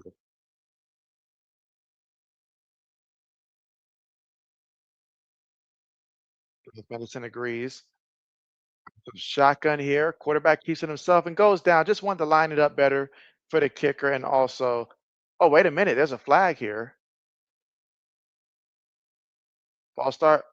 Ooh, on the offense there. Oh, man, that backs them up 5 yards. Are you kidding me? Are you serious? Tennessee, what are you doing? Are you kidding me? Somebody grab him by the face mask and tell him you stay down till the man in front of you hits you at this point if you don't know what to do. Black Medicine says, uh-oh. Bray Hawk says, here we go. All right, the moment we've all been waiting for, guys. Max Grabelski Gilbert coming in here. The game-winning field goal, 43-yard field goal attempt. But she says a false starty. Snap is good. Hold is good. The kick is anything but good. Are you serious? Are you serious? No, it's not okay. It's not okay. Are you serious? And Xander says OT it is. RC says, so what will this make it? It doesn't even matter at this point. Greyhawk says, oh my, not even close. I was concerned when they said the kid had never in his life made a game winning, a game tying field goal. He never even tried. He was never in that situation. The pressure was too much. Oh my goodness. Oh my goodness. Oh my goodness. Are you kidding me? Daniel says, why? Oh no. Oh my gosh, Tennessee. Somewhere out there, Lewis is jumping up and down because I know he's got money on this somehow. Black says, OMG. Not even close. Not even close. And now we're in overtime. Now we are in overtime. JBOT. Here we go. And look at the depressed looks of those fans. Oh, they want to get their hands on that kicker. Not even close. Mike says, let's go. W chat. JB wrecked. Xander says, I mean, Hail Mary or something. Something. All right, the JB, was that JB and the man's body kicking a field goal? It had to be. That was not JB. That was not JB. Person said, why would they kneel down, JB, to play it safe, not throw an interception that could be ran back for a touchdown or turn it over somehow? Braden says, welp, I was wrong. Black Mason says, Texas A&M and Notre Shame are going to have to wait. Laney says, I can't watch OT. Oh, man, Laney. Oh, man, I understand. I understand. Oh, man, this is how could he miss so badly? It's one thing if it was close or if it got blocked, but to outright miss it that badly, that's crazy. She said, "I'd rather watch OT." So yeah, good old overtime here. How many overtimes will this game end up going to? It says had a freaky incident. JB switched bodies with Tennessee kicker, and so no. And he says you got to go walk, and so understand that. Understand that. See, JB's voice almost gave out already. Xander says at that point they should have threw a dart to the end zone, and so I mean, hey, you never know what could happen. But Mike says that OT is the best part. He says it's like the dessert. After the meal, it's the dessert. It's the best part, he says. I understand completely.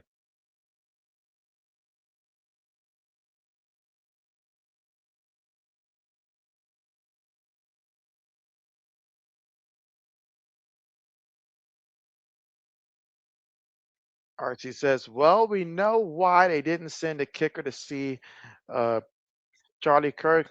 Right, he would have missed. And so, oh man, RC. She says, okay, that was kind of cold. I see Xander said, I had a feeling this game go to overtime. Oh man, talking about overtime and stuff like that, Xander.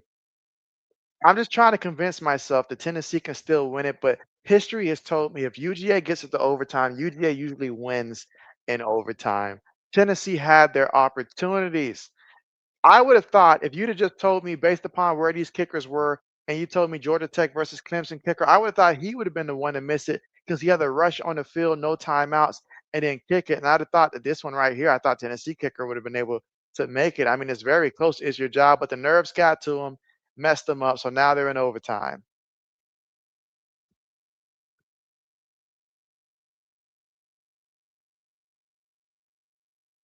Now they are in overtime. It's a 9/11, sad 9/11 memorial. Absolutely. Like you said, JB, what happens next with you? Are you gonna keep going? And so, yeah, JB stays until the conclusion of the game. JB does that. So Xander says that Vols get the football here. All right. So now let's see if they can go ahead and score a touchdown. Be held to a field goal attempt. Let's see. But man, this is what a game! What a game!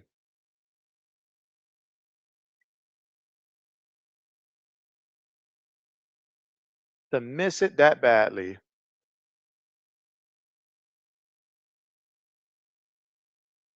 The kid has a face of a middle schooler. Let's see. Mike says double JBOT. We're gonna see about that one now, Mike.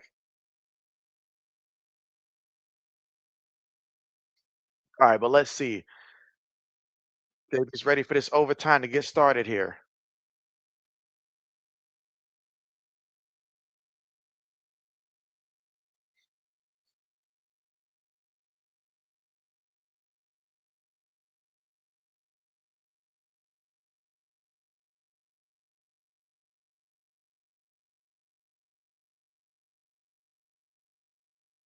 All right, she says 14 straight overtime sessions coming. RC, what are you trying to do to your boy? She says back then you was a baby at the dentist's office. Gotcha, gotcha. All right, here we go. 25 yards away from the end zone is where they start off with the football here. In overtime, tight end goes in motion. Come on, throw that thing. Oh, throws it up in the air. What are y'all doing out there, Tennessee? What are we doing? If you're gonna play like this, do it on your own time. Don't take us to overtime, throw a pass like that. Literally should have been an easy pitch and catch right there. It should have been very easy. Running back about 5 yards off. Second and 10. So run play. Picks up a yard here. It says, yeah, Tennessee ain't winning this. They had their opportunity. I mean, they had their opportunity. It was literally right there.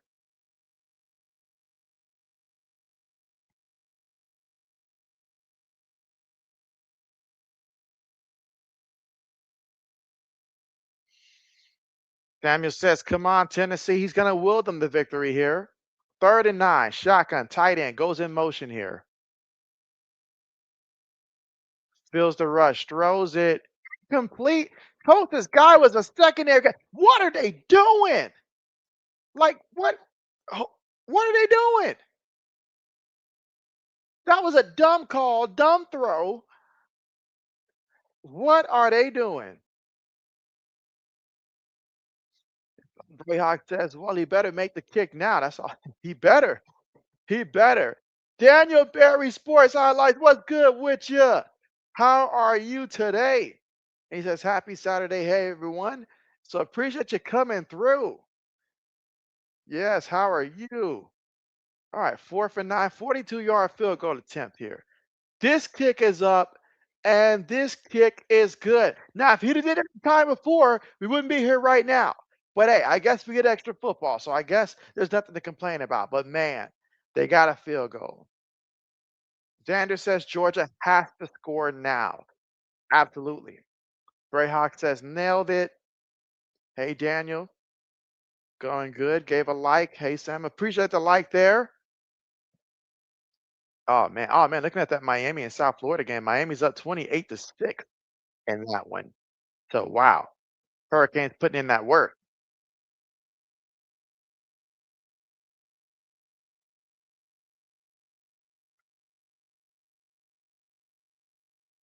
All right, Samuel says, hey, Daniel. All right. So UGA, can Tennessee defense somehow come up with a big turnover? Will UGA get a game sealing touchdown or will they tie it with a field goal? So many different outcomes can take place. Oh, my goodness. Old Dominion is up on Virginia Tech 7-0.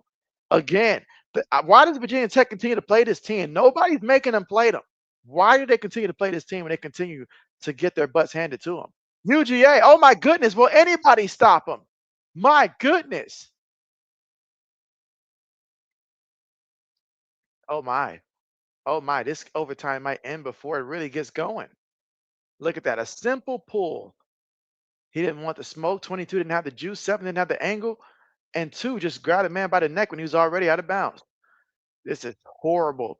Heartbreaking for Tennessee if this does indeed result in a touchdown. Greyhawk says touchdown ends it, and JB can get back in his. But she said, JB, I'm gonna catch you next time. I gotta roll and check out Notre Dame game. Peace. Appreciate you coming through, RC. Take care. Take care. There's an injured Tennessee player. Yeah, almost a walk-off run. I guess that guy switched bodies with Derrick Henry, huh? She said, JB, whenever it ends, have a great rest of your evening. You said, I would stay a bit, but I have no idea when this will end, yo. Something tells me, RC, it'll be very soon. I got a bad feeling it'll be very soon. Greyhawk says, see ya, RC. Yeah, thanks again for coming through, RC. Take care. And as always, looking forward to seeing you next time. JB's next live stream will actually be Monday Night Football. I haven't set it up yet, so I need to set it up either later today or tomorrow, but it will be Monday Night Football between the Raiders and the Chargers.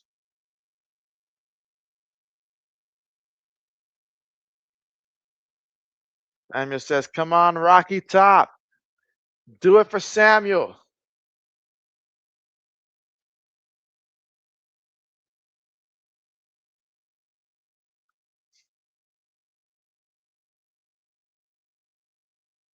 Ethan Go here. Can Tennessee defense make a stand? Or will UGA offense go out there and win this game?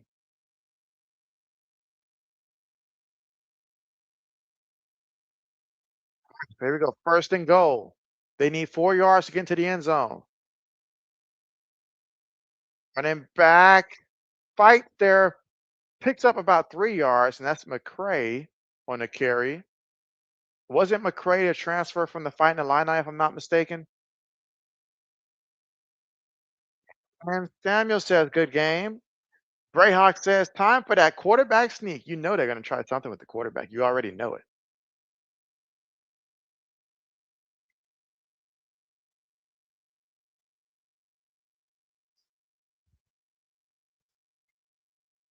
All right, 2nd and goal. Can Tennessee get the stop? Depending where they mark him at, I think he's just shy of that end zone. But Georgia thinks he got it. Let's take a look at the replay. All right, so, oh, I think he got it. I think he actually got it. Please don't let this be a situation where they go to the replay and we're watching the replay for about 10 minutes. Either he got it or he didn't. Let's see. He kept moving his legs here. Knee never touched the ground. That's got to be a touchdown. Brayhawk says that's a touchdown. Brayhawk says that's game. And well, if Brayhawk says it's a touchdown, then I have to agree with him. And again, I know that's tough there for Laney and Tennessee if this is indeed a touchdown, which is looking like it's going to be a touchdown. Mike says, JB, don't rush the process. Xander says that's game. So we're getting a lot of that's games here. It's looking like there's enough evidence to overturn this one.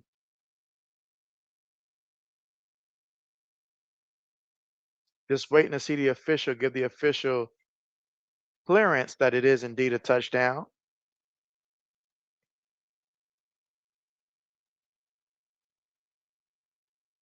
All right, calls overturned. So UGA wins this matchup. Heartbreaking fashion loss here for Tennessee. Wow. Wow. 44-41. Mike says, not so fast, chat. Samuel says, Georgia Bulldogs, good team. Final score, UGA wins 44-41 in this one. My goodness, wait a minute, guys. Oh, I'm tripping. I was about to say, I seen the score and it was like 10-7, but it's not 10-27. I was about to say. All right, so thanks for coming again, Braden. It's been great. It's been real. Best of luck to your fantasy football team. I hope you win this week because next week might be a different story. That's all JB can say. But yeah, good night to you. Enjoy the rest of these games today. For sure. Thanks everybody for coming through here. Mike, Xander, Brayhawk, RC, Samuel, Laney, Daniel, all you guys coming through, and everybody that came through that JB didn't mention. G came through earlier. Old man also, Black Medicine. Mike says, thanks, JB.